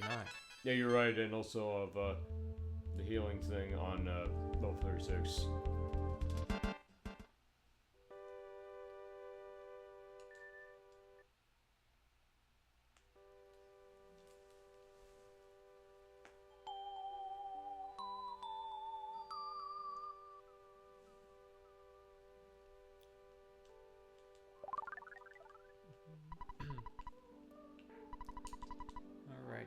So here we have the carrot key. We need that to get into the sanctuary in Dalam. So we'll use an exit mouse here.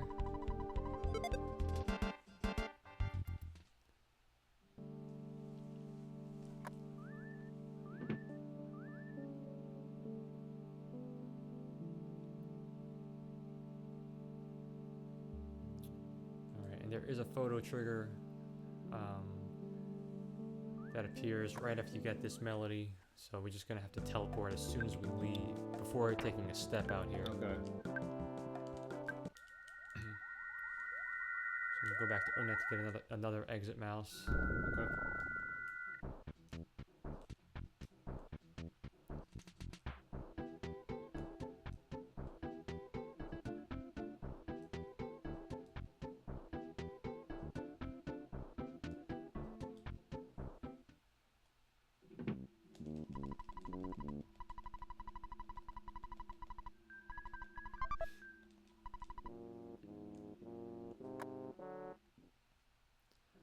Alright, so now we're off to DeLong. Okay.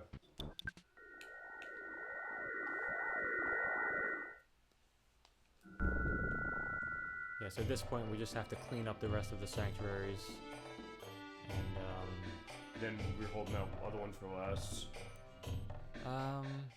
I'll do Fire Spring after this, and then we'll do Lilliput Steps in Happy Happy and the Milky Well in Saturn Valley. Okay. I would say, is there now a preference as far as which one you want to do in what order? After this and Fire Spring, it really doesn't really matter. Okay. Which are just these things. Yeah.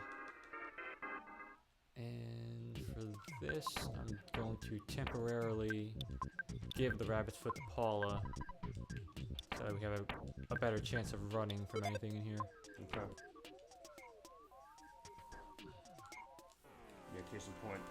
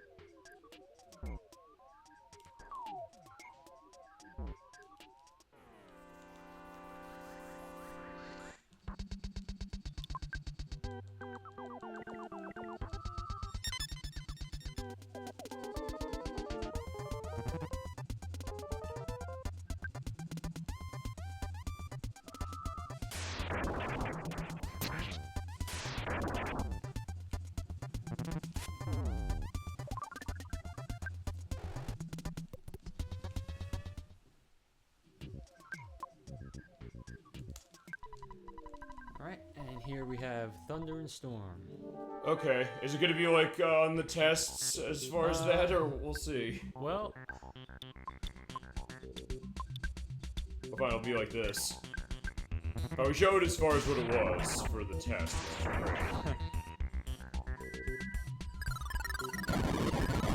well, instead of a flash instant kill, we still get him in one turn.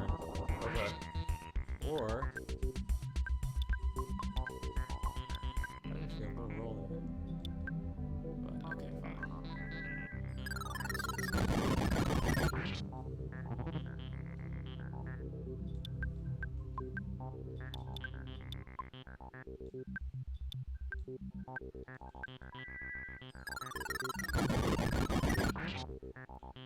There you go. I forgot to give the rabbits back to Jeff. That's what happened there. Oh, okay. Yeah. Either way, it still worked out as far as how you did it.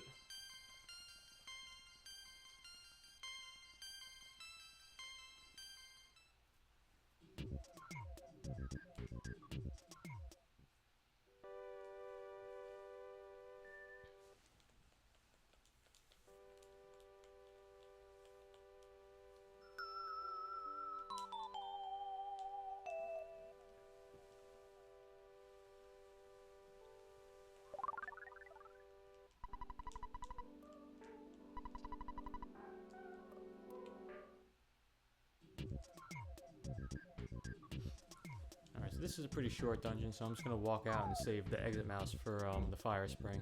Okay. Yeah, given how that is, I would think, yeah, that would be a good place to use it.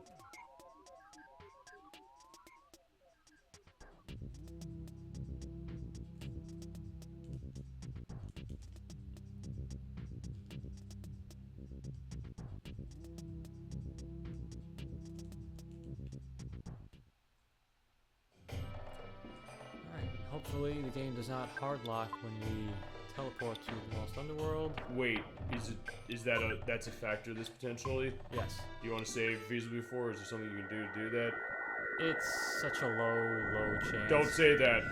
You know it's gonna happen then if that happens. It's never happened to me personally. Okay. And I've never seen it happen in any run. Okay. The only time that I've seen it happen is when someone manipulated the RNG to force it. Okay. Because at first, like, wait, hold on.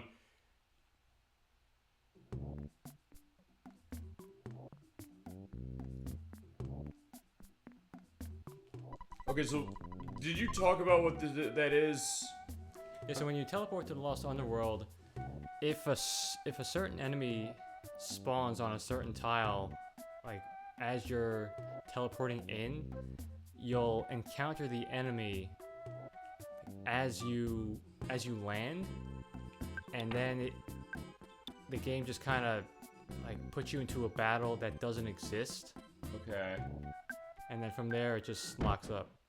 Okay, so it's based around you have to basically run to an enemy after the teleport happens, and feasibly, I guess the chance of that's really low. Is that the thought? Yeah, it's possible, but I don't know what the percentage of it is, but I would say it's like less than 1%. It's maybe like 0.03% or something Okay. crazy low like that. Yeah, it makes it's almost like it's fine. We said as far as how some of the item stuff was, especially that Sword of King, is like getting that comparatively. You get that every time you run to a Starman Super, pretty much. It sounds like. Am I right about that? Yeah. And you know if the Game Boy Advance port fixed that? Because there's, I don't know. Might have. I'll have to take another look at that just to see if there's a thought to that. I think there's something I think I put in it for on the last part where there is something the Game Boy Advance version addressed, but I think there's also some stuff that didn't.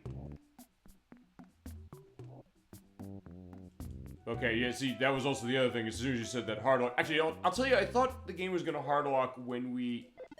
Oh, there's that again. Okay, yeah. See, I thought after you fought the Kraken when the boat went off screen, it seemed like it was staying there for a couple seconds. I think this is gonna be fine, but I was thinking, this isn't a case of this. Is alright, fine. The point is you already avoided it. So, yes, right? You Yeah. avoided the issue? Oh, yeah. Okay. I'm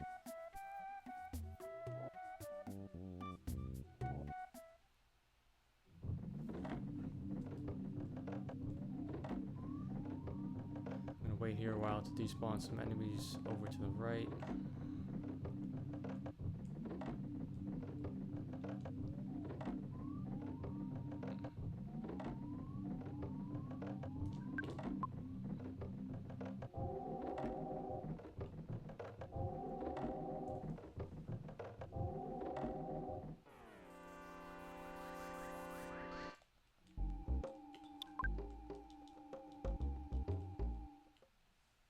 Did you put the rabbit's foot back on, Jeff, or are you gonna wait till you get to the boss with that? I'm gonna leave it on Paul for now for the run chance here. Gotcha. But yeah, I'm gonna need it on Jeff for this fight. Okay.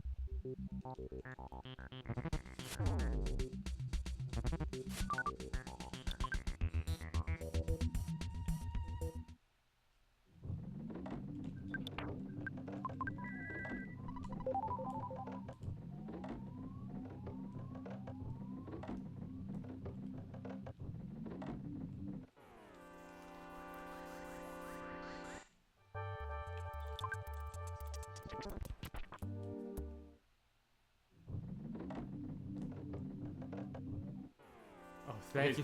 Thanks, Pooh. That was awesome. Okay, amazing. Glad that, yeah, another one of those cases where you're glad you recorded yourself that way. You said he's a great warrior. Talk about. There you go. I mean, I don't know. Is that the most proof of that of the entire play? I don't know. Arguable, but fine. He's shown it in every other aspect. But yeah, there you go. All right. So So let's give the rabbit's foot over. And while we're at it, we'll put the C pendant on Paula. Okay. And put that there. Okay.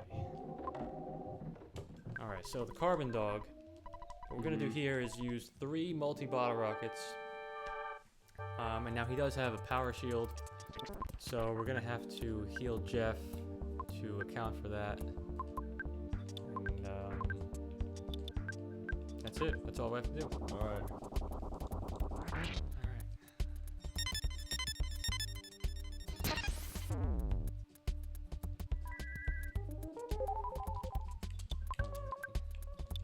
So I don't have to heal him anymore because he'll be able to last 2 turns due to the scrolling HP.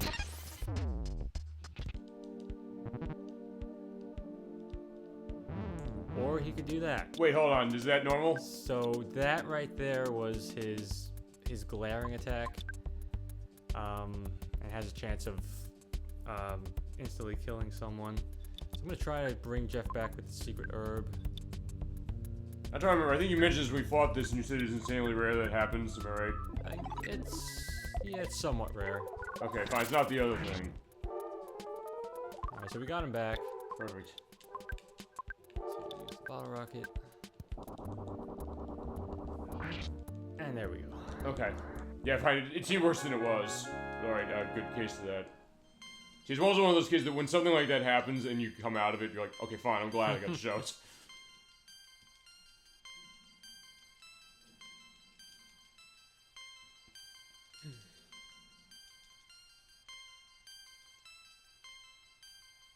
Actually, wait, did he do that glare on both Pooh and Jeff at the same time? Or just Pooh died of something else? Oh, it hits the whole party. Oh. Yeah. Could it feasibly take out the whole party? It could. Jesus. But Ness had the night pendant on, so he was protected from it. Oh, that's why you put that up. Gotcha. Paula got lucky, and then Jeff and Pooh just died. Okay.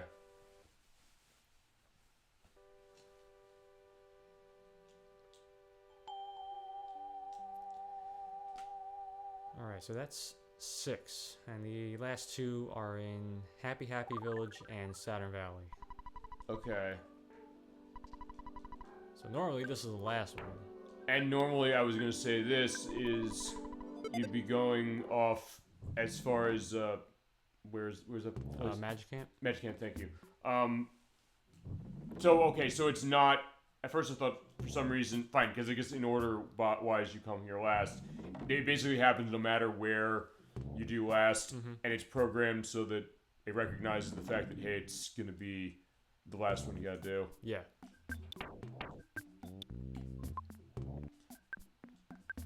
Alright, so where to next? Alright, so first I'll go back to Onette for one last exit mouse.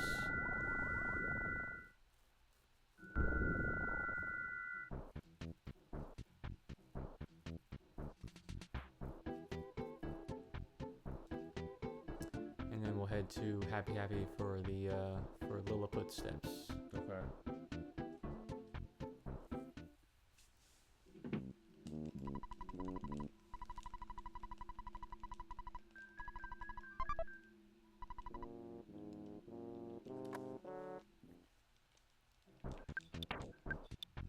So now there is no teleport location to Happy Happy, so we're gonna have to walk there from Tucson. Okay. But we have skip sandwiches. Fantastic. Alright.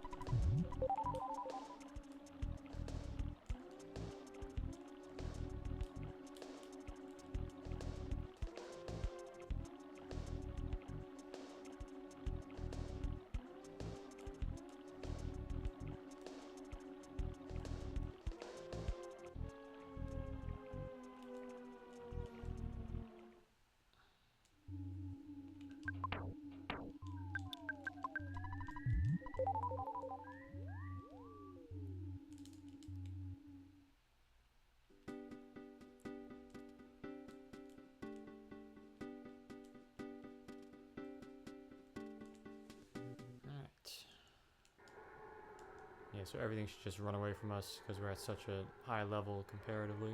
Okay, and I guess it makes sense then why you chose the order to go through these that you did. Yeah. Yeah, it's just coming through here for the first time when you just have Ness and Paula. It just wouldn't have been feasible. Okay.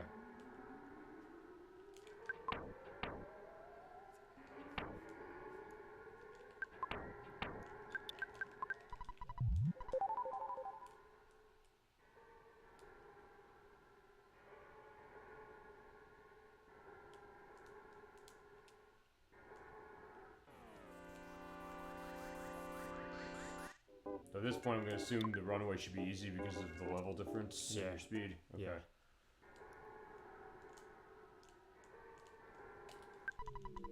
Yeah, this is probably going to be nothing compared to the last one. Yeah.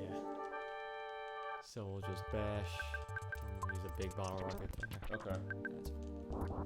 That's There you go, perfect.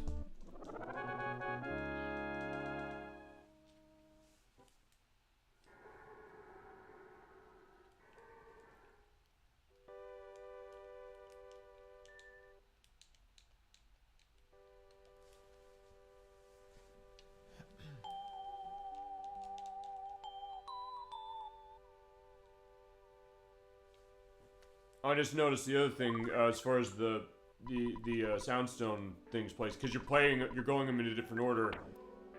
They usually play them linearly, but in this case they're skipping the ones that you didn't do. Is that right? Yeah, okay. It plays whatever sanctuary. Which is great attention to detail.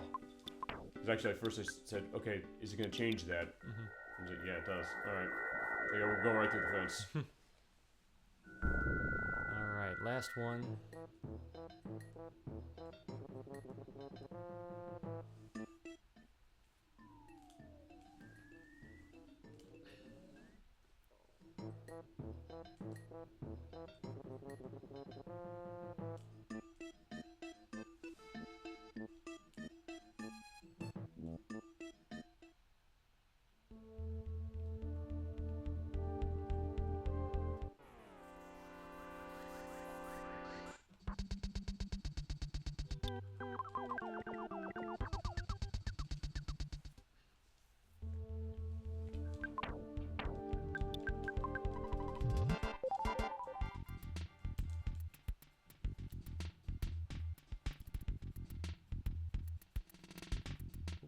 This is also the same case that the other reason to come here late is for the same reason that you want to make sure that you can get through it easier. Yeah.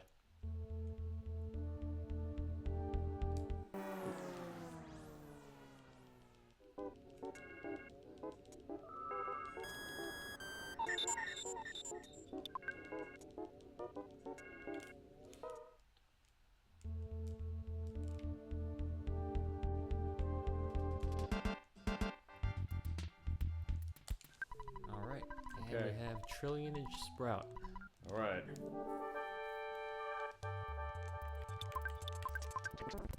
Just make sure I select the right one here.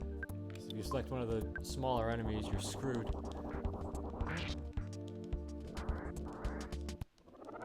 They're invincible, is that the thought? Well, it would just be a waste of the bottle rocket. Because you have to beat the main boss. Okay.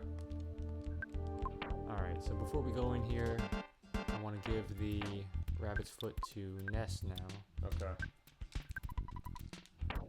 And give him a super bomb. Alright, so we got the Dragonite, we got that, 2 sandwiches, and that's everything. Alright. Rabbit's foot.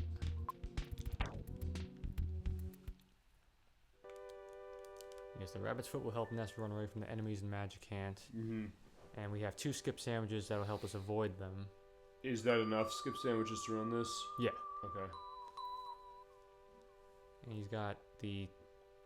He has 2 bags of Dragonite now, and we're going to get a 3rd one in Magicant for the Nightmare fight. And then we also have a Super Bomb, and if that's not enough, then we'll pull out the Magicant bat to finish him off. Okay. Fantastic.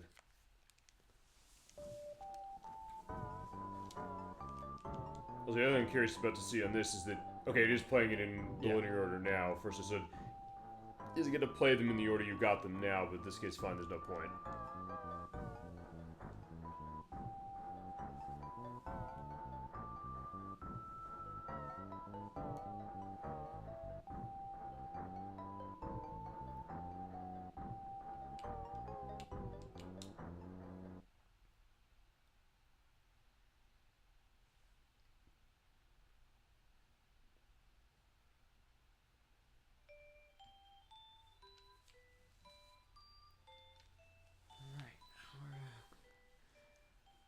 Closing in on the end here. Yeah, no. Got Magic Hint, then we gotta get the Meteorite, and then just the Cave of the Past. Pretty much, yeah.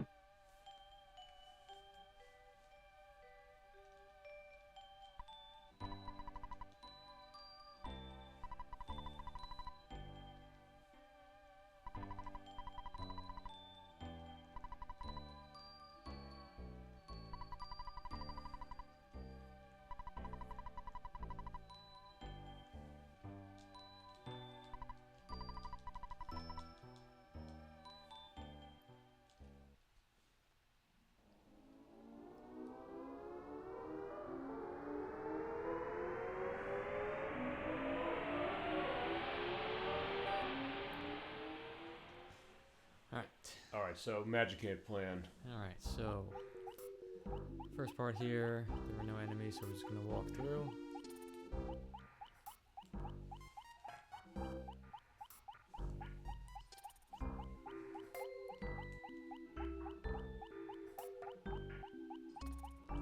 It's Buzz's grave.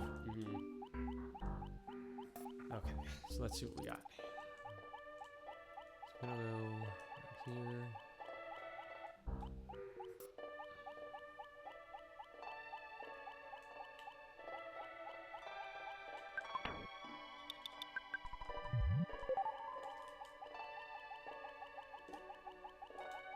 Here's the third bag of Dragonite. Okay. Alright, let's see.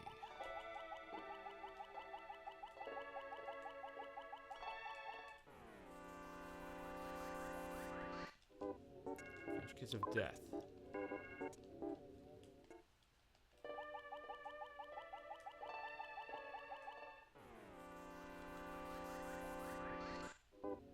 Dice, let's paralyze this guy. So we can't call for help.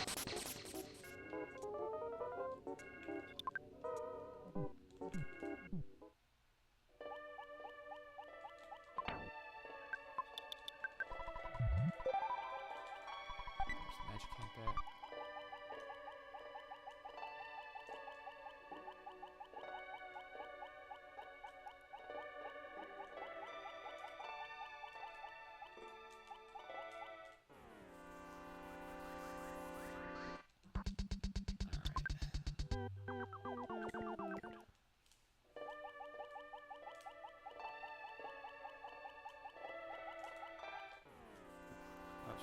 Like I say, it seemed like it could have been either way as far as it was a back or not.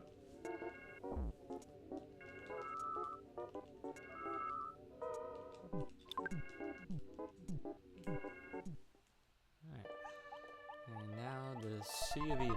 Okay, so yeah, you did only need two. First you said, is two enough? I was like, okay, yeah, because the skip sandwich doesn't work when you're in a submerged location like this. No.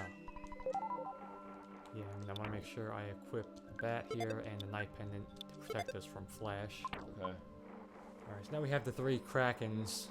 Mm-hmm. And so I'm going to try to... It's impossible to despawn them. So what I need to do is wait for them to get into a position that will allow me to just run past them.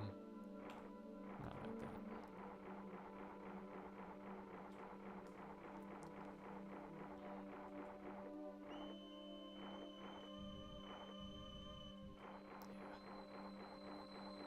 That was close.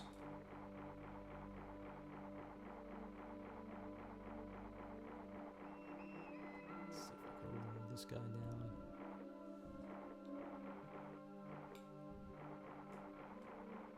I'm stuck on that. Perfect. Okay. I got this guy.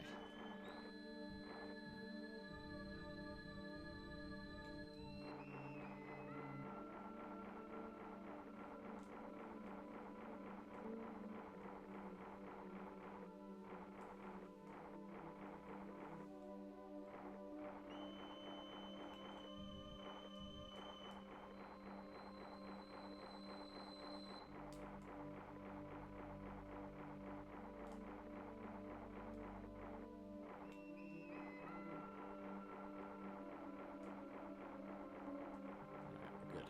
Expertly done. Alright. Alrighty. So nightmare. So we're gonna start with the bags of Dragonite.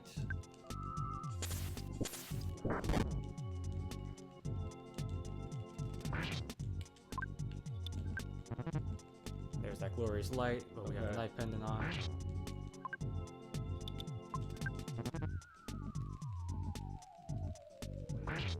Alright, so he took it easy on me there. What was the fear outside of the thing you have the night pendant for? That's not a factor here. But what was the other concern? Yeah, sometimes he uses life up a lot, and so that forces you to use either your super bomb or the magic ant bat. Okay. But you have so much PP at this point in the game that you could keep yourself alive for a pretty long time. Okay. Alright. So yeah, now we're almost done with this.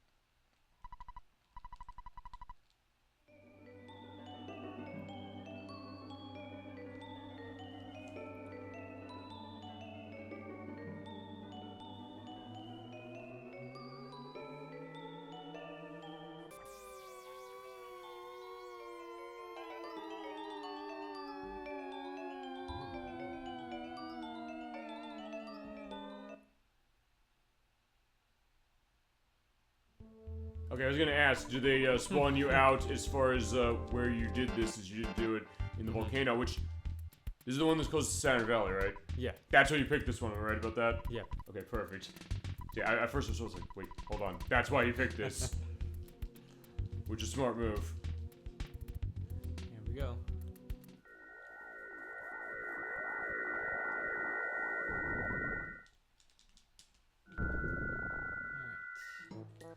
Yeah, so now Ness has so much speed that he's basically equal to Paula, so we'll just leave the rabbit's foot on him. Okay.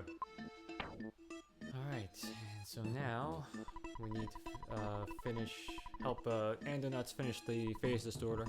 Okay.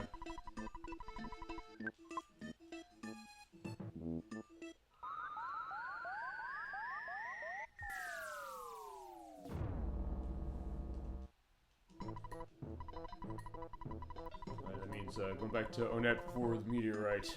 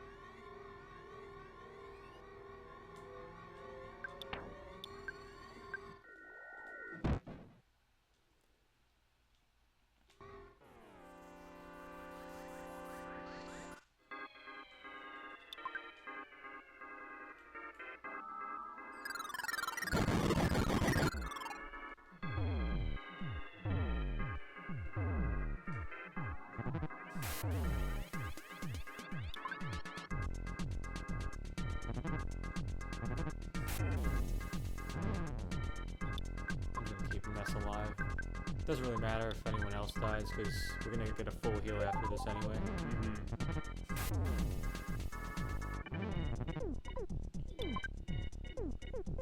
So yeah, we just need to get through here.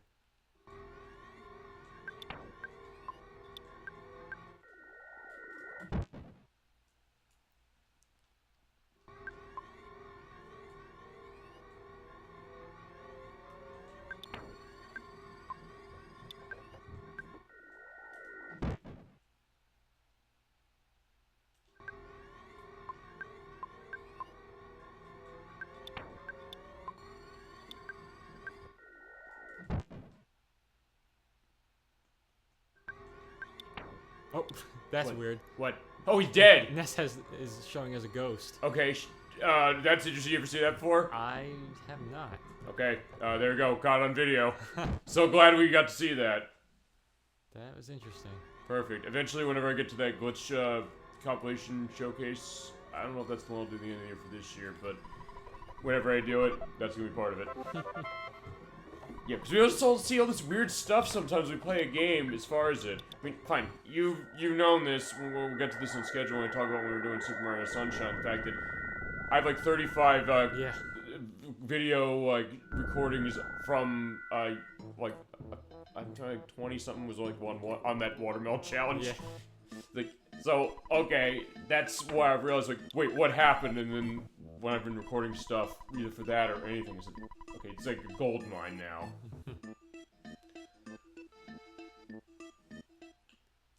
Although it was close, because at first I saw this, that you were in the middle. I said, are you going to be able to activate that in time in order to get out? And the answer is yes, you were able to.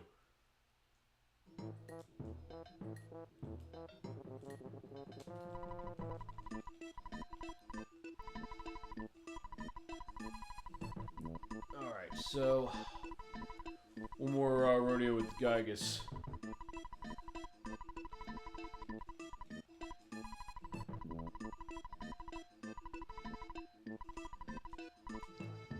Alright. Let's do it. So we'll take this to the cave. Cave of the past. Yep.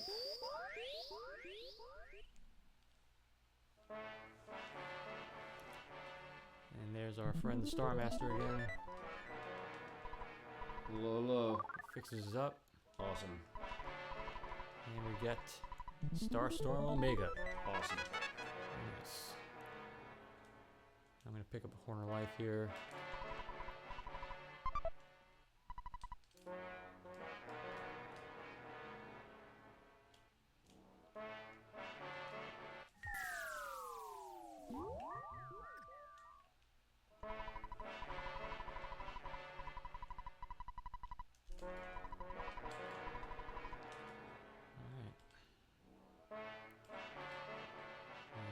it's time. Transport our souls into robots. Okay.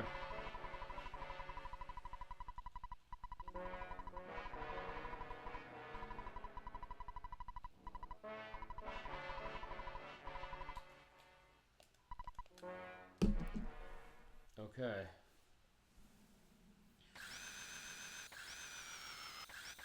No, what's time again? Because then we're gonna come up on that on the boss. Time is gonna be on the final prayer during the Geiger fight. Okay, for the fight. Now, yeah, I guess just let me know when we're getting close to it. Yeah. As far as it.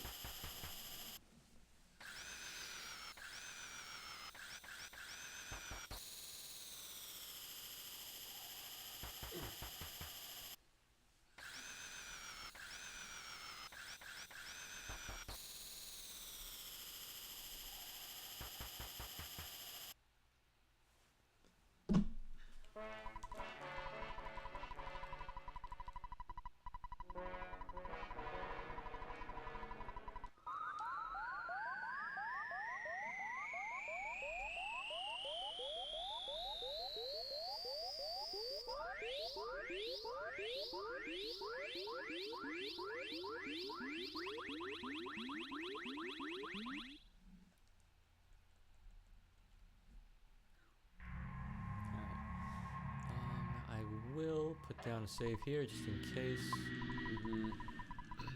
Because I guess if you don't, you go back too far. Well, I would respawn here. But like if let's say I die in like the second phase of the Geiger's fight, I won't have any multi-bottle rockets to get past the first phase. Okay, gotcha.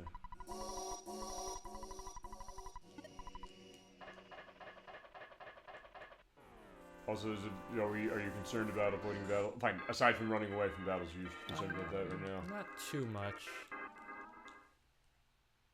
Fine. As you said, the thing with Nest getting the speed up, we can just run from anything, basically. Yeah.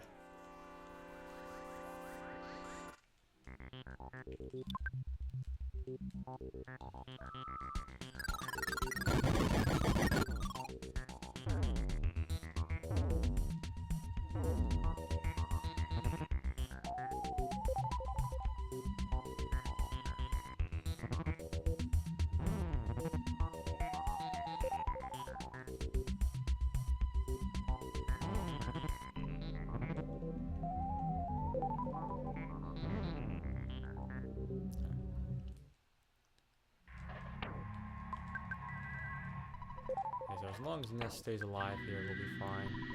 And then I'll just revive everyone right before Geigus. Okay. I do want to use some of these.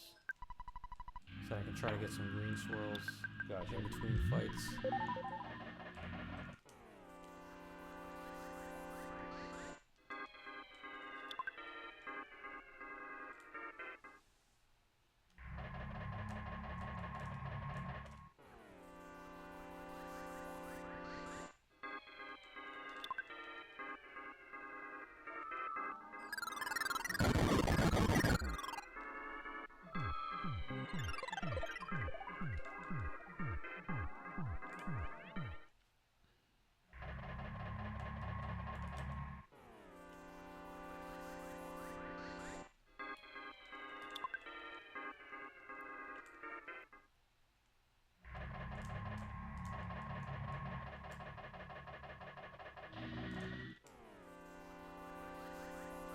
Yeah, it's not worth trying to despawn in this area because the spawn rate is just so high.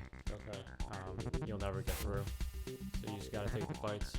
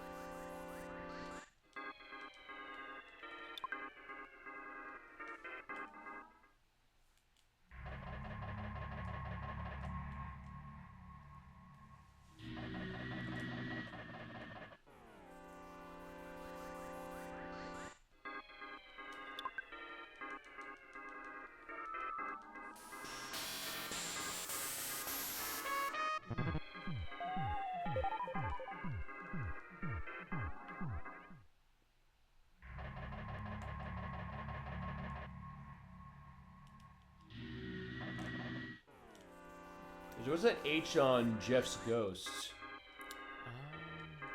Is that something on his clothes? Usually there's like an H symbol. Oh, I think that's the bow tie. Oh. Okay, fair enough. Oh, yeah, you're right. Because first, like, wait, why is it an H? Like, oh, yeah, okay. So it still kept that on the ghost, which is nice attention to detail.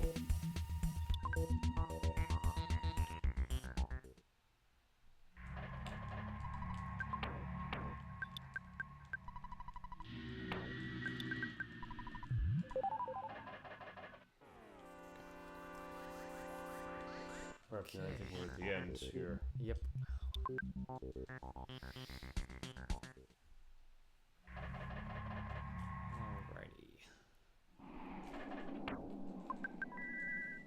Alright, so Ness, you got that. Alright, so use the Horn of Life.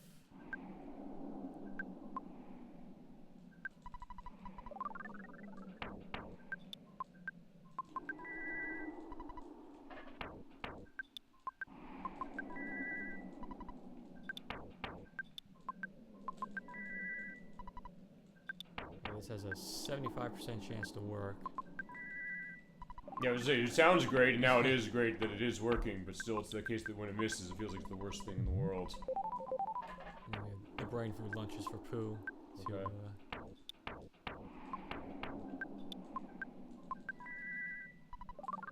Perfect. So we got that, and now we'll just heal them up.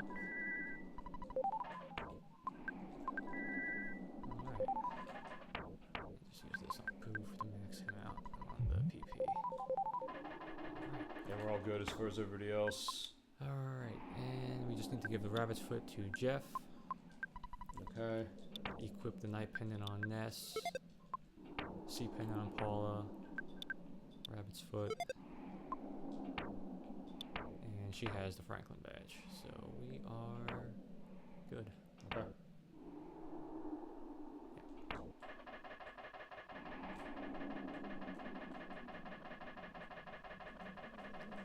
Oh, and you timed that perfectly, so yeah, the skip sandwich deluxe lasted the whole time. And here's Gygas. Alright. This is it.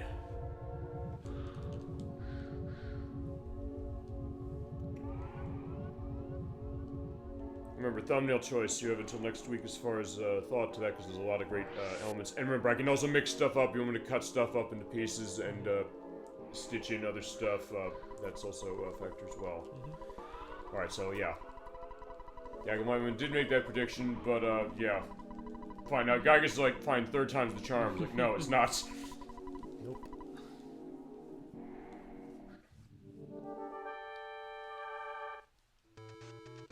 Alright, so speedrun method on this is gonna be same? Yeah, pretty much. We're gonna try to paralyze Pokey. I want to get a PSI shield on. Multi-bottle rocket. And let's see.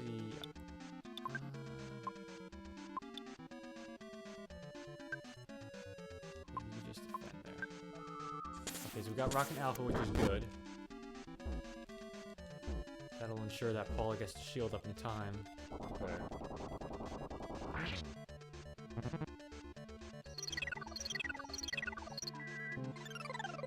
So now we're protected.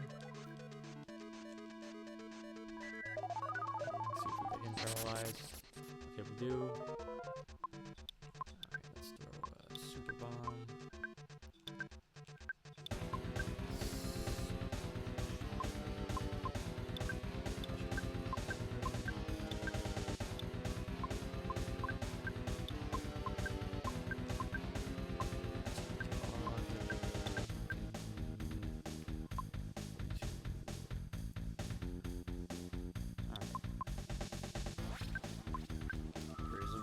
Okay.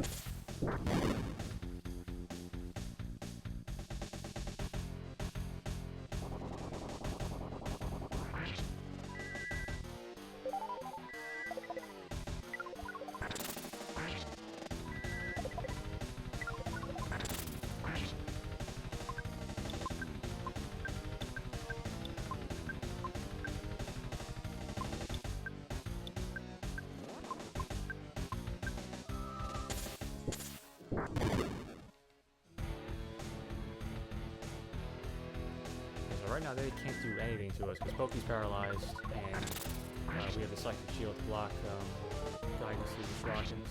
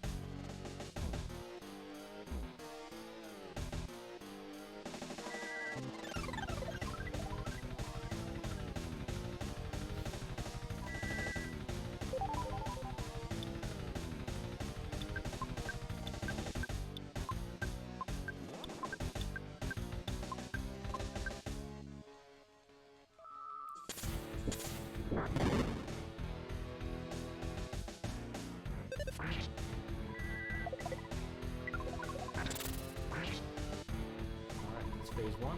Good.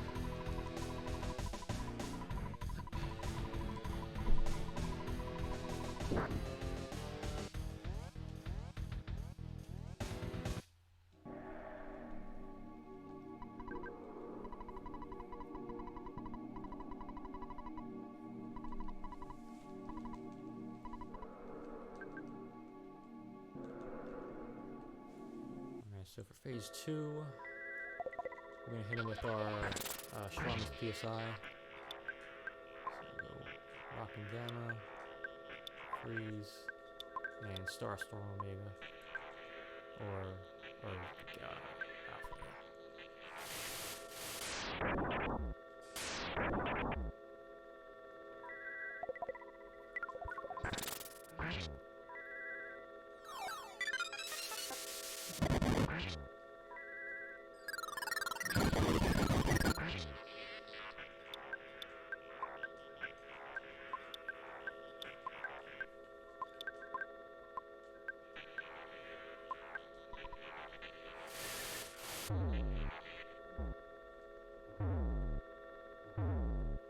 Okay, that's actually good. Is it? Because you want to, if you really only need Paul alive, and having everyone else dead will just speed up the fight. Okay. Yeah. And even us at this point, I can let him die. Okay. Although I should probably just ensure that I get through this phase. So I'll use the Rockins. She'll survive as far as these hits, it looks like. Oh yeah, yeah. Because the only damage she could take is from freeze, and it's only going to be like 4 or 5 because she has the C pendant. Gotcha. And then Jeff and Pooh, they just can't do anything else to help, so they're better off dead. Yeah, I know. I mean, sounds harsh, but you know. Well, they proved their worth. It's not like they didn't, pay their dues that way. Fine. All this stuff as far as the multi-bottle rockets, fine. Jeff deserves a break. And same as far as Pooh's concerned. That thing as far as the back attack in the volcano. Oh my god, that was amazing.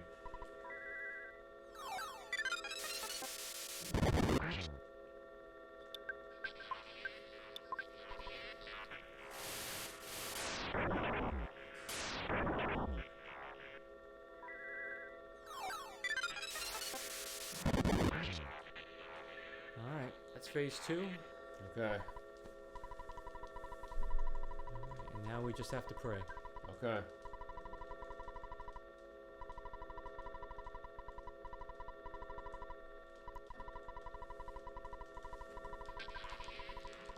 Actually, funny story also on the audio test for tonight's show.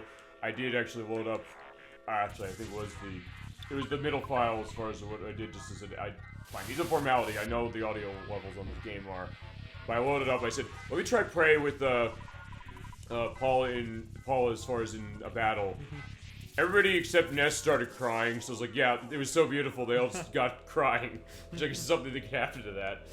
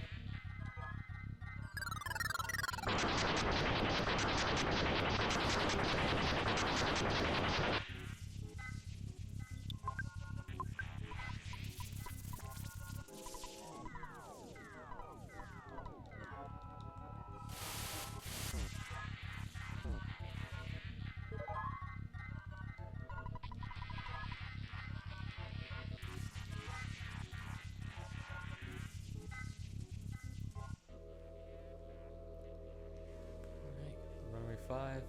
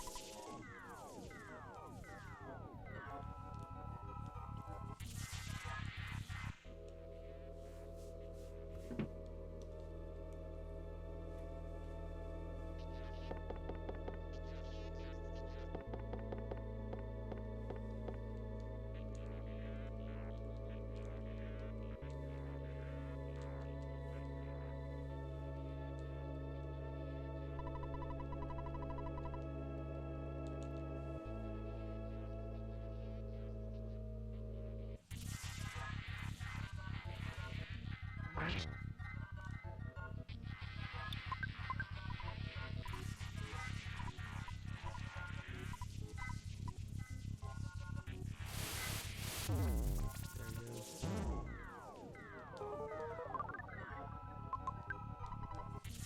Alright, so now it's only Paula.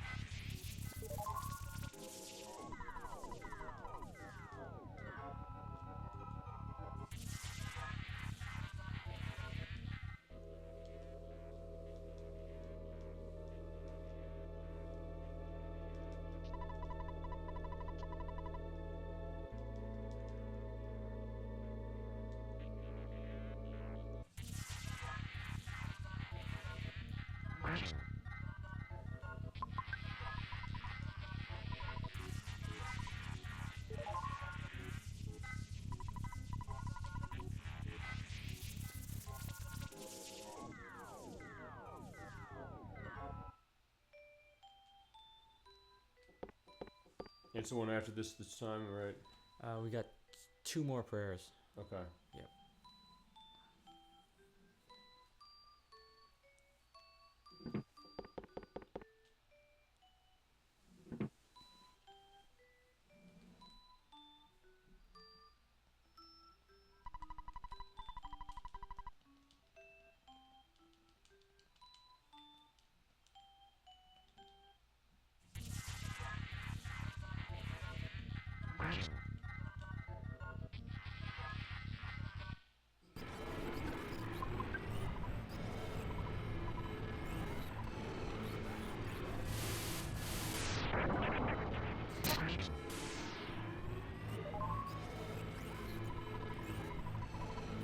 So this next prayer activates, that'll be time. Okay.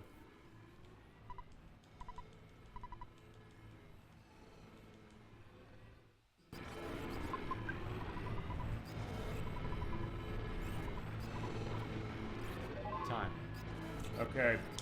It's 4 hours, 53 minutes, 2 seconds, and 91 milliseconds. Great job. Alright, thank you. Fantastic. Okay. There you go. That is how you do it.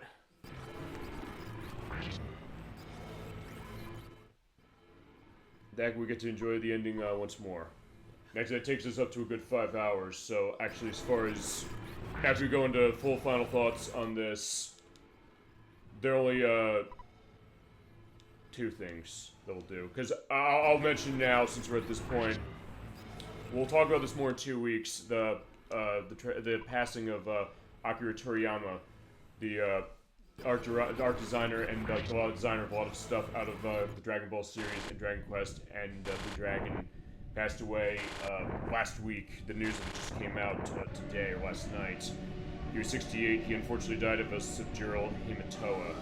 Basically, the idea of you have like a vein tear in your brain, specifically, and that's also going on to another case of about a month or so ago when Yoshitaka Murayama, who was the creator of the Suikoden franchise, the big one that Castlevania 2 loves, he passed away as well at 55. He had an ongoing illness, and they went into what it was. But initially the thought was like, hey, I was going to give a little bit of a note that way, but we did that today. I said, you know what, we got to do this as far as our element to that. Just to kind of give a sense. We're going to do it in 2 weeks, though, because Blood Space Moon, she was a big one as far as this stuff.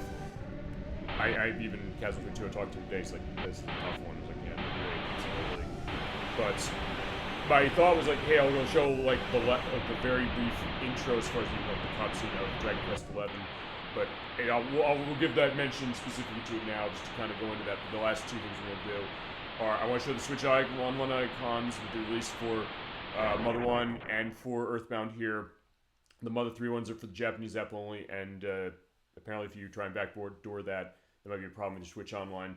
And the very last thing I'm going to do is I'm going to show up the Japanese version of Mother 3, just to show what we're coming back to next when we come to this franchise again. Because it is there. But there we go. Alright. Great job as far as that Gemini 96. And feel free also to take us to the credits of this game as well, if you so desire. I wouldn't have to watch the credits again. You're right. Yeah. We should. It's like, hey, it's your game, so however you want to do it, and we can go into that once more. Yeah, because, and I'll get to that, I'll get as far as the overall when we get there. But yeah, 3 times seeing this, it's not getting old. It does feel as fresh as, well, okay, 4 times in my case, because we did our practice before we did this. And 3 for this show. And you, I guess, how many times have you beaten this game yourself? Numerous times. Okay. I'd say dozens. Dozens, okay. I was gonna say, just on the 4 I've seen specifically of it, I'm not getting a sense that, yeah, this is getting old. It's still, in its way, feels just as fresh and absorbing as the first time. But of course, there's always gonna be something about that first time you see it. As they are lying on the ground, but everything's gonna be okay.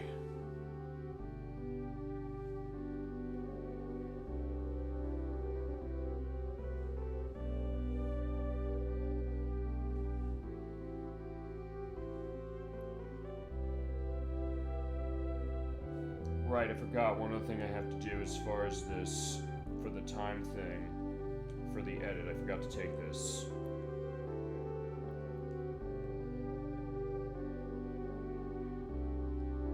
Okay, good, I took it.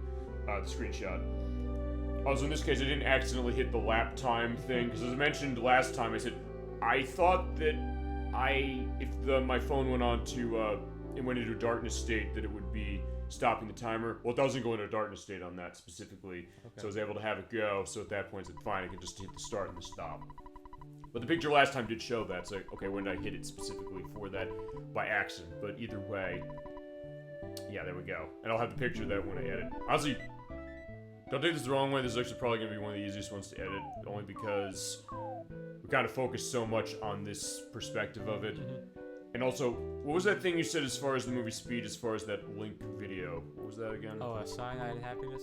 Cyanide of Happiness? Yeah, I'll send it to you. Okay, yeah, it'll be the link list specifically. Not there's gonna be massive link lists for this one, but sometimes that's how it goes. But just like, fine, that's one aspect to it, and that's fine, as far as it, and thumbnail choice, of course, as time goes. The point is, like, it's not gonna be, actually, I'll tell you, I'll just get the edit going, not too hard on it. Actually, I can probably, as I was saying to you off screen, do some of the work on the Super Bowl Game Saturday Discord site, which I did say spring that we start, or I get it up. I'm gonna try and see if I can make that happen. If not, I'll figure something for next month at least. I've got some stuff coming up as is gonna be, but alright. Alrighty. So you want to show the icons? Well, you want to show the ending of this? For the credits? We don't have to see it again. Well, I mean, if you want to, like, have that last perspective, it's your choice. Alright, sure, why not? Your game. If you just want to go to that, go to that. If you want to show that, show that. As I said, my thanks to you for coming in, and that's going to be my thing to go. Thank you so much, Gemini86, for coming in for this game, but also for giving this game, I think, you're the only person specifically that I know that I have close enough contact with now that I could say, like, hey, I'm doing this show this game, who adores it, who'd be able to tell the story, tell your story of this game. Show, I think, the world something that a lot of people know already, I think, which is the idea of how great a game this is, and how seminal it is, and how we're 30 years of this game this year as far as its Japanese release, and why it is one of the essentials for Super Nintendo, an essential RPG, something that is unique for what it is, and being really the arbiter of that. And I've said, for me personally as well, you're the one who kind of pushed me on this game to really understand just that love you have of this game radiated the entire time. Even as far outside of this show, it's radiated every time that this game has come up, every time you've shown it, every time you've gone into it. And that was such a gift to kind of see that, just to see just how much this game means to you. And I've said this before, I think I said this a couple weeks ago, the idea that in a lot of cases when I see people who love a game so much, regardless of what it is, maybe I end up liking it more just because of the idea of that passion they're giving. I mean, not to say necessarily I'll always agree with them as a certain game, but it's also something that I can tell when they're speaking from the heart. We had that with Nikki a couple weeks ago when she was showing off Putt Goes to the Moon and Pajamas Sam, No Need to Hide When It's Dark Outside. And Edward was saying that with Smart Ball for Super Nintendo, which you knew what it was. And I don't know if I told him, it's like, you knew what this game was, as it was, but said, okay, so you know this and you can vouch for that because he wants to play it. And this idea, that personal connection they had with those games, Crusader 64 when we did Shadow Hearts, and a lot of the cases, and when chats come in, they said, hey, I want to see something. This is another case, I think the RPGs really, of the ones we've done so far, have shown that, because I think up until we finish Lunar in 2 weeks, it is going to be a case where every RPG we've played has been from a unique person as far as who's either requested it or has controlled it, and really telling the story as far as themselves with it. And that's something that I've definitely got a sense of that with EarthBound, and thank you so much for coming and bringing everything you have, bringing all of your knowledge, all of your interests as far as it, and every aspect of the full way. We always say we go the full way on the program. I could not have gone the full way the way you did, and I thank you so much for bringing that to our show. And thank all you out there, as far as the best on Twitch, for joining us for this experience. Yeah, thank you for having me here. Of course. I mean, it is a big case of this. Like, this is an undertaking for sure. Even as far as, the case of you loving this game, but the case of, fine, because you said, I don't know, you said you've never done streaming before, is that correct? No. Okay. But the idea that, hey, I've always heard the tip people say, if you're going to get into this, whether for whatever reason, to kind of start with something you love because you'll have a lot to talk about. If you're going to be doing a discussion program, yes. Or, I guess, because you may want to show how something is going to go. And I think that kind of comes through. Sometimes the idea, that's what we try to do. Is I always want to have this as relaxed as possible. If I tense, certainly for reasons that go as far as the game is concerned, but also something that it is that experience of what would you have when you maybe get a new game and you share it with people. He's like, I played this great game, I want you to play it. There's a case of something like this where it initially didn't get knowledge that much when it came out, and I was just as guilty, more guilty feasibly, because I could have played this at the time and it didn't. But just to give it that attention and show that, yeah, this game is important. It's important to me, but it's also important to gaming and to many other aspects specifically. And yeah, I can see that for sure. We're celebrating all the experiences that we've had. And honestly, I'd say, I think with this game, you kind of have the power of this as far as this game to kind of emphasize to people because we've run into people that way. It's like they hadn't played this before, but when you kind of showed or you kind of went to your element, they also kind of gravitated to it in some way. And even as far as chat's concerned, saying that some said like, hey, they kind of maybe weren't as huge into it, but there's also cases where they had an admiration for it still. And I remember we had this when we started Lunar about a year ago. Chat saying that they say this is a great game of a reflection of children kind of playing pretend, but it's also, as we've seen, it's also a lot more than that. And it's quite something. All right, and as we see the credits once more, and then we look at the final aspects for the show tonight. We did do final thoughts last month, but now that we are at the finale of the game, Gemini 96, what do you want? Do you want to go into anything else? Any last sell or anything else that maybe you didn't say, or whatever you want to on EarthBound? Yours. I think we've pretty much covered it. I mean, it's a great game. It is. It really is.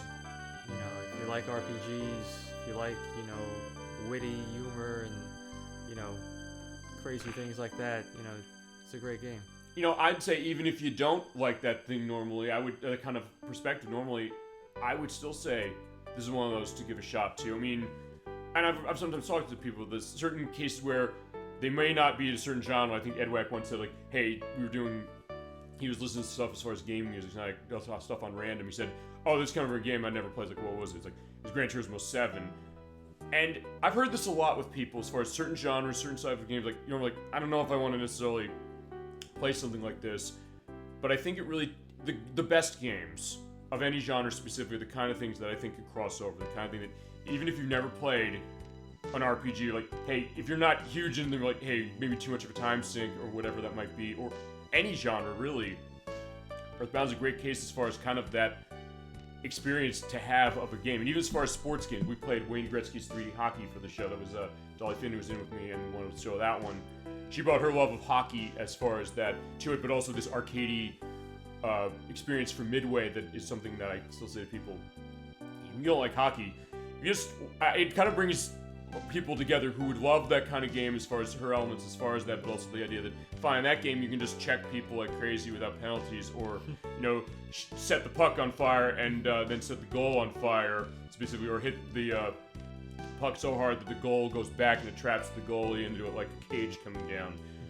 But I think that's something that's been a fascination, which is games that you would recommend in a genre to people who maybe would never play a game like that, or would maybe not be sure about a game like that. And I think, as far as an RPG is concerned, EarthBound is definitely one of the games. I think of the games we've played so far on the RPG front, we've been in a good case, I think, of showing this, because of what we've shown so far.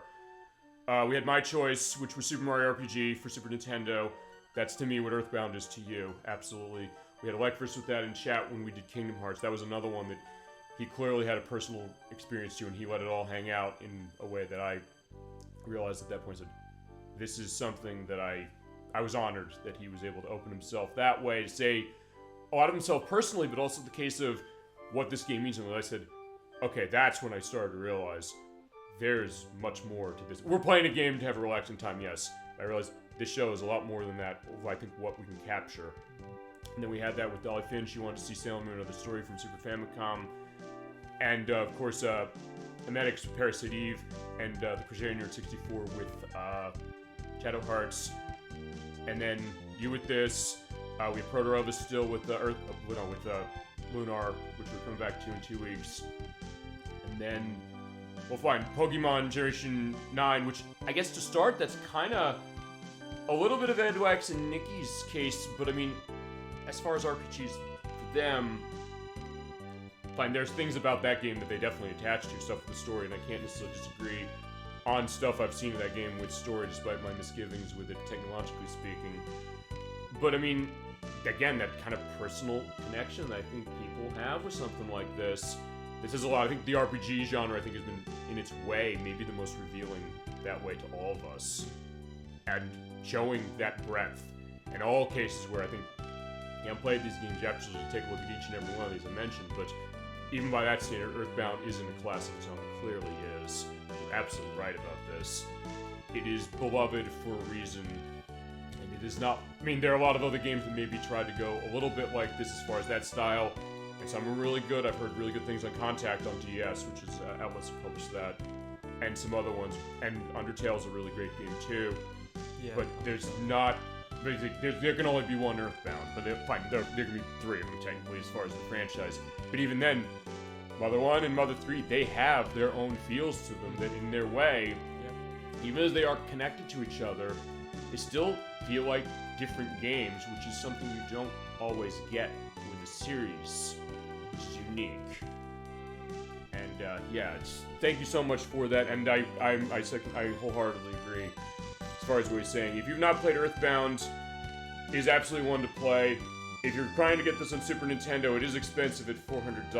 The good news is that it is on the Nintendo Switch Online service, so if you have that subscription cost, which is $20 a year, or $50 for the expansion pack, but you do not need the expansion pack for the Super Nintendo stuff, you can play it. And you can also buy the Super Nintendo Classic Edition unit, which I've seen those on eBay for like $120, $150. Which has this game in it and many other RPGs, including one of your other favorite RPGs that I think is also one that you've called dibs on when we get to it, Final Fantasy VI, as well as other ones like Secret Mana and this, and Super RPG, amongst others. Yeah, so there are ways to play this that are not going to necessarily cost you an arm and a leg, but it's also one of those things that it is one of those games that I would agree is like, if it was not available another way, I'd be probably dropping the $400 for this. That's how good this is, and that experience specifically. And yeah, it was a terrific time for sure for this game. And I guess lastly, do you want to also show the final aspect of Pokey coming back, or do we want to also look at the other two things? Your pick. Yeah, sure, we might as well. Okay. And you saw that two controllers connected. This goes back to the beginning of the show when I actually hit this thing. As you know, as far as our lunch break case, I have the Switch controllers in like the ESCO case or whatever the case I have, like this cube over there. It's like, yeah, if you sometimes breathe on the buttons, they'll turn on. It's like, okay, fine, don't worry, I'll just hit the button to turn it off. Alright, so yeah, we end as we started. In our pajamas, ready for a nice night. But there's a little something different here.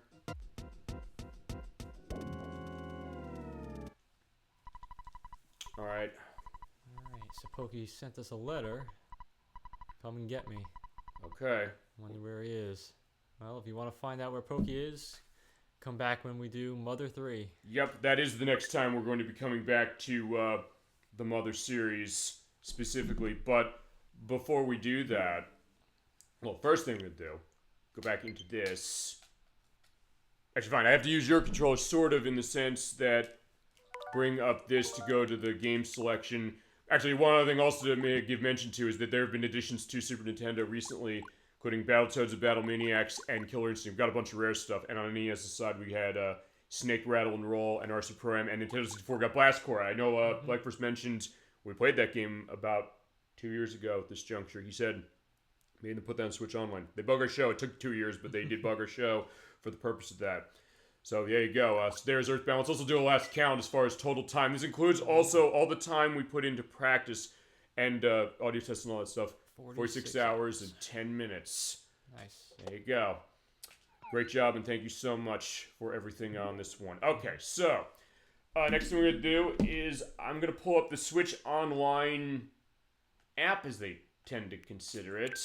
When you have a Switch Online account of any kind, you are able to go into this, and you have your benefits that go on with online play for games that have support for it. Everything on the Nintendo Switch Online services for NES, Super Nintendo, and Game Boy if you have the base plan, and Nintendo 64 and Game Boy Advance on top of that if you have the expansion pack like we do. Save data going on as far as cloud, special offers as far as things that go to that, like F-Zero 99, Tetris 99, game trials. The fact that when you have this, that you have to have a subscription to buy the classic controllers, which I have all those specifically for the case of that. And then missions and rewards. You can take your silver coins, or your plate coins, I think they call them for this. Or no, are the plate coins the gold ones? I'm trying to remember which ones they are. If you remember? I'm not sure. Okay, fine. I'll have it down as far as it. But they put, you can do a couple things with these things. You can basically go and claim them for physical rewards, going to Nintendo's website for the purpose of that. And then they just pay in coins, and I think then you pay shipping and handling for the purpose of it. You can get pictures for games when they put them in rotation. They put in Splatoon 3, which one of our coworkers showed his aspect of Splatoon 3 as far as his aspect. And that kind of got me more interested as far as you're showing off Side Order, the DLC that came out of that recently.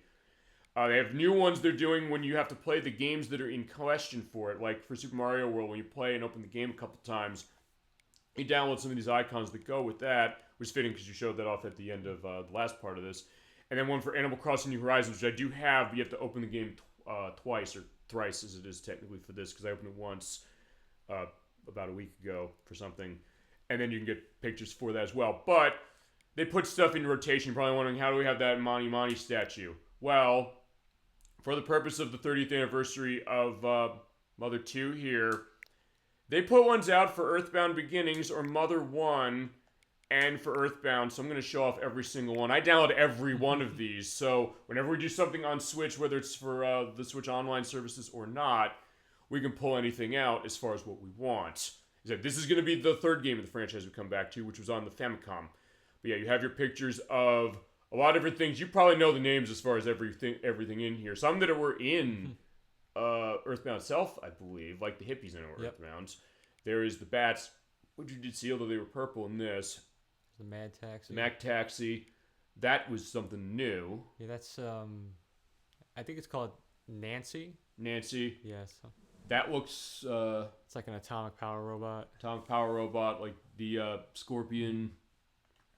That's like the villainous of the game. Yeah, that's Gygus. Gygus. Okay, so Gygus is in that game as well. That's the ATM. The ATM machine. There's the hippie. Groucho. That's Groucho. Is that a take on Groucho Marx? Yeah, probably. Okay.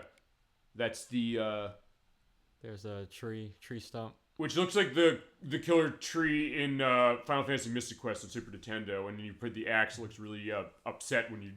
That's its weakness. You like chop it down with the axe. Like, oh god, it's horrible, but it's real interesting. There's a Flying Man. Flying Man. That's Eve. Yeah, he knows everything as far as this franchise. So that's the idea. Queen Mary, blue-haired healer, phone or dad. Yeah, dad. Pippi, Teddy, Lloyd, Anna, and Ninten. Yep, and Ninten is the main character of that game as far as it. But of course, as I said, they'll feasibly put these in rotation. You cannot go and download these anymore for EarthBound or EarthBound Beginnings. But they're putting stuff back in rotation. Maybe they'll put them back in rotation. Maybe they'll also release the icons for Mother 3 that Japan got. I'll have a picture about here on screen showing what the Mother 3 icons are, because I cannot show them to you otherwise. But the game we just played, EarthBound for Super Nintendo, characters we have the Ramblin' Mushroom, oh boy.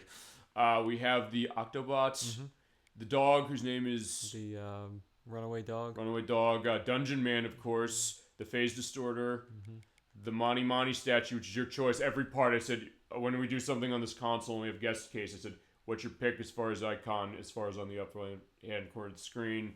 The Kraken, yeah, Frank, of course, the Starman, Master Belch, the President, Ness on Bike, Bubble Monkey, Exit Mouse, Pokey, Pooh, Jeff, Paula, Ness, and of course Mr. Saturn. So like, yeah, if you'd have asked me this like about a year and a half, 2 years ago, I wouldn't have been able to name anybody except Ness. Maybe it was like, okay, there you go. That is what the power of a game like this does. And fine, the last thing we're going to show, and basically what you can do is you can select anything as far as that with picture, combine it with a color and a border if it goes with border or not. And we're going to do that. And as I said, I was thinking feasibly something for this for the Akira Toriyama thing, which we'll mention in a couple weeks again. We're going through recently the demo on Princess Peach Showtime, which is out in 2 weeks. And Unicorn Overlord, which I said it right, which is wrong because it's Unicorn Overload. I've said it wrong. Other people said it wrong. It came out today from Sega and Vanillaware. It is quite interesting for sure. But fine, this is going to end on for sure as far as what it specifically is. Yeah, we're going to the Japanese app of Game Boy Advance. Because about a month ago, actually when the rare stuff came out for us, Japan got Mother 3. People have been asking for this game for years as far as a localization. It is not a localization, but if you do have a Nintendo Switch account, the expansion pack account specifically, on your console for US, and then what you do, just to give you a little bit of a brief idea, I created this one for Super Bowl Game Saturday, which is another account. I went online and set my default region to Japan. Then what you do is you go into the eShop with this account instead, because it's free to set that up. You don't have to pay anything for that. You go and download the apps for Japan specifically for that, and then when you load it, I load it with the one I'm paying for, which is Captain D-Trag, and then you're able to play these. It is something legal as far as you can do it. It's not like they're going to crack down on you specifically. And specifically, you're also going to be at a disadvantage because remember, you can't feasibly read this unless you know Japanese, or in your case, you know the game well enough. You were able to guide us for like the first half an hour of this specifically, and also stuff like Fire Emblem, the Binding Blade, and Blazing Blade. We got Binding Blade's the one we didn't get. I always make that mistake as far as what they are. Most of the stuff on Advance is the same as what US has, but the one that's different along with the Fire Emblem we didn't get is Mother 3. I'm going to show the intro, I'll let it go around on the intro as far as it, from Shigesato Itoi. He's been asked saying, hey, can Nintendo localize this for the US? Oh, right, I don't want to turn that off because I need to have it so that it's doing that for the run. And Brownie Brown, who was I guess the name of his company when they made this, right? And Hal was involved again. Which came out in 2006 for the Game Boy Advance in Japan only. It is fully translated as far as fan translations. He has one. I have the Game Boy player for the GameCube, which we can use and will be using for the purpose of the show-off of that when we get there. And you're looking at this, and Kazuma said, oh, it's in English. Like, yeah, you'd think so, sure. But unfortunately, like, certain things are in English. You know what? I'll tell you what I'm going to do. Let the intro go as far as this, because here is Lucas.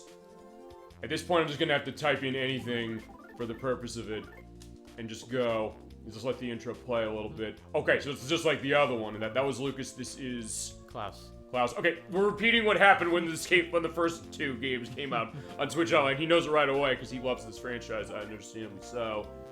As well as... Oh wait, can I not enter that? Probably because it was the same name. Oh, so did EarthBound do that?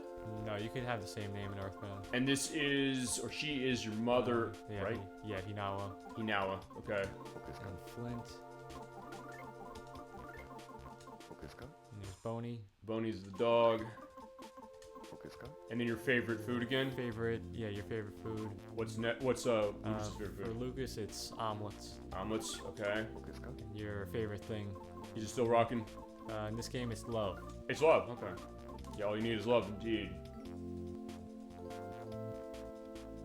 Yeah, so I'm going to give a brief intro as far as this, and this is basically going to be the impetus as far as what we're showing on what we have. Is all this okay? Yep. Okay. Yeah. People want this, and Nintendo has been asked feasibly, I guess, as far as fans saying, hey, can you translate this? There also is something I will put in the link with, an article with Reggie Fils-Aimé from about a year or so ago.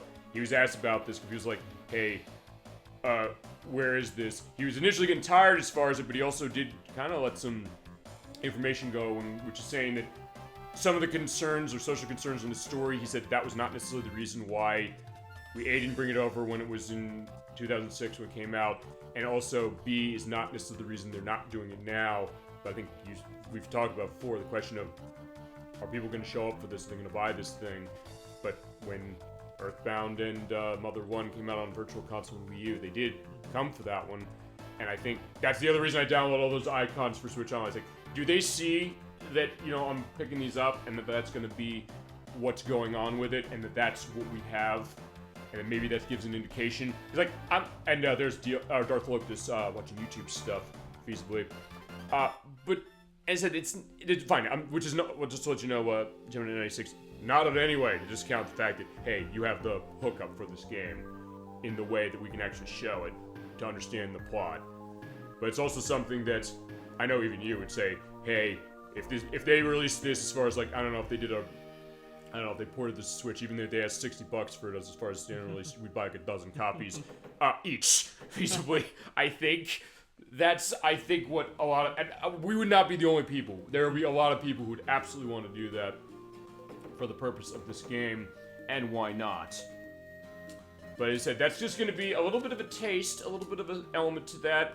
It's here, fine, it's not Ness, it's Lucas, who we know here because of Super Smash Brothers, Brawl. Brawl's the first one he was in, yes. Yeah, because you have your movement here, but you can also run in this game specific. You know, fine, we're gonna go downstairs to see Mom. briefly, and then I'll do schedule and all that. But yeah, just give a perspective of what this is. Can we go? Yes, we're going. No, you have to go upstairs like in the original game and get yourself change, and there is the nice mirror. So yeah, next time we come back to EarthBound, we're playing this, but we're gonna play it in English because then we gotta understand the story and fine. Gemini 96 has called dibs on that all day long, or I called dibs maybe for him, or maybe a combination of the two. Point is, this is all his. But I just wanted to show you, hey, Mother 3 is in existence that way. It's on table for show, even more than this, but as I said, yeah, maybe you can get localized for the US, because they did do that with Mother 1. Maybe. So he was hoping. We're putting the idea out there, and even Shigesato Itoi said, I'm retired now, as far as the industry said, if you want this, ask Nintendo. I think people are asking Nintendo, and I don't know. We'll see how that goes. Hey, celebration of 30 years of EarthBound, of Mother 2, because EarthBound itself came out in 1995 for us, but 1994 for Japan, and hey, that perspective of it, so there you go. That's the idea. Alright, so I think with that, that's going to be the close of Super Bowl Game Saturday for tonight. Thank you so much, Gemini 96, and also for, everything you brought. Thank you. No problem. Okay, last order of business for the show. Schedule. We had Friday night show, though it is Super Bowl Game Saturday now, as far as how the time of this has went. But yeah, we have updates on schedule, and we're going back to Saturday next week, because next week, 7 p.m. Eastern Standard Time is when you're going to want to be there for that one. And we'll now have a show tomorrow, or tonight as it is now, by extension. I'm starting Wario Land, Super Mario Land 3 for the Game Boy. I've been playing that game for many, many years, and I've been bringing it into practice, specifically on my old Game Boy Color, with a little practice screen on it. What's your experience with the Super Mario Land games? I have played the first one. The first one, yeah. And the second one is also on Switch Online. 1 and 3 are not, which is surprising. I'm surprised those are not up there yet. So maybe that's the next beg, which is Wario Land, which is the third game of the series. We played 1 and 2 already. I'll have links down below for the purpose of the plays we did, which we had great times with those. Now we're going to this one where it's Wario going to Kitchen Island to get treasure for Castle after he stole Mario's in the last game and then got bounced. He said, fine, I'm gonna get my own castle with money I can spend or find feasibly or rob because it's Wario's thing. Yeah, well, I first wanted to see this, but I also wanted to get into this one. It's another one celebrating 40 or 30 years this year. Not quite 40 yet, we're getting there eventually. There's gonna be 2 parts, I'm pretty sure, and we're gonna be showing it 2 different output ways. People asked me, the other question they asked me was, how are you showing this? Well, for part 1, we're showing it running on the Super Nintendo with the Super Game Boy. But for the next part, we're going to show it, actually the way we'll show Mother 3 when we get to that, which is with the Game Boy player on the GameCube. And the reason I'm doing that is because on the Game Boy Color, and the Game Boy player reflects this when you put a original Game Boy game in it, you can press buttons and directions on the D-pad on the Game Boy screen when it goes the bling thing, and when you do that, you basically can change the color palette of a game, and sometimes you might want to adjust it depending on what game it is. Maybe even more so than the Super Game Boy. So you get, although you can tweak the Super Game Boy's colors much more specifically. Even the point when we played Super Mario Land 1. When I went through the hard mode on that for the second thing, I did the graphics in the style of Virtual Boy. So I did red and black.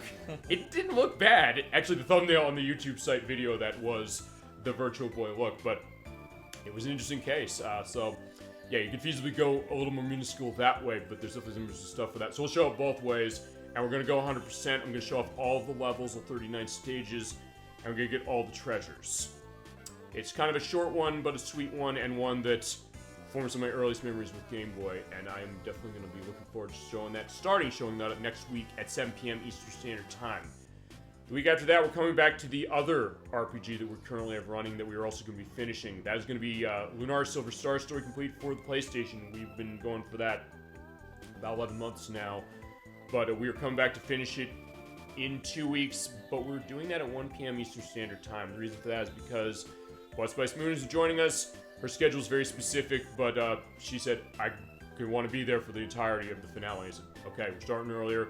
I also had to fix Proto Robo's Disc 2 of that game because it scratches and doesn't let you skip the cutscene. So we have the baby being born with the story that Lackey was telling us. We went through like 4 times trying to, he's like, tell us the story, please. But the game kept crashing and skipping there. So I'd bring the data doctor with me to buff that, and we'll be able to. It's not unsalvageable.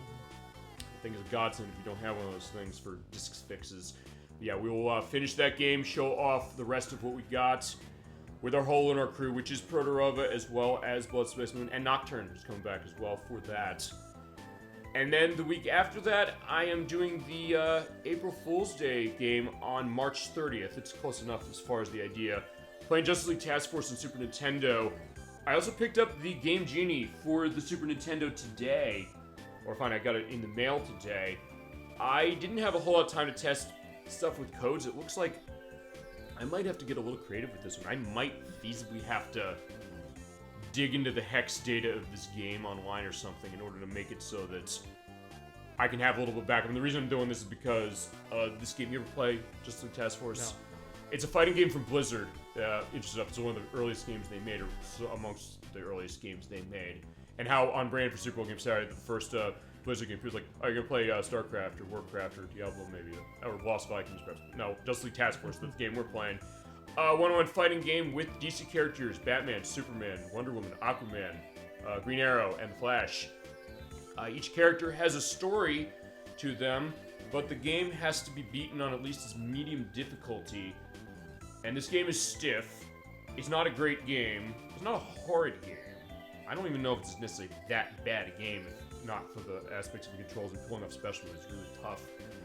I said, I want to show off all those endings, so I said, I want to back up somehow. So I bought this Game Genie for it. I'll have to look into that. There's also a code that the game has where if you get a game over, you can go back to the options menu. So I think, although I'm not sure, I'll do tests on this, you could go through the entire game on the easiest difficulty, and when you get to the last battle with Darkseid, you could feasibly enter that code. It goes back to the menu, or the, not the main menu, the options menu, but it lets you continue while you do that. Move it up to medium. If I could beat the one fight with Darkseid, then maybe we could do that. I'll see, but as I said, I want to at least give that, because I want to see if I can't show off all of the stories of that, or all the endings for them. I like first want to see this, and we always have that fun when it comes to the, it's, I guess, the reflection of April Fool's Day, of a game that's either not very good, debatable whether it's good, worth a laugh, maybe all three, and we always love going into that. And fine, it's a reflection of Bad Game Thursday. You've been there for Bad Game Thursday when it's come to our elements, which we've kind of had on a little bit of a sabbatical recently, but I think we might have to bring that back at some point for certain things, because sometimes it might be debatable. It might be something that's obvious, but it might be something like, is it? Who knows? But that's the case. I think it's kind of an is it who knows case, and we're going to do that in about 3 weeks. And then in April, we have, first week is going to be the finale of Wario Land. Week after that's going to be part 4 of Metal Gear Solid 2. We're coming back to do the rest of the Snake Tales and doing the skateboarding with Metal Gear Solid 2 Substance on the PS2. Week after that, I have an announcement from Nocturne. We are going to be starting Croc Legend of the Gobos for the Sega Saturn. Nice, I love Croc. You mentioned that last time. It's Argonaut who made that. You're a fan of that one. You grew up with that game? I didn't grow up with it, but yeah, I played it maybe 10 years ago. Okay. Yeah. And it was, what, PlayStation? Yeah. Okay, PlayStation played that. Yeah, she has it on Saturn. She's going to show it off on Saturn. She's going to show it off kind of going blind as far as it's like, I want to do a blind run specifically, I guess, because it's like, hey, it might be interesting. I've been doing that with Pokemon Violet play as it is. And also I'll have background as far as certain things. We'll see how that goes as far as it, and she's looking forward to doing that. As far as time on April 20th, I'm going to have to talk to her specifically, but it is going to be that day. I did get a confirmation from her. And then the week after that is actually when our next Friday show is going to be, which is going to be on April 26th. Edwack and Nicky are coming in. I'm going to be finishing the story of Pokemon Violet version, unpatched 1.0 version, for the purpose of that showcase. They'll be in because they gave me the copy of the game for the purpose of this, and they also, I want them to have their say as far as the things they really like about this. Vis-a-vis defend against some of the things I have to say about that, but also, in some way, me answer the stuff they gotta say, and they have points for that. I've gone through that story totally blind, so it's something to be said about the fact that, hey, you know, seeing some of those things go. And then May, of what we got specifically, dates on some of these things are going to be a little up in the air, also depending on when Nocturne's going to do the next part of Croc.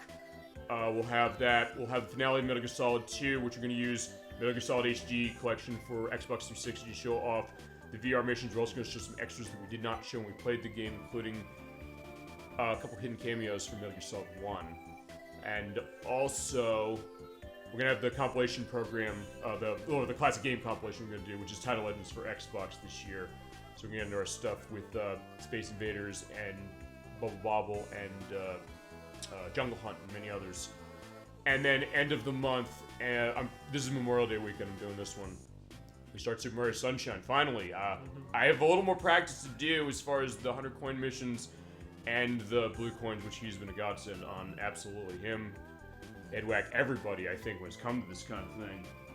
We're getting that started. We are going to be using, came on the GameCube, but we're going to be using the Super Mario 3D All-Stars collection because of the better graphical fidelity and also the fact I can still use the GameCube controller for it and the Noki Bay blue coin bug that it fixes. But I will stitch in video of the issue happening on the GameCube when we get to that, and also the intro tutorial, which changes some of the voice acting in the Switch edition. That was one Brixabri wanted to see. I also have to talk with her to let her know that, hey, I've not forgotten your game. We're doing it. We're starting it then. So be here or be there or be square, I guess, as the cool kids used to say. And that's kind of what we're looking at for now. Got other stuff figuring as far as what we got percolating, going down the road. And with Gemini 96's case, what's your next game? Fine, your next game for this franchise is gonna be Mother 3, but what's your next game for the show gonna be? I'm feeling Bloodborne. Yeah, Bloodborne for PlayStation 4. I picked it up myself. I got it from my PS5. I've been having a lot of fun with it. It is hard, but it's also something that it has a great atmosphere to it, kind of like EarthBound in its way, different way, sure, but there's a specificity to that one that even against other games that From Software has made that are like that, it still stands out. I'm very impressed with what I've played of it. But yeah, that's going to be that case of it, and also on your docket, along with this, you also had Dungeon of Daggerith, which is on the PC. Yes. Which is, we're going back really early in RPG days. Like, we watched Super Bowl Game Saturday. We're going back for sure, because, we can definitely do that. And the hookups on PC are no problem. Edwack and Nikki and I have done that before, so we can figure that closer to the time we'll get to that as it is. But yeah, I think with that, and we've got other stuff coming up as far as June. We'll have the games running along that we got running. Our next RPGs after that, I'll go on that a couple weeks, I think, because I've got some stuff. He knows a few ideas I haven't. One of them is going to be the Crusader 64's next choice, which is Shadowheart's Covenant. That I know. But I'll reveal it of mine in a couple weeks. And some other stuff we got going. And other things coming up later in this year, for sure. You're not going to miss any of those. With that, I think that's going to close us for Super Bowl Game Saturday. Now on Saturday, thank you so much, Gemini 96, for everything with EarthBound. And here's your taste of Mother 3, ladies and gentlemen, as well. All right. And Nintendo, please, we are begging. We will pay good money. But that being said, thank you so much for watching the show tonight. Hope you have a great rest of your weekend now that it's starting. A great week coming forward next week. And I will see you next Saturday at 7 p.m. Eastern Standard Time for Part 1 of Wario Land Super Mario Land 3 for the Game Boy. Alrighty. Till then, keep being awesome. Have a wonderful night. Thank you so much for everything. Thank you once again, Gemini 96. I cannot thank you enough for this. Thank you for a great play of this game. Yep. Yeah, thank you. No problem. Anytime. And with that, take care, everybody. Take care.